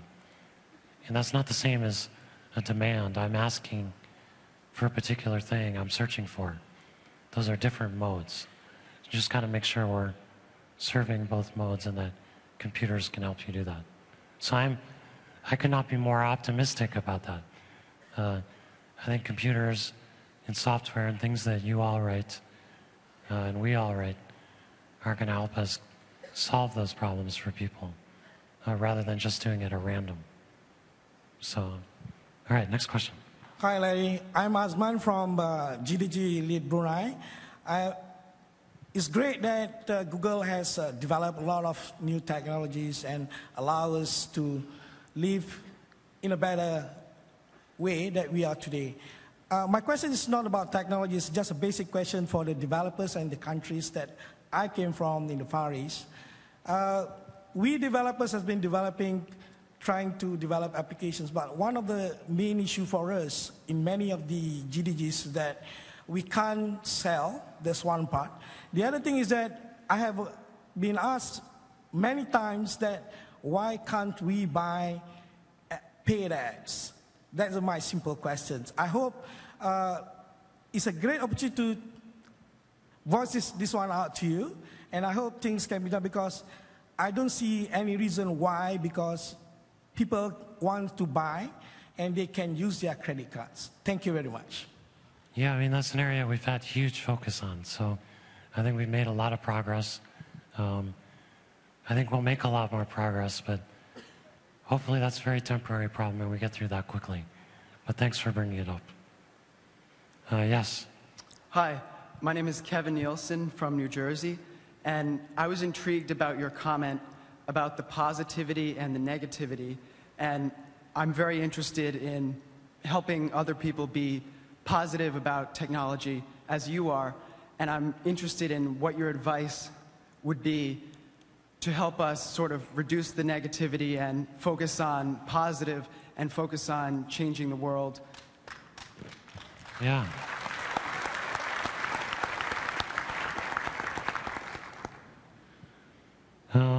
Yeah, it's a really good question. I think people naturally are concerned about change, and certainly not all change is good. And I do think the pace of change in the world is increasing. Part of what I would think about, I think that we haven't adapted mechanisms to deal with that. And maybe some of our old institutions, like the law and so on, aren't keeping up with the rate of change that we've caused through technology. If you look at different kinds of laws we make or things like that, they're very old. I mean, the laws when we went public were 50 years old. And the law can't be right if it's 50 years old, like it's before the internet's. That's a pretty major change in how you might go public. So I think we need to, maybe some of you, or maybe the million people watching who love technology, maybe more of us need to go into other areas and help those areas improve and understand technology. And I think that's not happened at the rate it needs to happen. Yeah, thank you. And the other thing in my mind is we also haven't maybe built mechanisms to allow experimentation. There's many, many exciting and important things you could do that you just can't do because they're illegal or they're not allowed by regulation. And that makes sense. We don't want our world to change too fast. But maybe we should set aside a small part of the world. I like going to Burning Man, for example, which I'm sure many of you have been to. Yeah. Few burners out there. That's an environment where people can try out different things, but not everybody has to go. And I think that's a great thing, too. I think as technologists, we should have some safe places where we can try out some new things and figure out what is the effect on society, what's the effect on people, without having to deploy it kind of into the normal world. And people who like those kinds of things can go there and experience that. And we don't have mechanisms for that. So those are the kind of things I would think about. I also think we need to be honest, and we don't always know the impact of changes, and we should be humble about that. You know, I'm not sure getting up on stage and saying everything is amazing and so on is the right thing. Maybe we should launch things a little more humble way and see what the effect is and adapt as we go. So those are kind of my thoughts. So I think, yeah, way on the side here. I think, Larry, Ben Schachter at Macquarie, healthcare impacts the society in so many profound ways and impacts the economy. What are the strengths of Google that you can bring to help improve healthcare? Yeah, I mean, that's a great maybe segue from the previous question. I think it's been difficult. You know, we had Google Health. We didn't make much progress on it. And I think primarily we found that all the issues were regulatory. And it's just very hard to get technological leverage there. So now I was talking about we're 1% of where we can be. That's by doing real amazing technological things. And, you know, we found certainly in the kinds of things we were working on in healthcare, we weren't able to move beyond that due to all the kind of constraints that we were under. And so I think we'll see amazing things in healthcare, but I think there'll be things that have technological leverage, like DNA sequencing. You know, we're clearly all going to have that. It's going to cost $1 or whatever. You're all going to have your sequence, and something amazing will happen. You know, I just disclosed yesterday my voice issues. I got so many great emails from people and thoughtful advice. And I realized, you know, I had kind of notion like the stuff should be very private. And at least in my case, I feel I should have done it sooner. And I'm not sure that the answer is not true for most people. So I asked, like, why are people so focused on keeping your medical history private? And the answer is probably insurance. And that makes no sense. And we should change the rules around insurance so that they have to insure people. I mean, the whole point of insurance is it insures everyone.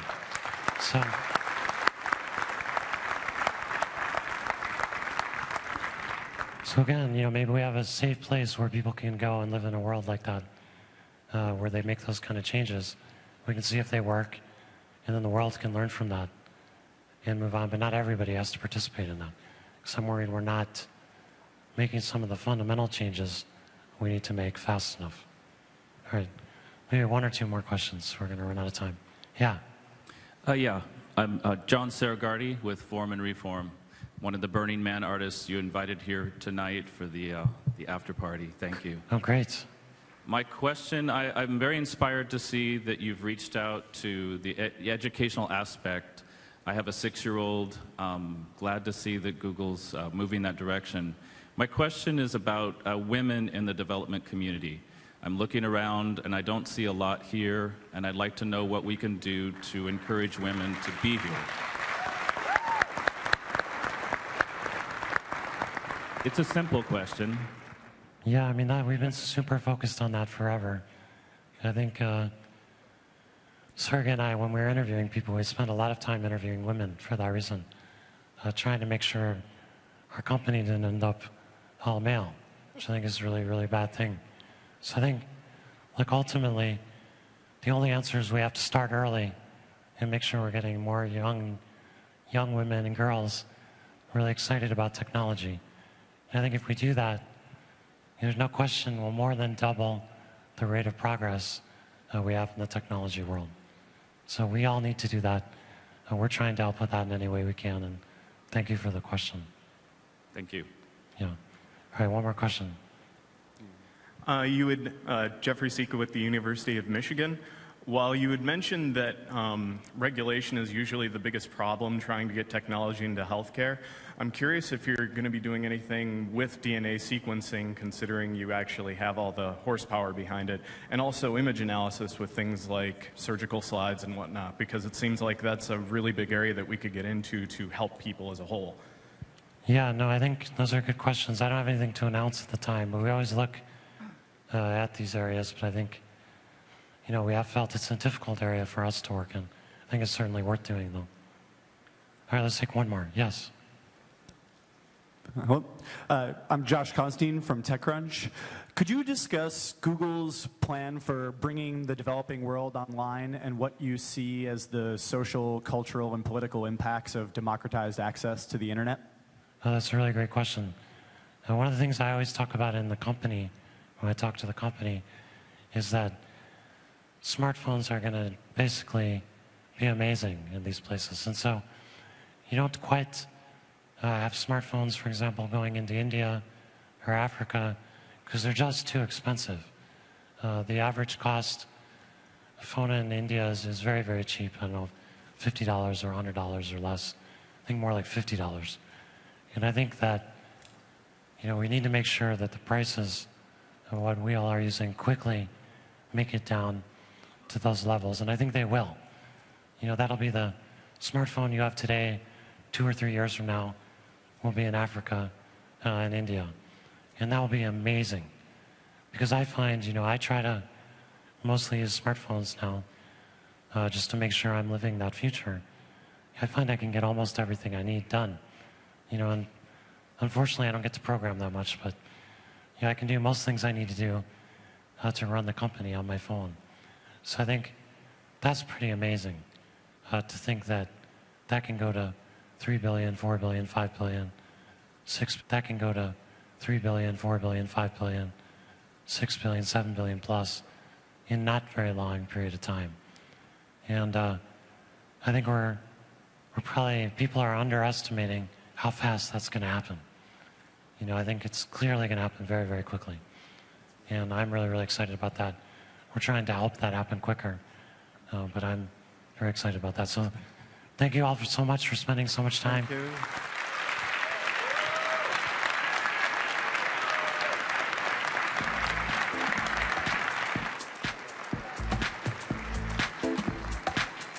Thanks, everyone. Breakout sessions.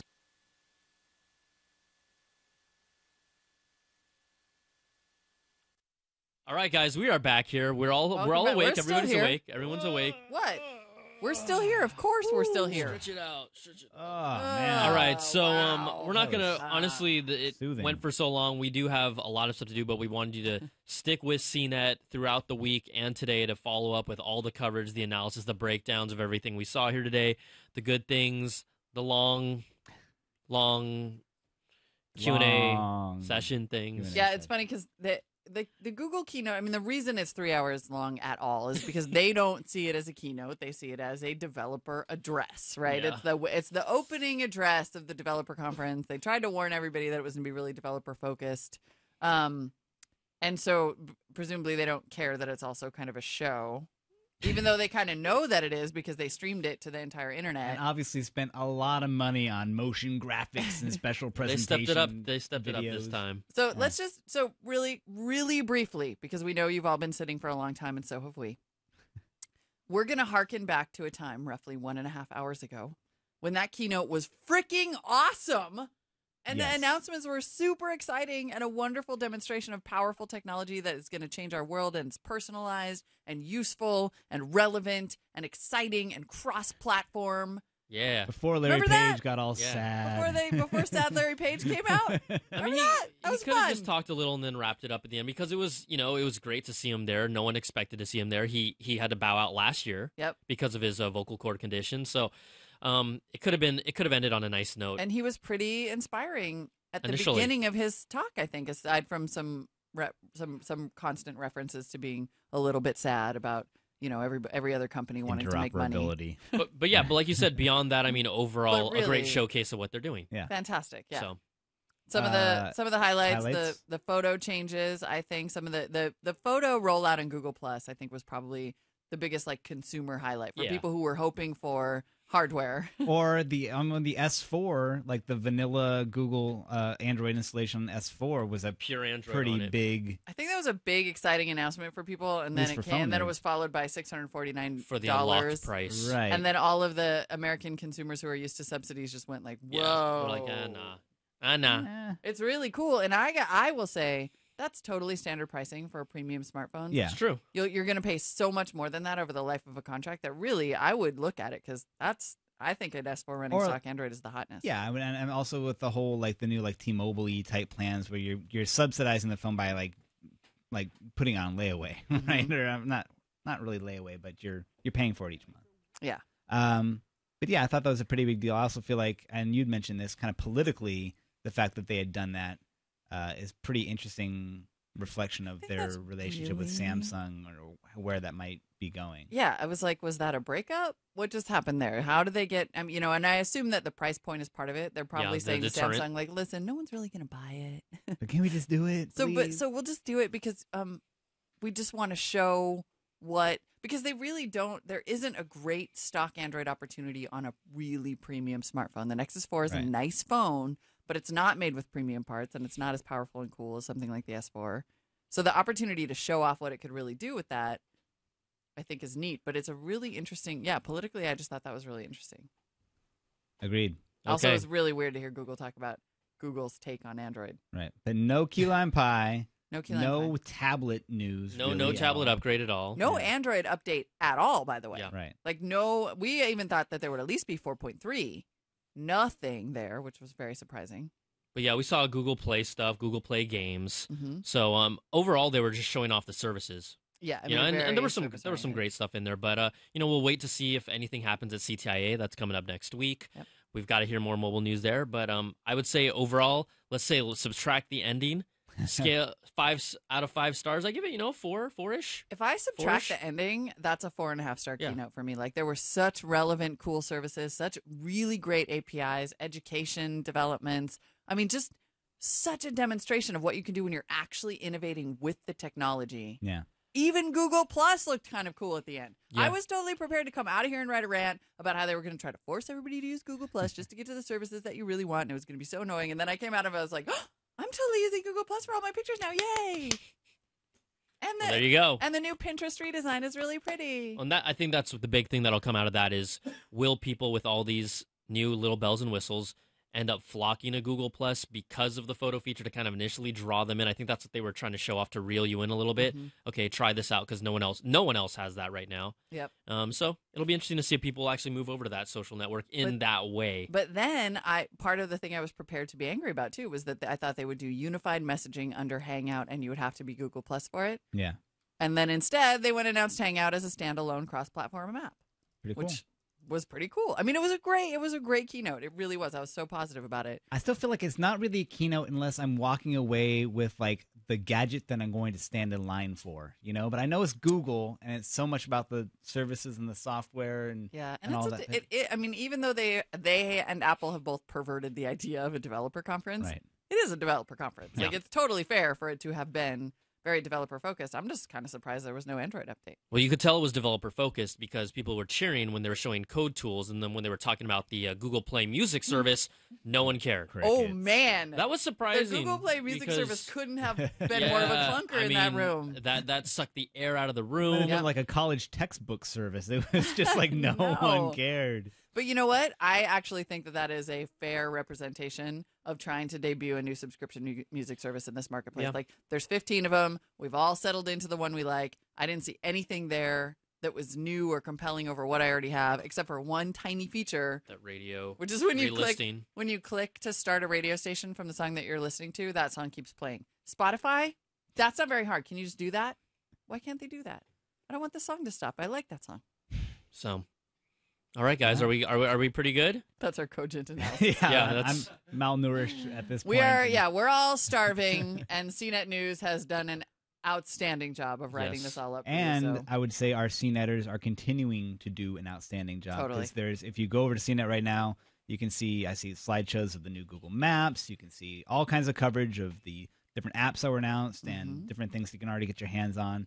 The super cool new image and video formats that are free, royalty free, and significantly more efficient. Yeah. Right. All that stuff. All that stuff is on the internet. So Go have lunch. Before we go, we want to tease next week, Tuesday, 9 a.m. Our time. There's going to be the live Xbox announcement event. So we're going to have more live coverage coming to you from CNET next week, just to get you guys ready for that. Our team from New York is going to be doing that one. So come back next week. We'll have more live coverage, and we'll keep on keeping on throughout the week with all the Google madness and Google news, all right? Boom. I.O. everywhere. Let's go. All right, we'll see you guys. Thanks for hanging out.